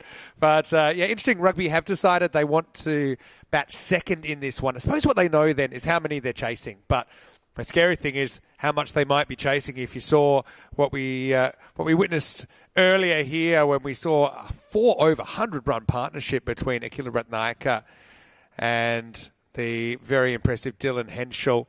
So, Mini Sandu here, Mr. Maximo. Arash Mahmood is with me for match 5. I know I've kind of enforced a bit of a curfew on him to get back after this game because I know that your lovely wife Mel's here and I want to make sure you get to see a little bit of Gibraltar. I know it's her first time here. So I'll be going into the night hours. But Rash, hey, this is the game we've been looking forward to, I think, ever since the start of the day when we saw these two teams. That's probably the two standouts on paper. Let's have a look at them. Yeah, thank you, Vinny. Hello again, everybody. And yes, I'll be taking a break after this. It's been a thoroughly enjoyable afternoon. Game 5 of 7. Where did you get the stamina from, Yeah. Mr. Maximu? Well, I don't know. I think I often think it's a little bit like, someone that runs a marathon there that you train up to it and then you just kind of get in the rhythm. Slog is 81%. Yeah, maybe a little bit surprising given that rugby have 7 points out of 8, but I just think Sloggers, maybe just the way they've done it. And they looked like a very complete team, don't they? Pace bowlers, spin bowlers and hard-hitting bats. Yeah, I was just going to say, for me, it's the opening two have really set the tone, but when they've come out as a fielding unit, it's the variation of bowling styles. The third match I was out there in Dylan Henshaw, he was absolutely wanging that ball down. He's a young man that need to keep an eye on because that ball was really travelling. The skipper AJ Andrew James was taking it way in front of his face, well above waist height, genuine quick, but he's a very, very talented young man. And some of the shots that he's played, Vinny, have been orthodox cricket shot. Likes to hold the pose though, doesn't he? Yeah, and why not? I mean, if you can hit it that well, he's batted really well. But I think for both these sides, they're the sternest test that they're going to have so far, that they will have had so far. So I think it's a good chance for them to know where they're at. And look, I know a lot can still happen, and we're not even halfway through the qualifying games, but the way the table looks at the moment, it certainly would be very surprising if this wasn't the final. Probably Pirates for me. I still think they could turn a corner. They could go on a run, and if that was to coincide with a bit of a dip in form with one of these two teams, then potentially, you could see the Pirates sneaking in there. Gaming, I know, okay, they've only played 2 of their out 6 games, so they don't have a point, which hurts them, but I think the Pirates, that point that they got in the last game might turn out to be quite important if they can turn. Yeah, I think it's crucial, and Dave Robeson, well done to him. He was the mainstay to get the Pirates up to that 1 point. You asked me right at the top of the broadcast, Vinny, some of my expectations coming here. First time, it's a new event for me. 45 over cricket, international cricket is my bag with the over 60s for England. What I will say is the thing that's impressed me more than anything is the young talent on display. Yeah. And there's some seriously good talent here. I have been watching, and I've seen the series down in Wimbledon, which has been very, very enjoyable. So that was over my expectations. But one thing I was looking forward to seeing, and I've got to say it hasn't disappointed me, is the variety of shots. Yeah. And we've seen all sorts in the 4 matches so far. We saw Dave Robeson, orthodox right-handed batsman, balls halfway down the wicket, changed to a left-hander. Made pretty good contact, actually, but Lewis Golding took a very nice catch. As Mr. Roshan bowled well last time, starts us off. Yeah, he's got the angular run-up, as we mentioned a couple of times, but Ratnaika is going to pick up where he left off in the last game, and he's going to casually pop the first ball out of the ground. Maximo! How many games have you commentated where the first ball's gone for 6? I'm guessing not too many. Not too many, no. But Ratnaika just starting off as he did in the previous game. You've really got the license, though. It's a fear-free kind of approach you've got to have. You look at their batting. Actually, I mean, they've got plenty of options with the batting order as well. I thought they might have mixed it up here, but I think they stick to it. And remember, you'll play each of the other teams 3 times. So this is their first meeting. So I'll also be kind of logging the mini-series, the different mini-series we have to see, who gets the chocolates there. And, of course, the top 2 teams will play in the final tomorrow night. Well, a win by the Sloggers and a win in their final game. we'll probably see them there, I would have thought, Vinny, as a wide by Roshan. Yeah, and I suppose we're not expecting any weather. I mean, the good news is at this time of year, I think the expected rainfall for the month is 0, so that's good. But yeah, certainly something that will. You'd want to go in as the top seed. I'll go out. That caused a delay more. Anyway, Rathnayaka is going to be he's at risk there, and you might not get too many chances to get these two. Had one something to aim at, but couldn't quite hit the target. A chance goes begging, albeit a tough one for Rugby CC. Yeah, good pick up out there. Direct it, and he's gone. Hello to everyone in the chat as well. Hello to Phil G. Good to see you. And Phil's saying hi to you as well, Rash. Hello, Phil. Phil is one of our regulars in the commentary box now, and he's based in Prague, a bit like me. People are saying if you want a commentary job, just move to Prague. Everyone seems to be. It's just a coincidence. We've had a couple lately. Shoban has moved from India. He's actually commentated a fair bit in India and even in Bangladesh. He's now living in Prague. We've got Danny and Phil who actually pretty much live in the same street as where I live now. So just a coincidence. It's a little commune. But I do recommend it. I mean, I've bounced around a bit. Obviously, don't get too much time off to be back there. Here's Henschel facing up. And it's a bit of a look-away slap shot. It could be gone, and it will be gone. That's a big moment early on in this one. Dylan Taylor takes the catch. Henschel was certainly rushed by that bouncer from Roshan. It was well-directed. But, we saw a half chance go begging. Well, that one does get taken. Excellent work by Dylan Taylor. And Sloggers lose an early wicket, 9 for 1. Yeah, it just started climbing on Dylan Henschel. He misses out, but well done, Dylan Taylor. We saw him in the previous game. Good wicket that he got with an in-swinging Yorker. That's a very, very well-judged catch indeed. 9 for 1 then, the Sloggers. You feel like Taylor had time to understand the gravity of the situation as well, and knew if we drop this, it's probably not going to end well for us. But he had to make a decision. Does he turn and go with the flight, or does he stay square with the ball? He decided to keep facing the ball, didn't he? Yeah, it's excellent decision-making because, as Vinny's expertly said, you've got one or two choices. He made the choice that was right for him and right for his team. Well, it's a great start. The rugby club rid of the very, very dangerous Dylan Henschel. 9 for 1 then. So Man of Night comes out at number 3 again. He's had a bit more of a leading role with the bat. Still hasn't hit his growth spurt, but when he does, he'll be hitting balls over the roof here at Europa Point. Hello to his dad, Samir, as well, who is the Gibraltarian national coach for the men and the women, currently in Estonia with the Estonian women's team, but I know he'll be watching on. Well, Manava's looked very, very impressive. As Vinny mentioned, he's been playing in a higher grade. And he needs a few more Weetabix to put a bit of bulk on, but when he does... We mentioned this a few times off air, but Manav being part of the Blue Crew, we actually played squash. I can say it. Let me try again. Squash. That's classic Game 5 tongue-tiedness. First, we'll let him face this one. He's going to play it fairly correctly, but overcommit. That would have been out as well. So Rathnayaka could have been run out twice in the first over. This time it was a bit of a better look at the stumps, but he will survive. Yeah, so Manav played squash against me early last year. And he hadn't played much, but I'm not great, but it was a good fun game. But he made the mistake of running in front of me when I was about to play my shot. And let's just say it was ball to head to roof off Manav. And I just noticed ever since then he's been batting a lot better. So maybe it helped clear his mind. Anyway, end of the first over. Pretty eventful. We had 2 run-out opportunities and a catch. The catch was taken. The run-outs weren't. And it's 9 for 1 after 1. Well, Richie's come in the box and Rashes hasn't missed a beat. Richie promised us 7 wickets. We've had 1 wicket. I will say the Latine wicket's probably worth 2. But, Richie is still maybe 6 more to go. I mean, and look, that's the thing. Plenty more games to go as well because Sloggers will play in Pirates, I should say, play in matches 6 and 7. So, a couple of cheeky 3-fers in you there, Richie. He wants a 5-fer. Fair enough.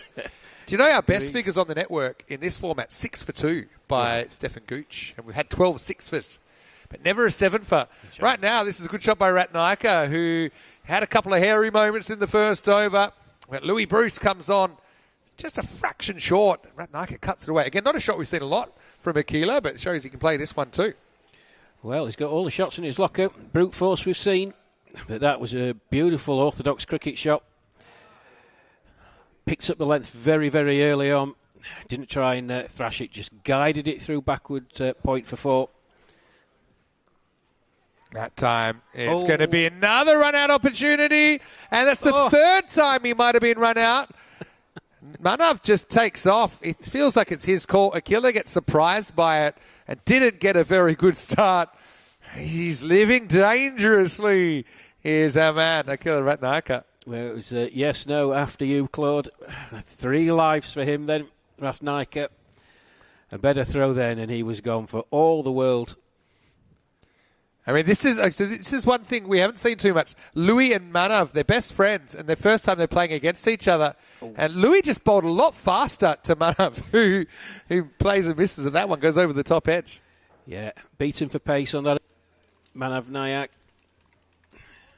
Good rivalry. These two young players, both very, very talented. I think Louis is going to be in here later on. Is that right, Vinny? Yeah, that's the plan, I think. Depending. But anyway, Manav's going to lay into him. And, well, it's kamikaze style fielding there at square leg. It's, Manav certainly got a fair bit of this. Fielder was able to smother it. Yeah, Dylan Taylor, he's in the thick of the action. Excellent bit of work there.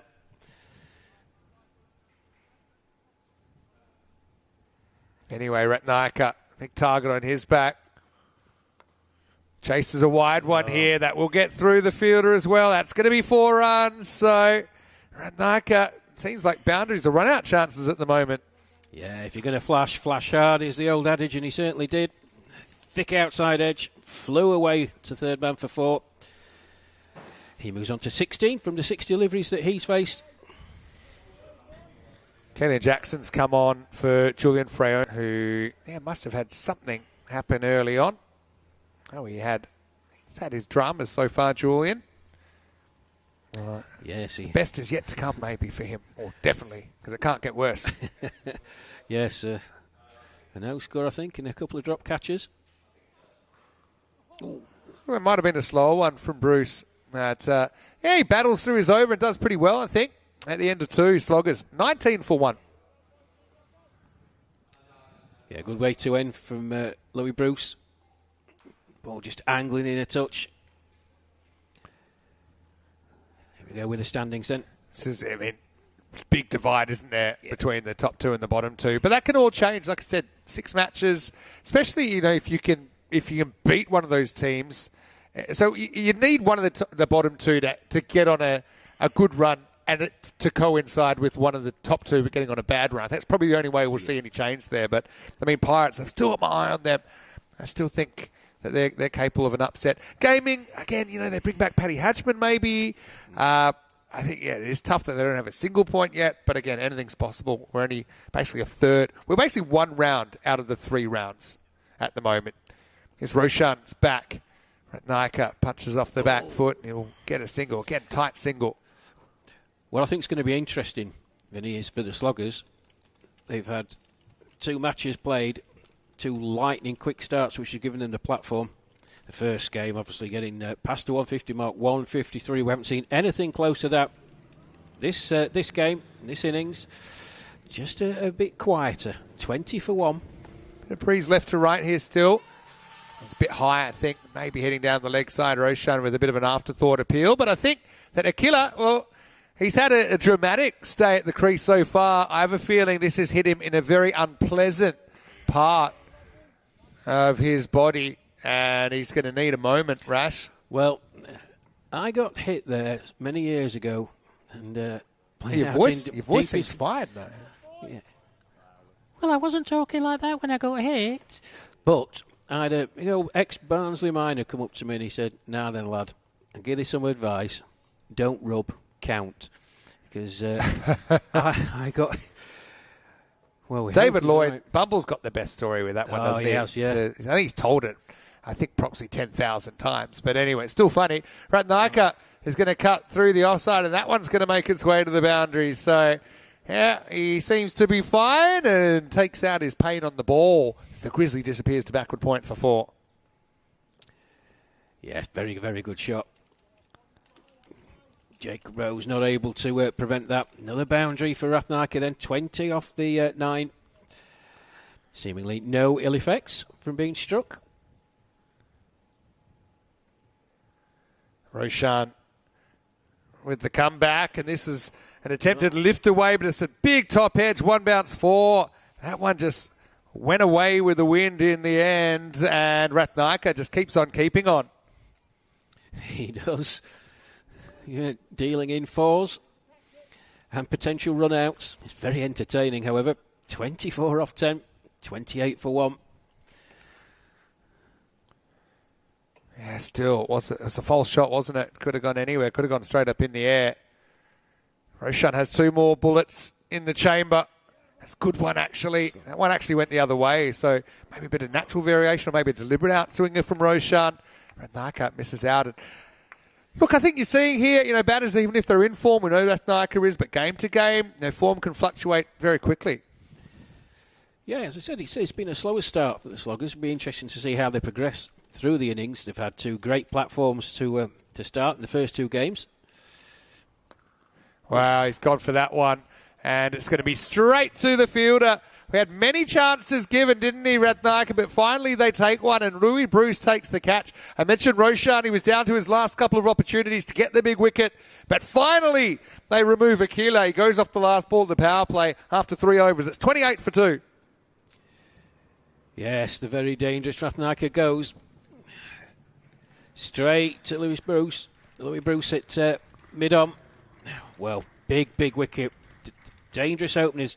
Dylan Henshaw and Akila Ratnaika both back in the hutch. 28 for 2. Yeah, so that's what they would have hoped. Yeah. And even having said that, the run rate's not out of control either. So Sloggers, they've actually, with that wicket, they go behind. Remember, they started about 80-20 favourites, didn't they? So Rugby with a real opportunity here, as this looks like it's Rishabh Wadwa who's come into the side. He's coming out at number 4. Won't be facing, though. Manav has been a bit slow to get going. Still is an aggressive runner, Manav, because before he was a big boundary hitter. I mean, that's how he was able to keep the score moving. But it'll be Murray to bowl. So, yeah, it'll be spinner against spinner here in over number 4. Well, Mir Puri, his first outing, 2 wickets for 2. Bowled well in the second game as well. One good over. Got a bit of tap in his second over. But I've liked his variation of pace. And he certainly gets some bounce for an off-spinner. He's a tall man. Going to be an interesting contest, this. It goes kind of pace on first up. Beautifully cut away. Bit of foot fielding. Oh, it's the old ABA. And I think they've only got 2. No, they've only got 2. I mean, they might have even had 3 there, but I think that's okay. That boundary stop. He kind of tapped it back, but it was still slowly moving towards the rope. Yeah, good work by those 2 out there. So the initial stop with the feet and the ball was spinning away towards the boundary. Good awareness just to flick the ball back before it reached the rope. And a good throw in. Saves 2.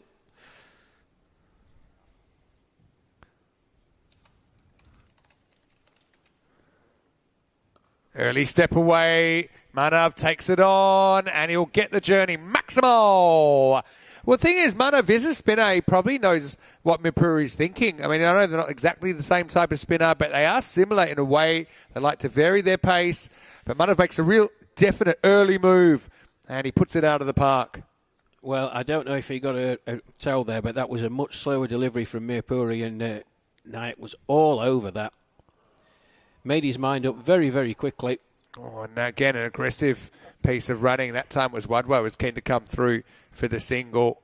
But yeah, we're in the Goldilocks zone. It's a good place to be, Rash. Yes, indeed.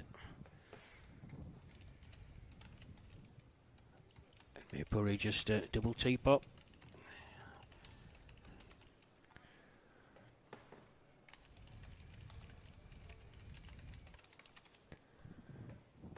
Tries to pull there. Wadwa faces his first ball.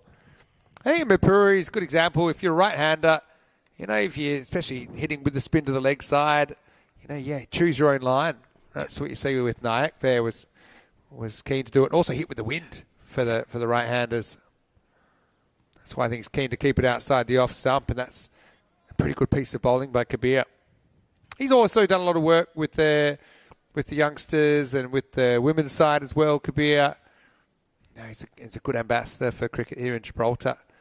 Last ball the over, and that one just drops in. He keeps it out. So, yeah, not a bad over at all, considering there was a 6 and it only goes for 9. And after 4 overs, Sloggers 37 for 2, and we're pretty close to an even coin toss. Yeah, good finish to the over from Kabir Mirpuri then. 3 dot balls to finish. He said that's 6. So good comeback from him. 37 for 2 then. Off the 4. The run rate is not excessive. I think the rugby club will be delighted. The state of play as we approach the halfway stage of the innings.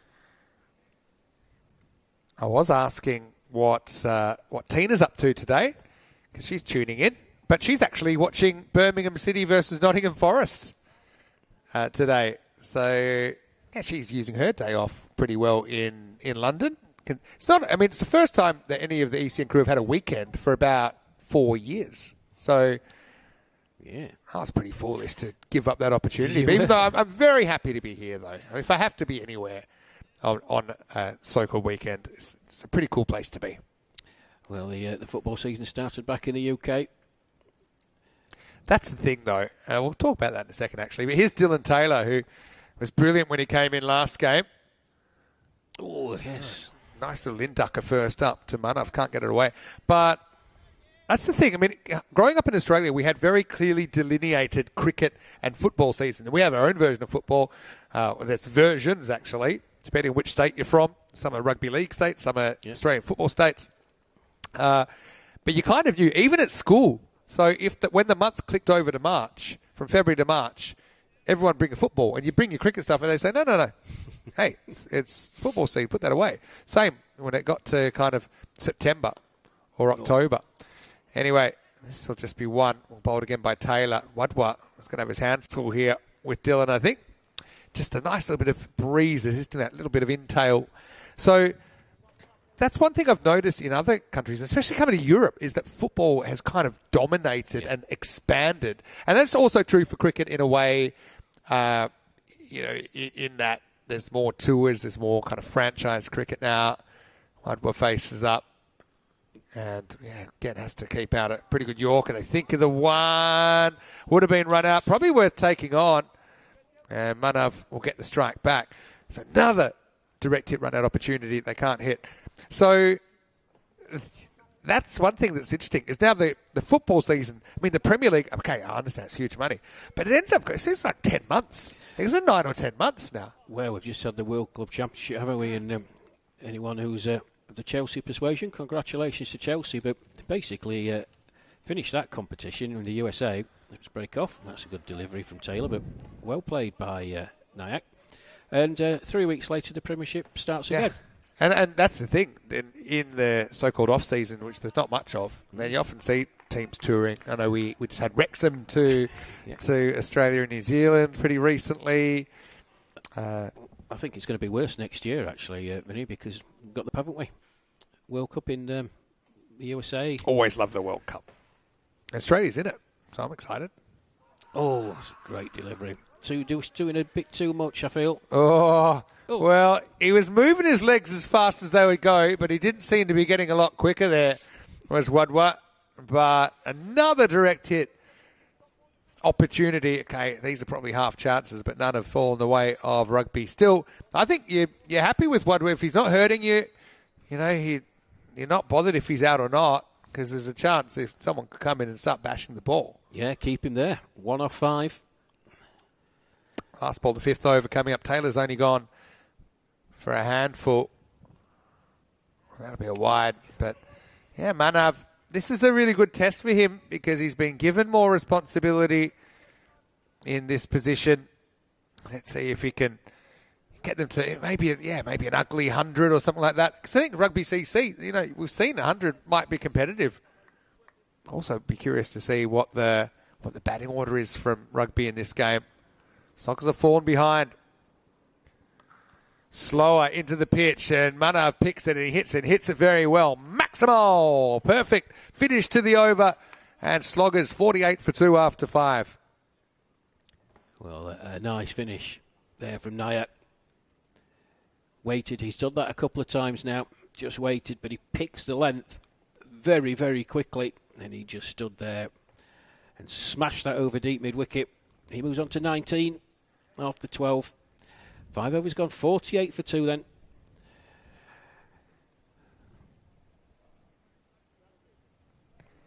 Yeah, Rudwa. He'll be hoping he can be a bit more than a batting partner. Or kind of. What would be your mindset? Would try and keep him on the strike as basically, if you can prevent boundaries, that's your best bet. I think with Wadwa, I'd be considering having like a mid-wicket there, maybe in the circle, maybe discouraging that single. Manav's pretty much going to run on contact, so you're also a chance to run him out. Don't forget, going to the keeper's end. So I probably would have an extra one in the circle. Mirpuri coming back, good one-on-one. This goes pace on, and I think that's a good result for rugby. I mean, expected score 100. They'd be thrilled considering that Sloggers got 104 overs in the previous game. But yeah, are we seeing a preview of the final? If it is a preview, then actually, whoever the finalists are, it'll be the 4th meeting that they will have had this weekend. Yeah, absolutely. Rudwa gets a bit more of this, but doesn't really leave the infield, just a single.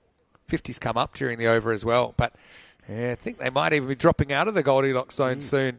Sloggers need to find some big hits. Well, you know this format better than me. Having had the 2, I wouldn't say blowout wins, but they certainly did it from the front. That's true. Pressure's a different kind of beast, isn't it? It is. And I think one thing that surprised me a lot as well is how 2 teams, one can blow the other out, and then it can be completely reversed. And it often can, at this level, depend on a couple of key players, if they go cheaply or if they don't. Can artificially inflate the margin. That's going to be 4. It's going to get over the top of the fielder in the circle, and Goulding's not going to have any chance to make the stop. But yeah, I mean, sometimes you can say, oh, well, these 2 teams are very, very unevenly matched. One team might be another by 100 runs, but then the next game, if 2 players fail that didn't, and vice versa, then you could have the other team winning by 100 runs. So it's just a very unpredictable format, and I think that's why it makes it so interesting to watch. Yeah, absolutely. Fascinating, really. Mipuri comes in again.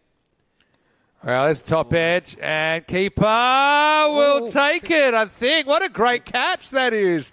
Anthony Hillman, the teenager, Mirpuri, with his regulation heart celebration. That's a brilliant catch. I mean, it's very hard under the helmet to pick up the line of the ball, but young Anthony Hillman, he's just realised, okay, that's mine. I don't think it's going to carry to the field. He goes one-handed. That's an absolute classic from Anthony. What a great moment for him on his first day in the ECN universe. And it's a handy wicket as well. 56 for 3.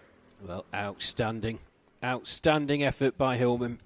I can tell you how, having played wicket-keeper myself, the early part of my cricketing career, how difficult that was, recognising where the ball went in the first instance and having the presence of mind to keep his eye on the ball. One-handed, stuck that right mitt out. Great catch. So, Wadwa goes. Caught Anthony Hillman off the bowling of Mirpuri. Another wicket for him. He's out for 7 after 9 deliveries. Yeah, that's a handy one, but I was wondering how Vaus might bat. And I guess we're about to find out. He's got 4 overs to play with. I mean, it looks like he's built to just smash the ball. But we know that sometimes bowlers struggle with the bat. Let's have a look. See, I mean, the fact they put him out at 5 obviously tells you a lot that they fancy him and ahead of some pretty good players as well. So it's going to be Hillman bowling. Alex Hillman, that is. So interesting. Yeah, Hillman bowling. I'm going to start with a full toss, but it'll only be a single. But, I mean, Alex Hillman, actually a pretty handy wicketkeeper. I mean, he's got 9 stumpings on the network, but obviously with his younger brother coming in, they fancy him in that position. It frees him up to bowl. But, yeah, we haven't seen him bowling before, Alex. But this is a huge swing. And, well, I think that Vals is going to make his intentions pretty clear. And we have a ball in the restricted zone. And it's the 12th man who's on. That's Keelan.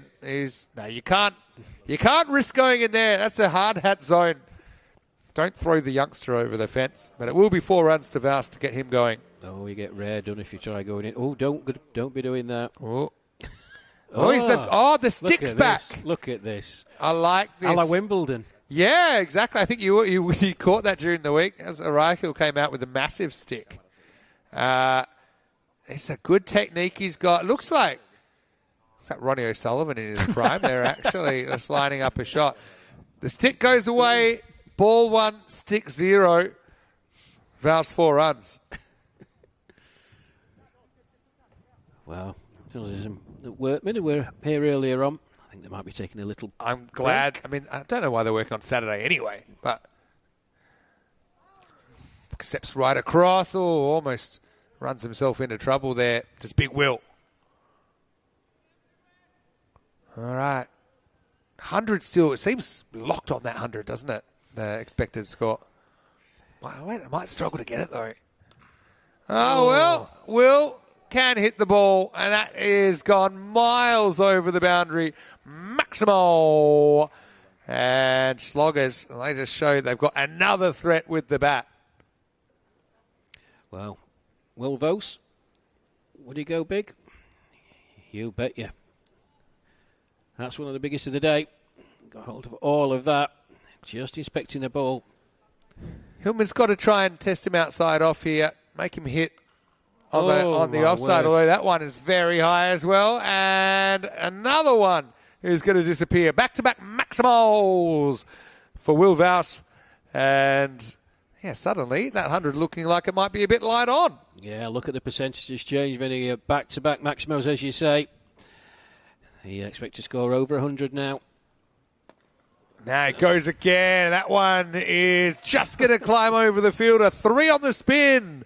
Vous finding his feet for a bit of a streaky one to get going. We go back to a 50-50 as we hit the end of the 7th over. 79 for 3. As Hillman's over goes magical from nowhere. And believe it or not, Will Vous has caught Manav Nayak on 22. 3 overs remaining in this innings. A reminder, we have 2 events in progress at the moment. Wimbledon just on hiatus for the weekend, but they'll be back on Monday. I'll be there on Wednesday to take you home in that one. Croatia, Norway, then Germany, Kiel, which is actually Tina's, very close to Tina's place of residence, but she's actually at the World Cup qualifiers with Germany, so unfortunately she won't be joining me for that one. And then Romania will be back there. Hopefully we won't have the kind of weather issues we had last time. We had 7 days lost to rain. But again, one of the things we pride ourselves at ECN is our kind of versatility. And they were able to reschedule that tournament to start, actually 6 days lost to rain. Started on the Sunday, it was meant to finish. They still got 4 days in and were able to have a European cricket series there. Because well done to everybody involved. Main thing is we just want to get cricket played. And the more cricket, the better as far as we're concerned. Louis Bruce, he gets another chance at his bestie. Here we go on over number 8. Bit of a miss hit first up. Well, Louis can run him out here. Oh, he won't. Another direct hit miss. That was a tough one. There'll be a bit of a smile between the two pals there. But would have been a satisfying one for Louis if he'd hit. Yeah, you can just tell by the big smile on his face. Half a chance. Very, very difficult. Did very well to field off his own bowling. Gather and turn. I feel like Manav's a good chance to bowl to Louis in the second innings as well. As Vous is going to step across. He's going to manoeuvre it to the leg side. Gets away from the fielder. Another boundary. And I think now we can call him a big right-handed all-rounder. Yeah, absolutely. That was very, very intelligent cricket. Having made his move across the crease from leg 2 off. Gave himself the angle and just flicked it away. Yes, he's certainly got the build. I think, Louis pretty experienced. I think I wouldn't mind him trying that shot, but I think you've got to get fuller. Don't give him any length to work with. Go for the Yorker. You know he's going to keep trying it. I think your best way to stop him scoring is probably to get him out. Also, maybe you can change the field, discourage a little bit, but just gave him the length to work with, and he dealt with it well. Fast to 26 now. Louis with the comeback ball.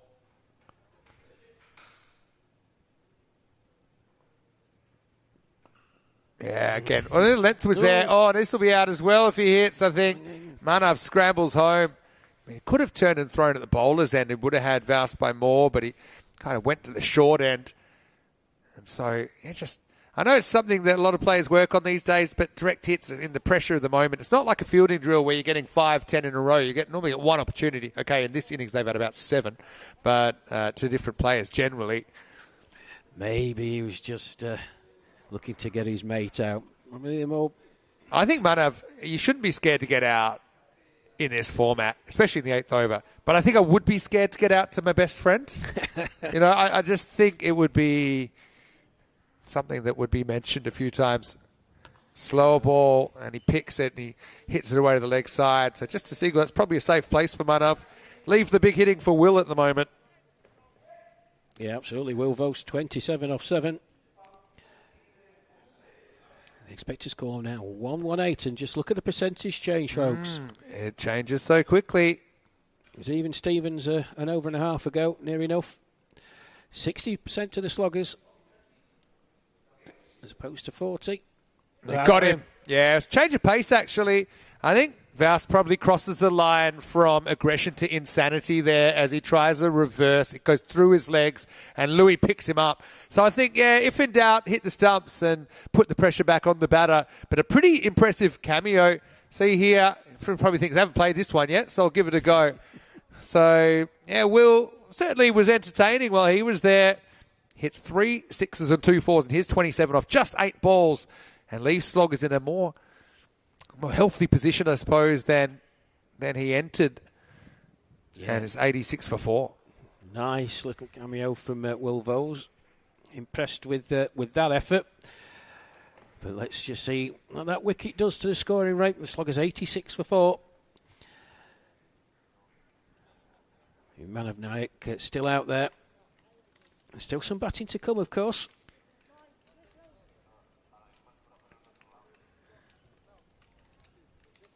Yeah, remember 60 seconds. A couple of batters have pushed it today. This is going to be Jawad Bakari. He's one of the few people to get obstructing the field. He got obstructing the field off a no ball here in, normal ECN things. As that's pretty well located from Louis. Goes full wide and gets a dot. So good fight back in the over. In the end, it only goes for 7. And sloggers 86 for 4. Yeah, weird dismissals. I mean, when we see so many dismissals, and also the types of dismissals with people trying things, you're going to see some strange things. Yeah, one that went a little bit viral recently was in the women's T20Is, where Teresa Kolchunova hit one. It went about 3-4 metres in front, and it actually bounced. I think it bounced on the pitch just. The keeper chased it looking for a catch, but it spun past the keeper and rolled into the wickets. And that was bowled. And it's a pretty rare one. And this is one that umpires like to always bring up. It's always part of their testing that I've heard. That if you were to hit the ball into the opposite wickets and it was to come back and hit your own wickets and no one touched it in between, you're actually out bowled according to the laws, which I've never seen, and I don't think we'll ever see it because you'd have to hit it. Seen that. But yeah, technically, if it hasn't hit another person, it's bowled. So there's something that put it on your bucket list. Anyway, Jacob Rose is going to get the 9th over as we have a 50-50 game. Well, Rash, I know this is your last one before you have a wonderful Saturday night, hopefully. I know you'll be back tomorrow, but we'd love to give you a close game. At the moment, this looks like it could be one. Well, it's setting up nicely, isn't it? The sloggers haven't got away. The rugby club, I think they've fought back well. That one's a fraction short. Nayak will pull it and get the one. So see if Bakari can get going here. Again, he's a very capable boundary hitter. What's the weirdest way you ever got out? Can you think of it? Yeah, I can actually. I got hit back in the days before helmets were mandatory. Being an opening batsman, soft cap on. Let's break off as Rose comes in, swing and a miss. And got a ball that sort of climbed on me. Took the peak of my hat. I move forward, hat comes off my head and hits the wicket. Oh, you're a hit wicket off. Oh, your cap hit the wicket. That's very rare. My cap hit the wicket. Again, you won't really see it too much these days. 'Cause, I mean, helmets are mandatory on ECN. Something I'm glad we brought in. If you see how often they be brought into play. Wow, that's way weirder than mine. I'm trying to think of mine. Oh, that one is lifted up. Probably because I got myself out so many times. But probably, now they're getting an overthrow. Airmail's over the keeper. Some work to do for Mirpuri out there. And now another aggressive throw comes into the bowler's end. Probably for me, I remember I got called up as well. I had to travel about 2 hours to the game. I wasn't expecting to. I think they had a keeper injury. And I got called up a grade. And I was actually batting pretty well. And then just classic off the bowler's fingertips. Yeah. I was just kind of perplexed. Frozen in time. This one isn't frozen. It's going to be carved up and over. Bakari, who does have a 50 on the network, batting 6 here. He's able to manoeuvre that one over the offside for 4. That's only one of the funniest things I've seen back in the days of village cricket. Raft of wickets going, someone's minding their own business in the changing room, feet up, suddenly gets called out. This big bloke comes out. There's a massive swipe down leg side. Gets a thick inside edge, starts running, and his box fell out of his trouser leg, and he's running. Oh, gee. And he managed to kick his box onto the wickets. Wow. That's amazing. That's probably the funniest thing I've seen on a cricket pitch. That's hilarious.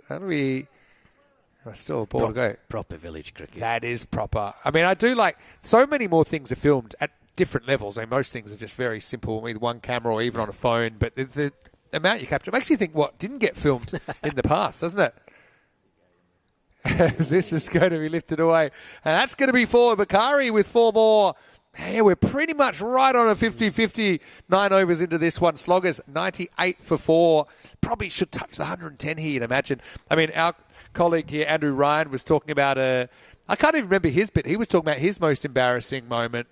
But he said, and it was pretty bad. But then he said, but it wasn't even the most embarrassing thing that happened to our team that day because a fielder down on the boundary needed to relieve himself after overhydrating during a long session. And he went and tried to be discreet, but a sudden change of wind blew it back onto his trousers, and he had to field with wet trousers. So the fact that I can't even remember, it actually came up with what's the most embarrassing thing you've seen. It's happened to you. And Andrew Rhino, he offered that one, but it wasn't even the funniest thing that happened that day. But anyway. That's fantastic. Yeah, nasty change of wind. Did you used to hear that one when you were young? They used to say, don't pull a face, the wind will change. Yes. And it'll stay like that. Oh, there's loads of those. Scientists are still, jury's out on that. Probably get science to prove anything these days. Anyway, 10th overtime. Here we go. And it's going to start with a step across. And again, bit of a leading edge there, but it will get to the boundary. Manav gets 4, and the 100 comes up for Sloggers. Yeah, it's not where he intended, Manav Nayak, but he'll take that. And as you say, we need the 100 up. Yeah. So, been impressed with Dylan Taylor, I've got to say. Yeah, I think he missed the first game because of work commitments. He's come in. He's got that big wicket of K, which I think, we'll never know what would have happened, but it might have even been a match-saving wicket earlier on. Nayak to 29, and he's going to step away, and he's going to get a big, big piece of this one. Maximo. Well, Manav, it's hard to make his own power, and he's going to He's going to just use the bowler's pace here. I've just got this one from Ben Wood, who just said, Gibraltarians say, don't let a fly pass your eye. I'll have to look up what that actually means. Don't let a fly pass your eye. Well, it rhymes, so I like it already. My wife's granddad had her say, if you can't fight, wear a big hat. I have no idea what that means. It means be extremely alert and observant, so don't miss even the smallest detail. Don't let a fly pass your eye. Thanks, Ben. Nice to have a drive-by comment from Ben. Oh, that's well hit again from Nyack. It's going to be going, and gone. Maximo. Yeah, you can see what he wants. He wants that leg side. I think for Taylor, I think you got the deep backward point in play. I'd be going full, I'd be going wide. I wouldn't be trying to give him that opportunity. But Manav's gone up a gear now. 114, and suddenly the sloggers are on top. They are. Dylan Taylor, he's still got that ball tailing in. Might be best served. Following your advice, Vinny, moving wide on the crease and getting that ball to come in a bit later. Takes away that leg side, but back to back. Very, very nice. He's taking a stance outside off, so that line will move slightly. Yeah. I like that he goes at the stumps there, but he just overdoes it. Bakari wants to sneak through for the extra run. So we've had different interpretations. The one that we're using at the moment is that the line belongs to the bowler. So if you can even get any of that tram line, then it won't be a wide. Yeah. But if the batter moves outside off stump, then however much they move outside off stump, that's how much the line should move. So you can see he was setting up there probably 2 stumps outside with his toes. So it gives the bowler a bit more wiggle room. I still think they're the best players just go forward at the stump. So we've seen that work plenty of times. Bakari misses out on this one, crashes into the pad. They'll get a leg by. So he looks like 120 here, which will be a pretty interesting chase for rugby. And one thing's for sure, they got to get Latine up opening the batting. Yeah, I'm just going to say he's looked a class act, the skipper, Ian Latine. But I think, the scale of things, the rugby boys will be very, very happy if they can keep this to 121-22. It's a good delivery. Able to get under it slightly, but not that much, and they'll have to settle for one. Late random question from Ray Tipping here. What's the strangest thing to stop play? Well, probably for me it was a swarm of bees, which actually made everyone very not tough very quickly, that swarm of bees. But probably here in Gibraltar, the power outage, the whole power in the country went out in the series, I think it was last year, and it turned out to be a golden ball. It was a reduced 7-over game, and it turned out to be a golden ball, so it was fate. Anyway, here we go, last. Well, I was going to say last ball, probably is. He was on the charge. It will be nicked for 4 by Bakari.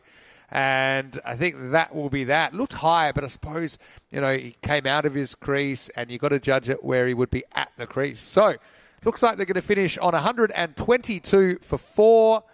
123, a testing chase for rugby. They'll just feel it got away a little bit. In fact, that last over went magical. 24 came off it. Yeah, 123 to win, but rugby in their first game did get up to 120 for 3, so they've certainly got the talent in the team to do it. I completely agree with you, Vinny. Ian Latine has got to open up.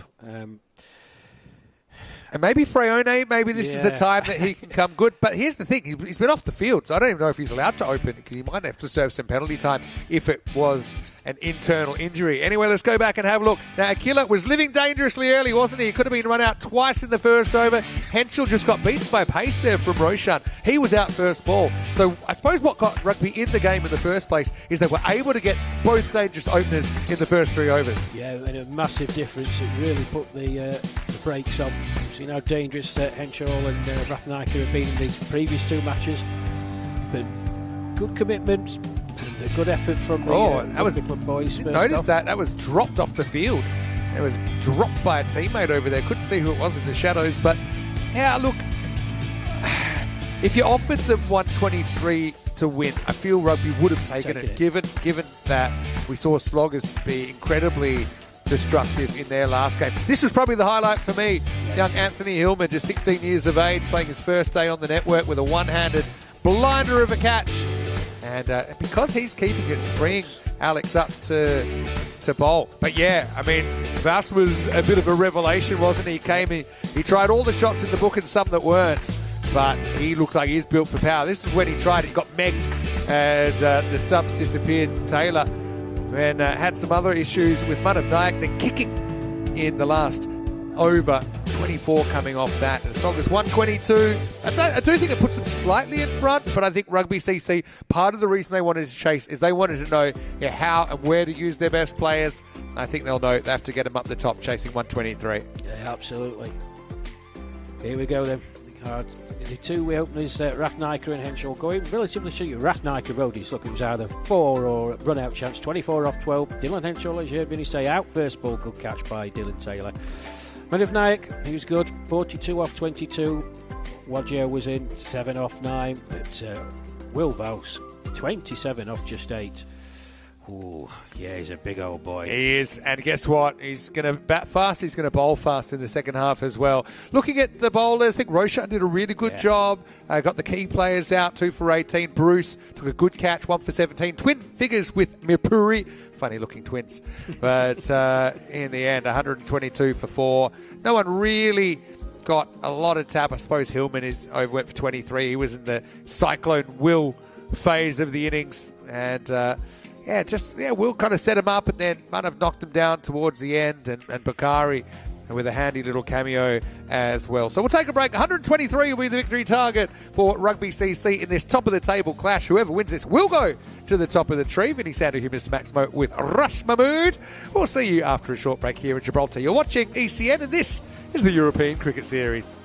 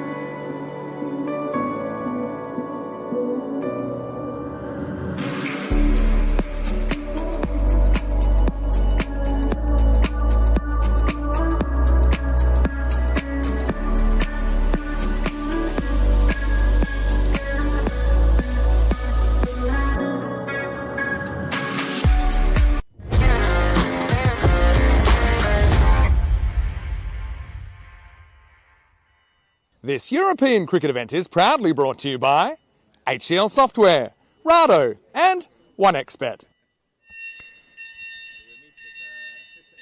Hello and welcome back. Well, that's good timing. This is the European Cricket Series and we know anything can happen in the European Cricket Series. We just had some sort of alarm going off, and it's an alarm that no one had ever heard before here in Gibraltar. So I was asking, what's going on? But I think we're okay. The alarm has stopped as we have a look at the bonus point equation. 122 scored by Sloggers in this one. So rugby, if they want to take a point out of this, they need to exceed 70%, and they would need to exceed 85%. Of course, if they get a real heater, about 17.5 and over, we'll see them take all 4 points and chase it in 7 overs. Finished out of here, Mr. Maximo. Got Rash Mahmood with me. Rash, welcome back. And, yeah, we think the rugby satisfied only chasing 123, but it looked like it could have been a bit less if it wasn't for that late over flurry. Yeah, absolutely. Hello again, everybody. I think, looking at Sloggers, they would have been absolutely delighted to get up to that total, because at one point it didn't look like they were. Rugby, on the other hand, yes, and slightly disappointed, just a couple of wayward overs at the end. But listen, they're well in this game. From what we've seen from the Sloggers so far, yeah, it's going to be game on. Interesting. It looks like, yeah, I mean, we thought we might see a change, and I think we have with what looks like Louis Bruce that's opening up, and Mirpuri. So, yeah, they haven't gone for Latine. I think he's just more comfortable at 3, but I suppose the difference with these two, I can see them striking at a better rate. So they're going to have a tough initiation, these two openers, with Henschel, and I'm guessing Varsler's going to open at not the other end here, because all our overs are from the one end, but you know what I mean. So rugby given 40% here, but a good power play could see this even tilting towards rugby CC. So I've got this as game of the day so far, and a good way for you to complete your first assignment on ECN is Henschel. And this one, how's the umpire thinking? He says, no, I think it gets a little bit of the line. Louis misses out in the cut shot. Yeah, I think it's going to be a good one. The closest game of the day for me, fingers crossed. Yeah, Henschel will give him that one. Bit of a loosener.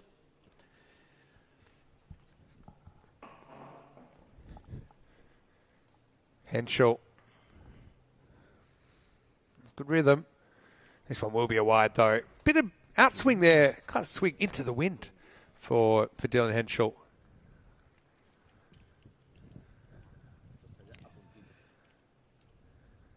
Louis Bruce on strike. You've seen him bat a few times, Vinny. What's his biggest attribute? I just think he's a good decision maker at the crease. And so he's got a good temperament for someone his age. He's been playing a lot of cricket. You mentioned that he likes playing for his university. He's going to university in Sussex. So he's got the break to come down here where he was born and where he was raised. I just think he's got a very solid technique. And he's very calm for someone his age. He's 20 now. I mean, when I first saw him, he was 16, but he was a real standout talent. Still is. Mirpuri is going to push a little bit inside out. Henschel, not the first time we've seen him go over in the follow through, and Henschel wouldn't play a lot of cricket on the artificial turf. I think for bowlers, it can be a bit challenging. They're used to having the spikes digging into the turf, and obviously you don't get that when you're in the rubber soles. That's a good point. Can take some adjustments, but Henschel, he's bowled with a lot of pace. The matches I've seen so far today. Attempted change up there, rolling off cutter, but just misses the mark. Yeah, I mean, I quite like this opening pair. I mean, I think you've got to also look at how things have gone today, and you're probably looking with an eye to, okay, if this is who you play in the final, who do you think's got what it takes to take on these opening bowlers? I think these two both do. But beaten by pace this time. Bruce just had a bit of an out of sorts time for Gibraltar in the recent T20I T20I Tri-Series in Bulgaria. So I bet he'd love to get some confidence back with the bat. There's always commentary for him. I think he's always got good observations. Louis loves his ECN cricket. We'll probably hear from him a little bit later if he's able. Then big no, good communication from Mimpuri. Said there's no run there. So, I mean, it starts at 12.3 and over required. Already it's gone up towards the 13. Henschel doing a good job. Yeah, good delivery, that.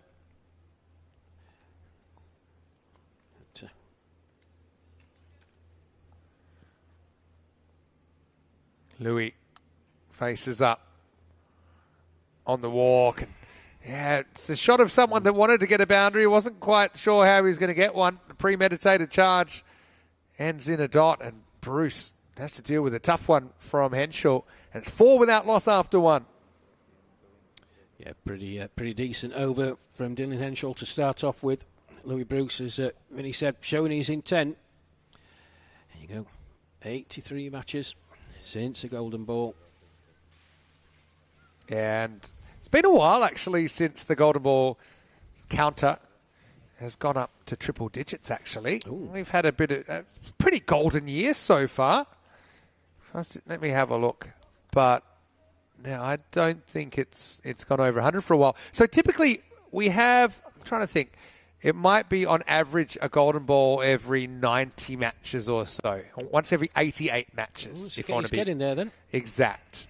But the only time it's gone over 100 matches this year is actually between the 5th and the 30th of April. We had 25 days between golden balls and 120 matches. Pardon me, there was another time between May and June. But it seems to have gone off a lot as Vaus comes into bowl the second over. So this is what it's gone off at this year. And we've had 18, how many golden balls this year?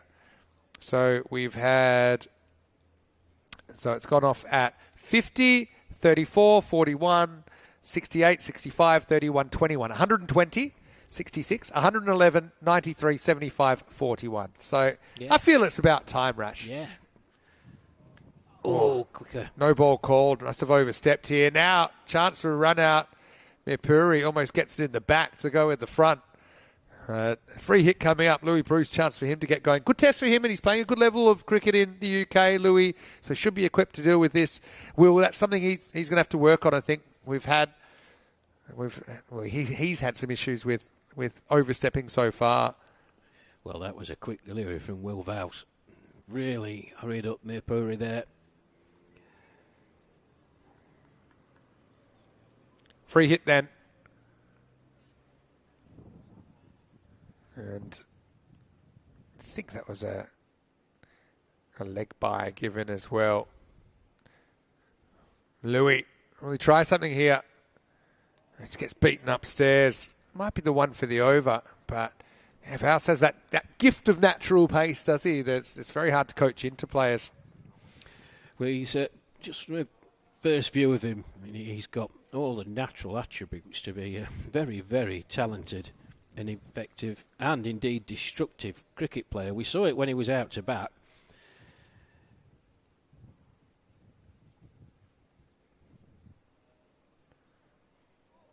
Thanks again. And this might be one of those ones that kind of, it's about chest high when it passes Bruce. But yeah, Bruce having a rough old time out there. Hasn't been too lucky on the cut. Maybe, yeah, I mean, there's a few things he could do. He could try and get outside the off stump, but I think he's just trying to get bat on ball. The other thing is they got the two deep third fielders, which means a little nudge isn't going to help him too much. I think it's time he has to make a move. Much as he wants to bat time here. That one is going to get away. Probably wasn't as well directed that time, the bouncer.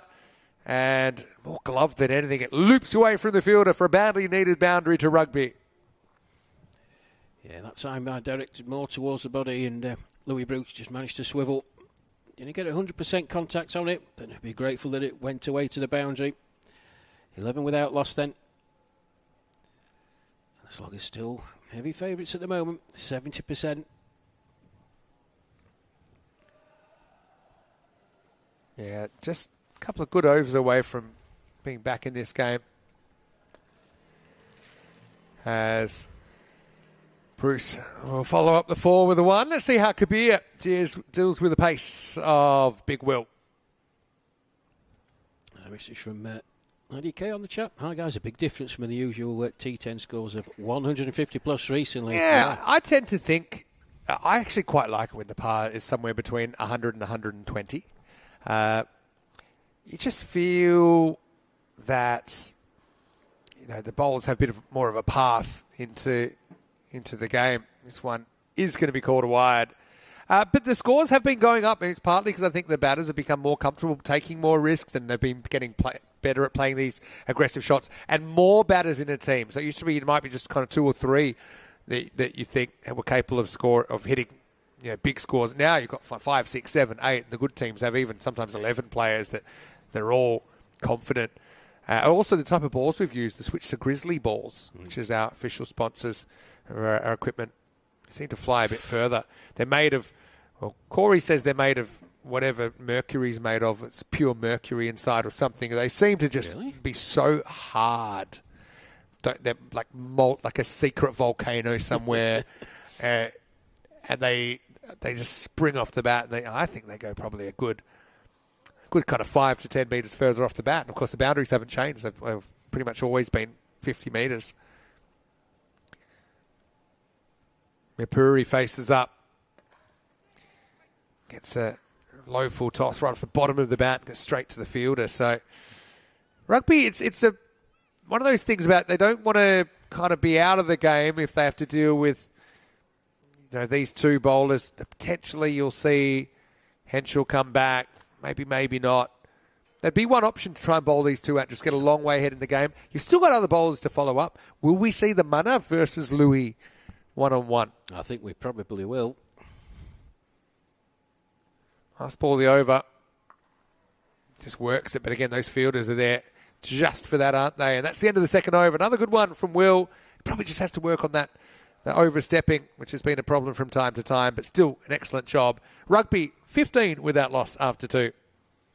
Yeah, a bit of a mixed bag. As you see the standings and you see how important this game is. Winner will go top of the table. And I won't say it's hard to see. Well, I will say it's hard to see whoever wins this game missing out, because already, the worst case, you're 3-3, and you've picked up, well, in Slogger's case, they picked up 2 bonus points, 2 bonus point wins. Rugby have picked up 1. So whoever wins this, it would be a dramatic turn that would see them miss out. Not impossible, but after the next game after this, we'll be exactly halfway through the qualifying matches. There are 12 qualifying matches, and then the 13th match is a final. Kulkarni's going to come on, so they are going to make a switch to spin after just 2 overs apace. He's going to come on with his left arm orthodox. Well, rugby, their 3rd and final game of the day. Chance to go top of the table. Ashwell Kulkarni then, as you heard Vinny say, he's bowled very well. Yeah, he's had some good performances so far. And I mentioned this breeze suits him. With that little bit of drift in, then potentially can turn it away. Mipuri on strike. And a swing and a miss. I think now, I think at the end of the power play, if these 2, for example, if they don't hit a boundary this over, I think you need to find a way to get Latine to the crease. Yeah. I mean, we're calling for him maybe up front. That one, again, hits the infielder. There seems to be so many balls hit at fielders. I suppose that's the thing in the power play. A good thing for the fielding side is they have 7 infielders. So there's less of those easy ones. Mipuri's going to charge this probably. No, he waits for it, and he's going to get it. Probably, not quite a goal. I think might have just missed. We might need a VAR for that one. But Mipuri will get his first boundary. Badly needed for rugby. Yes, a very welcome boundary indeed. They move on to 19 without loss. A bit short and a bit wide down the leg side from Kulkarni. And Mipuri was onto it. Dispatched it very nicely indeed, backwards a square. And I think if you've got 1 left for Dylan Henschel and 1 left for Will Vouse, you've got to choose your victim, shall we say. Kulkarni tosses it up. Nice piece of bowling, nice bit of flight, but it's met by Mipuri, and he finds the gap and finds the boundary. Good bowling, but even better batting. Yeah, very good. Waited on it when he saw it. Was a bit more loopy, but didn't panic. Knew what he wanted to do and dispatched it very nicely through mid-wicket. So back-to-back boundaries. Yeah, now's the time. Tossed up and hit back, hit very hard, and that'll be 4. But I don't mind Kulkarni here. He's trying to buy a wicket, really, trying to get an error, trying to get a miss hit out of Kabir. But that one turned out to be a bit of a half volley, and a confident forward stroke from Milpuri brings another boundary. Yep, 3 4s on the trot. It said you choose your victim. I mean it in the nicest possible way. Henshaw and Vow's probably not going to give you too much. Oh, goodness me. Yeah, jumps up. And Kulkarni has been good at getting that extra bit of bounce. Kind of trampolini type bounce out of this pitch. End of the power play. So 27 without loss. So it's not the worst power play we've ever seen.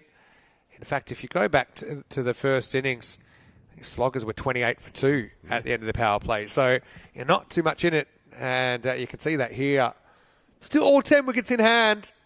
I think Sloggers have such a good bowling attack. I often say it, bat for show, bowl for dough in this format. And certain batters, they can win you matches, but it's bowlers, I think, that win your tournaments. Because in the end, if you're able to restrict in what is a pretty batting-friendly format, I think you go a long way to having success.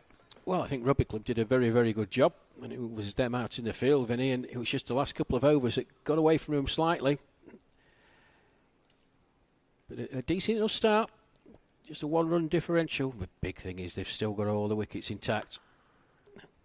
So, yeah, Manav comes on and he's going to go for 4 first ball. Or it could be an own goal there. Could be an own goal, Ratnaika. He's had a few things happen to him this game. Has to pick that one out of the back of the net. Louis Bruce will get 4. So we do get the Manav versus Louis. And Louis wasn't able to get Manav out. And he was able to get him away. Manav will have the right of reply. Now he steps forward and he elevates. He's going to get 4 more. Excellent batting. Good technical batting there from Louis Bruce. Well, this is the matchup that we wanted to see. Good mates. But, Louis Bruce winning so far. Back-to-back boundaries for him. Good comeback. A little bit flatter that time from Manav. And Bruce will take the single. Louis the Bruce, as he has become known in ECN circles. It's a bit like, Louis the Bruce. Like one of those medieval style names. I like it. Murpuri is going to dab this. Should get at least 2 here. That's if it doesn't go for 4. Oh, well. No, more fancy footwork. That's James Scott. A little bit of a trick. I think that's okay. And they will get 3. I mean, both these two pretty quick between the wickets. Rare 3. Yeah, very, very good footwork that by James Scott. Misfield first off. Didn't give it up.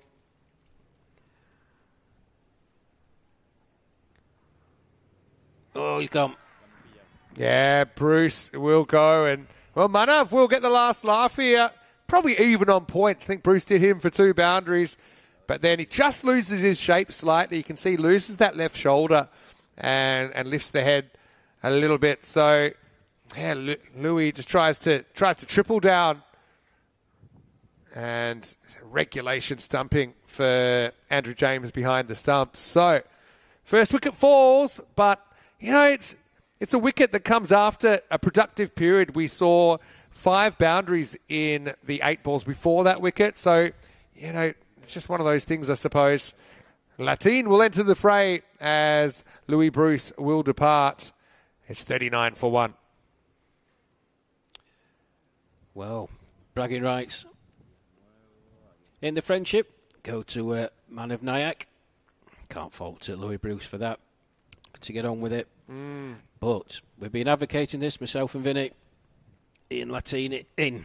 We've given him the big build-up. Can he deliver?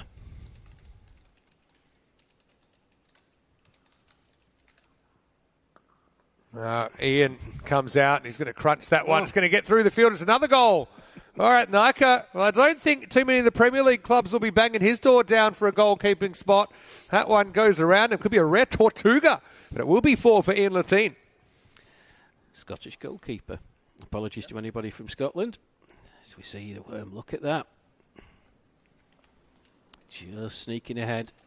Losing that first wicket. think we're going to be in for a real thriller here, folks. 43 for 1.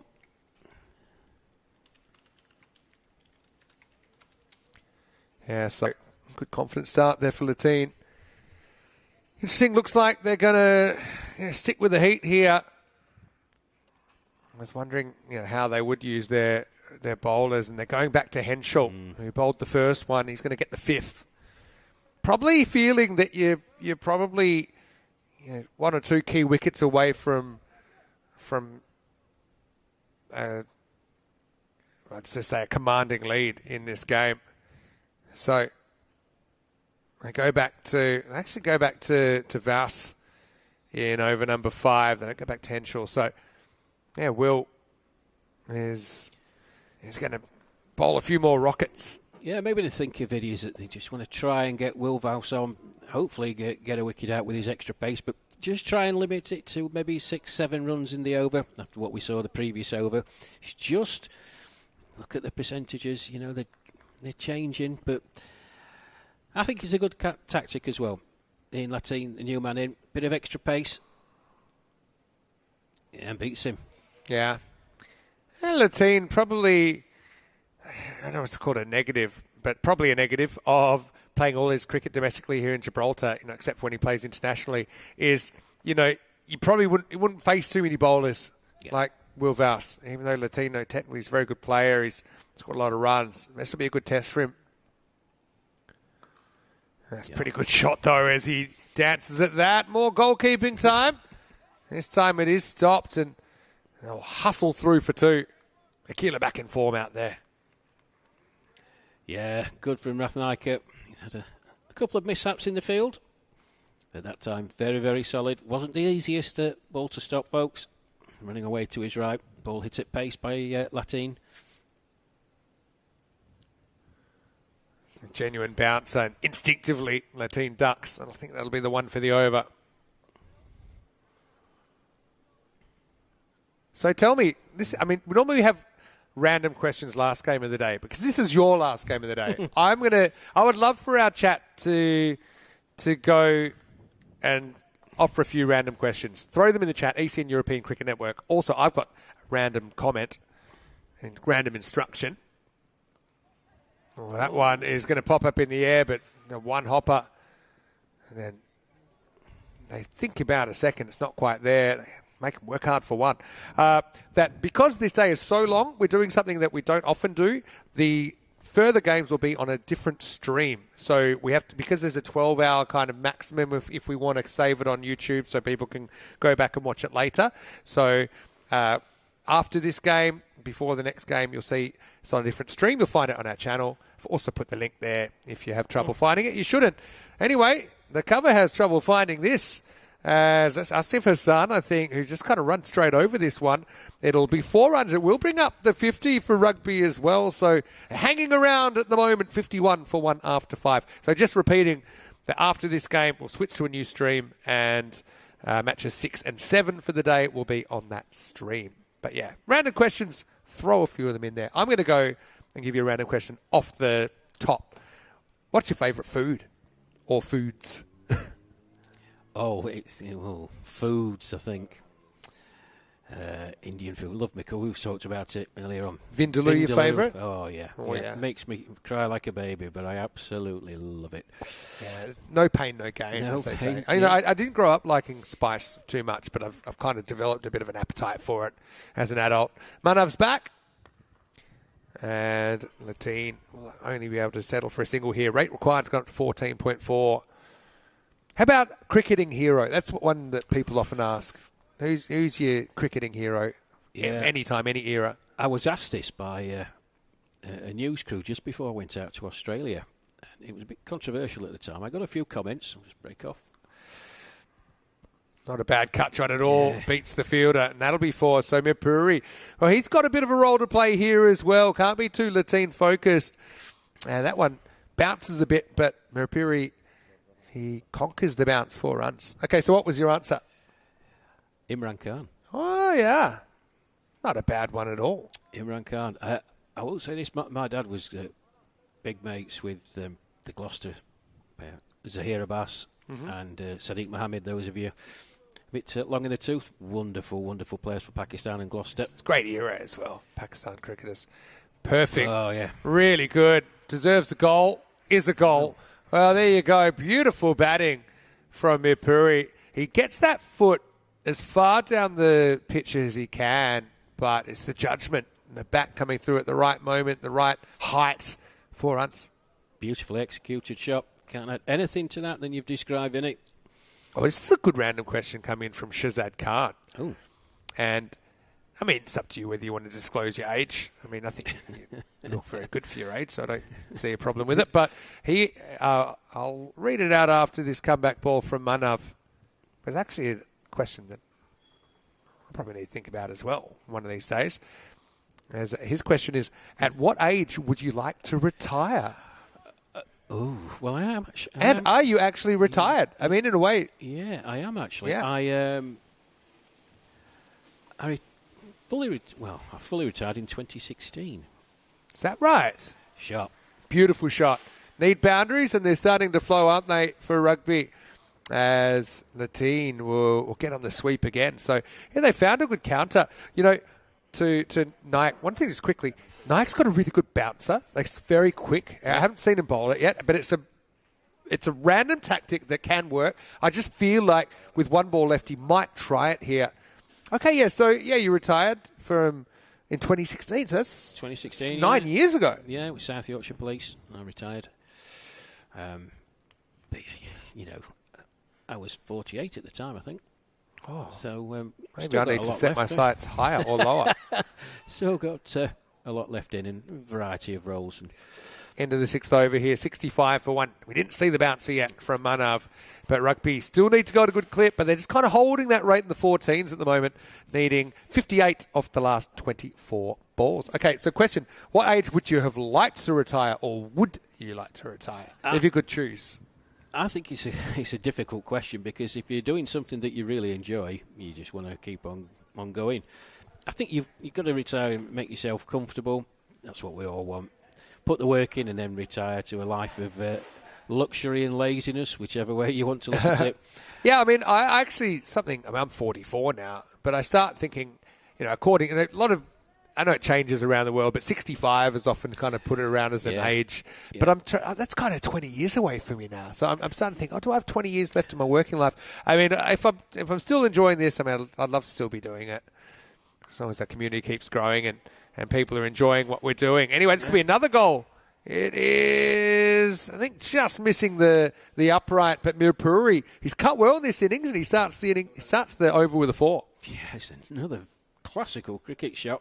And Shahzad, I hope that's answered it for you.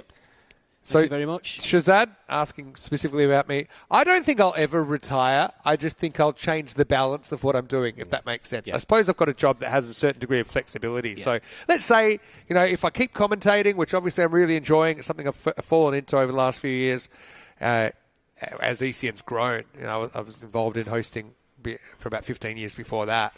Ratnaka getting a bowl, by the way, here. Little kind of down chop off the stumps for a single. But I think, you know, it might just go from commentating full-time to maybe, you know, here and there. And, so I never see myself really completely retiring. But you never know. I don't know what will happen. I don't pretend to. Yeah, I think as you get on in life, Vinny, you make it work for you. That's a good shot straight down the ground. That's beautifully hit by Latine. So this 123 certainly isn't safe with these two at the crease. Mirpuri's kind of accelerated. Talked a little bit about that opening assault they had to get through. They did. And now, potentially, a big chase on the cards. Yeah, I think Dylan Henshaw's still got one up his sleeve. Now, this is up in the air, just away from the fielder, spins away from him 4 more. So, Ratnaka finding it tough going on his entry to the bowling crease. One thing I will say, though, is I think this applies at any age. Everyone's always looking for the right balance, and I think no one ever quite gets it right because your circumstances are always changing, but you're always tweaking and trying to find that right balance. And certainly for me, I'm always looking for new commentators that can maybe take a little bit of the pressure off just some of the regulars, which I know we all love it, as that one will bounce off the the foot, I think, of Kulkarni get away for a single. So, yeah, we're always searching for that balance, and as circumstances change, I think you try and tweak it. You do. And the great thing about being a human being on this planet, you never know what the next day brings. Or if there'll be a next day for you. Yeah, That won't be too morbid. Anyway, this is going to get through. I reckon that was a little edge. Wait for the umpire. It will. Oh, it's got a bit of foot fielding first. He's done very well to stop that. But you can see Andrew James frustrated there because it's a little edge. He's chosen to be up to the stumps. I can understand that. Yeah. But if he's back, he probably catches it. But instead, it'll be another couple of runs, or maybe just one, actually, I think, in the end was taken. So 3 fours, 3 singles off the over. Rugby 80 for 1 after 7. They are clinging on to a spot in the Goldilocks zone, or they were until the second to go. But certainly not out of the game yet. Coming up next, well, we've got a slightly extended break before we go into match 6. But it will around about 45 minutes, so it's 7 o'clock local time, which is 10:30 in India. Gaming, they'll be back for their third and final game for the day, taking on Pirates. Gaming without a point so far. In fact, both these teams without a win. One of them will get a win. There's some big ins there for Gaming. West coming back, Hatchman back, Trewella back behind the stumps. In fact, they make no less than 5 changes for Pirates. Atwood comes into the side as it won't quite be the night game, but it'll be the night time slot. We have had night series before that are kind of in the time slots for the last 2 games tonight. Some stuff. Joey Bakari then. Yeah, Bakari's he's a real competitor. He's bowling over 8. Mirpuri is just happy to take the 1 here, but have a look. So 14 and over required, basically. You've got to look at getting 14 here. Yeah. And so 94 is kind of like your par. You don't really want it to creep out any further, especially with Henschel having an over remaining. That one's hit very well, very well. And Latine will get 4. Slightly offline by Bakari. It's a long chase to that corner of the ground as well. Henschel, he won't get a better warm-up than that. He's had to chase that about another 80 metres. But it will be another 4 for Rugby. Nice shot by Latine. They look like they'll get their point, obviously, as well. 86 minimum. So, I mean, that's one thing. But I do think they want all, well, not all the points. They want 3 points here for the win. They want the W. RM on shout. Why are they not hitting Maximo? Well, they're trying. They're trying. That one on the leg stump as well, but kind of ties up Latine. Yeah, just checking the 6 count in the innings. We haven't had a 6, actually, in the whole innings. So it's not often you see a successful chase without a 6. I think they would need a 6 somewhere along the line if they're going to get this 15 and over. But it's been amazing how long this required rate has stuck in the 14s. Oh, dear. It's going to be a no ball for off the pitch, I think. So, yeah, now a free hit for Mirpuri. Batting still to come. Fraioni's listed next. Ataloya, I think, is someone you'd consider. Dylan Taylor as well in this situation, but they want these 2 to do the job for a while. Free hit, and it's drilled, and it's going to go all the way. Maximo! Well, that's basically no ball plus 6. That's 7. So it's rugby 7s that we're playing now, perhaps. Like it. Dylan, enjoy. That one, you don't have to knock on the door. Is that a goal? There's so many goals around this. It's a high scoring ground. Sometimes we do play cricket football when there's only a couple of sets of goals, and it's normally a football ground we're using. And then we'll basically have a football score as well as a cricket score between 2 teams. Often if it's a whole day, because the teams keep changing, we'll have like the left goals versus the right goals. Oh, yeah. And we'll have we'll play a good old one all draw often. Oh, now he's going to go bottom hand, and that's going to bounce just inside the line for more. Mirpuri to 48, being a difference maker as Rugby take the lead back now in the 8th over. Well, right on cue. Said no Maximos during this innings, and right on cue. Mirpuri 48 off 23. Just look at the percentage swing. Yeah. I mean, even that, so sure they're 70% favourites, but I trust the supercomputer. Last ball of the over. And Mirpuri, with a look at someone that wants to keep the strike, he'll take 1. 25 required off the last 2 overs. 98 for 1 after 8. I told you, Rash, it's your last game of the day. We want to deliver you a big thriller, maybe a last ball thriller. And right now, have a look. They're right on that golden ball line after 8 overs. So, yeah, remember I said 94 would be kind of to stay on the rate. They get 4 extra. So now they only need, 12 and over, basically, to get them to the score. But psychologically, it makes a big difference, doesn't it? 12 to 14 doesn't sound a lot, but if you go ... 4-4. I don't know here. I mean, I would have bowled Henschel in this spot. Yeah. I think you've got Henschel to bowl one, and then you've got someone else to bowl one. Bakari probably not going to get another. Ratnaika or Kulkarni. I would have gone, I've got to say, I think I would have gone Kulkarni. Ratnaika went for 15 in his over. Kulkarni, left-arm spinner. I just think he's a different look. If you ask these two who they'd rather play, I think they'd rather play Ratnaika, who's going round the wicket. 25 to win. And you tee off on him. Mirpuri was going to squeeze that away. And is it going to go? Well, not quite. But well done to Kabir Mirpuri, who is going to bring up his 50. He brings it up off 26 balls, and he's given his team a good shot in what's been a very exciting match. Yeah, it certainly has. I think you go after Ratnaika for me. If Henschel's got one up his sleeve and bowling the last one with his pace, I think you've really got to go as many as you can off this over. And he's going to dance at this one. He's going to get 4. So this is the other thing. There might not even be a last over if this one goes magical. So Mirpuri, he's just risen to the occasion, hasn't he? And now 19 off 10 required. Well, we've seen it in the bowling capacity the first 2 matches. And apart from, one over that got a bit of tap, he's bowled very, very well indeed. 2 for 2. Mirpuri has scored half century before. He scored 63. His top score against Pirates last year, but that was his first 50. And so this is his second. He'd love to do more than that 63, I'm sure. Now, in the air, doesn't quite carry. Good effort. Trying to smother that one was Vaus, but he wasn't able to get there on the full. At least he stops it getting past him. Oh, it was close. Good effort by Vaus. Just didn't carry to him, as you heard Vinny say. And I'm assuming the ball Henschel, but I mean, Kulkarni is equally capable, I think. But I think Henschel was so good early, he'd go back to him.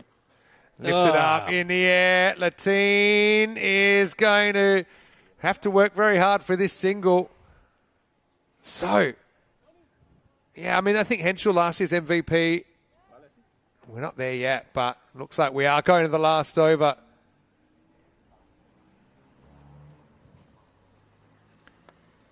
Driven, but along the ground, but into the gap, and it's going to be a tough chase. It'll be an unsuccessful chase for Will Vaus. It'll be 4 more. This game is on a knife's edge at the moment. 13 off 7. Mirpuri to 60 now. What an innings. Well, he's played some wonderfully orthodox cricket shots through the offside during this innings, Vinny, but none better than that. Absolute classic textbook cover drive. And once it got past Will Vaus, no chance of stopping it on this outfield. Goes shorter. Mirpuri once again jabs down, takes the 1. End of the over, 112 for 1. They get in for time by about a minute and a half, so no issues there. 12 for the win, 11 for a tie. Well, could we be looking at Rash getting a golden ball on his first day in the ECN commentary box? Oh, it's there, isn't it? Nelson, 111 for 1. I will say this, it's been the game of the tourney so far, 5th one in, but we built it up to be a good game. Well, it's the two form teams, isn't it? It's delivered. Yeah, it sure has. Well, we're going to give you that adrenaline rush, I think, no matter what in this last over. 11 to tie, 12 to win. Henschel, I mean, look, he's a very good bowler, no doubt. He's got a good change of pace, but he's quick. Sometimes that pace can work against you. I like the field. But they've only got the one fielder at deep third because they've got a few others. Remember, sometimes you've seen 2 fielders in that kind of top left corner. It's the area at orthodox point that would concern me. Yeah. With the extra pace of Henschel, if Mirpuri just wants to lift it into that area, there is nobody out there. Fine leg goes back. I think that's smart as well. The other thing is, what's Mirpuri's tactics is you want to jump across and try and sweep. We're not an easy bowler to sweep. You can see that gap you're talking about. Henschel just trying to move everyone a little bit more in that direction towards point. Here we go, 10th over, 12 to win. Quick one first up. So that's it. I mean, one's a fine, but you need to find a boundary from somewhere. Probably, one boundary is not enough. 2 boundaries probably is enough. We'll see. But this will be a really good quality matchup, one-on-one. Latine facing Henschel with the game on the line. Who's going to hold the nerve? Good first delivery from Henschel. Got to say, quick and into the body. This is what we love about ECN cricket. Well, it's a running, jumping cut from Latine, who says, well, see you, raise you. And he shortens the pitch to Dylan, drills it through point for 4. And they just moved the fielders behind point because of the pace of Henschel. But that's an unbelievable shot from the rugby skipper. Yeah, well, the gap was there. The carrot was dangled, but the skipper showed all his quality and class. Oh, this has got golden ball written all over it. Comeback ball now. 7 off 4 required. Hit down the ground. Hit very straight. Should be fielded. Is fielded. 6 off 3 now. So we've got a real shaker and a nail biter here.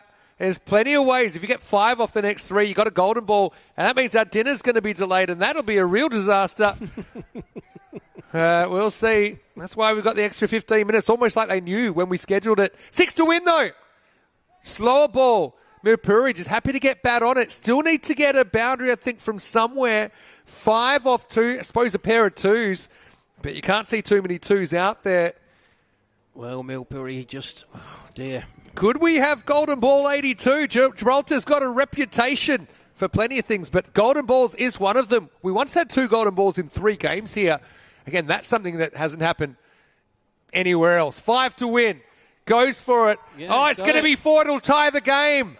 Well, it's a big swing from Latine and under edge, and it flies away. It beats the fielder in the circle, and scores are tied with a ball to go. I know you had a tie in your last game of the Ashes during the week, Rash, but now I think you've got to bring everyone up. You've got to read the situation. The scores are tied, so you can't really afford to have anyone back. Maybe one back floating for a catch, but there haven't been too many catches offered. Now, Henschel's basically trying for the dream ball here. If you bowl him out, that's the dream. But any score wins it for rugby, and I think they're getting the signal now that scores are tied. So we have to come in, try and save this single. We haven't seen too many direct hits either. Any score wins it for rugby. Last ball coming up, and he's missed it, and it should be a golden ball. Oh, he's thrown to the... Oh, it's hit the batter. Unbelievable, and they're going to get the winning run off a ball that isn't hit. Crazy stuff. I think there's some discussion about whether the batter changed direction, but it just seemed like an interesting option from Andrew James to throw to the bowler's end. Well, what an absolute thriller, folks.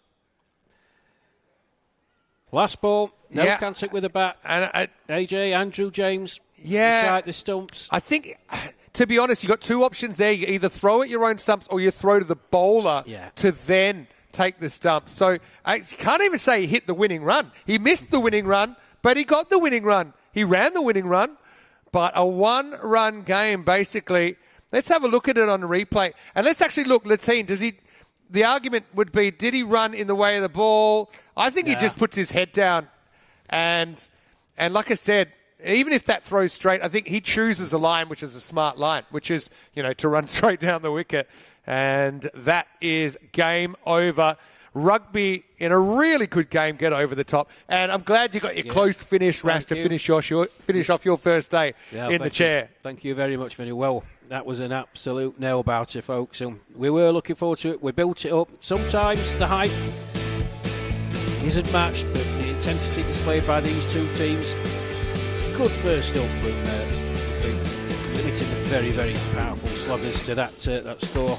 That'll probably haunt Andrew James for a little bit, maybe several minutes, because the games move on pretty quickly. But, I think he is quite far back because the bowling's quite quick. But I think you've got to back yourself there to hit the stumps. Or like I said, or you throw very quickly to the bowler, because he did need that. He should have thrown the ball. That would have been around the batter, and the team wouldn't have been an issue. So, the team basically wins the game ball in the bat. Some pretty poor goalkeeping from Ratnaka out there. Conceded a couple of goals, including an own goal. But sloggers, it's a bit of a reality check. Anyone thought they were just running away with this competition? That certainly will shake things up a bit. I think they did start, remember, about about 20% underdogs at the start of this game, Rugby, but they end up getting the win off the very last ball. Well, it's regardless. I mean, Ian Latine, the skipper, leading from the front. He's done it twice, but big shout out to Gabir Mirpuri. Nurtured for his bowling. He's bowled well in 2 matches previously today. But what a stonker of an innings that was. Yeah, what a crazy finish as well. And, we built it up, and it did certainly live up to the hype, didn't it? Rugby get there off the very last ball. Quick look ahead. Gaming CC, they'll make 5 changes, and they will take on the winless Pirates. Both teams without a win so far. Now, there's a bit of a break, about half an hour before we're back with that one, and the news from the toss. Pirates with the toss elected to bowl. So, Gaming, hopefully for them, they can score a few runs, and of course, we'll get to see Richie Cunningham in his quest for the 7-wicket day. But let's go back and look at the scorecard then of this one. Rugby, 63 not out for Mirpuri. Turned out to be a winning knock, really, didn't it? I mean, he scored at 203 strike rate. Latine, I think he came out at a good time. Bruce, I know he got out to Manav Nayak, but he wasn't really hitting the ball the way we know he can. He scored 15 off 13. The only wicket was to Manav Nayak. 123 for 1 of 10. Bowling-wise, well, Manav Nayak, he took 1 for 30, but some good performance in there. Henschel, he held his nerve, I thought. The winning run wasn't actually hit. He did everything he could do. He got the miss, didn't he? But unfortunately, the sloggers couldn't affect the run out. Apart from that, I think Navas, another good outing for him with none for 18 off his 2 overs. It couldn't get the breakthrough. So, look, I suppose the thing for sloggers, they couldn't quite remove that top order. In fact, they only took the 1 wicket. That's probably the reason for me that Rugby have the batters to get them over the line in the end. Yeah, absolutely. And what the Rugby team did very, very well, I think they chose their targets very well. Henschel and Vos thought bowled well.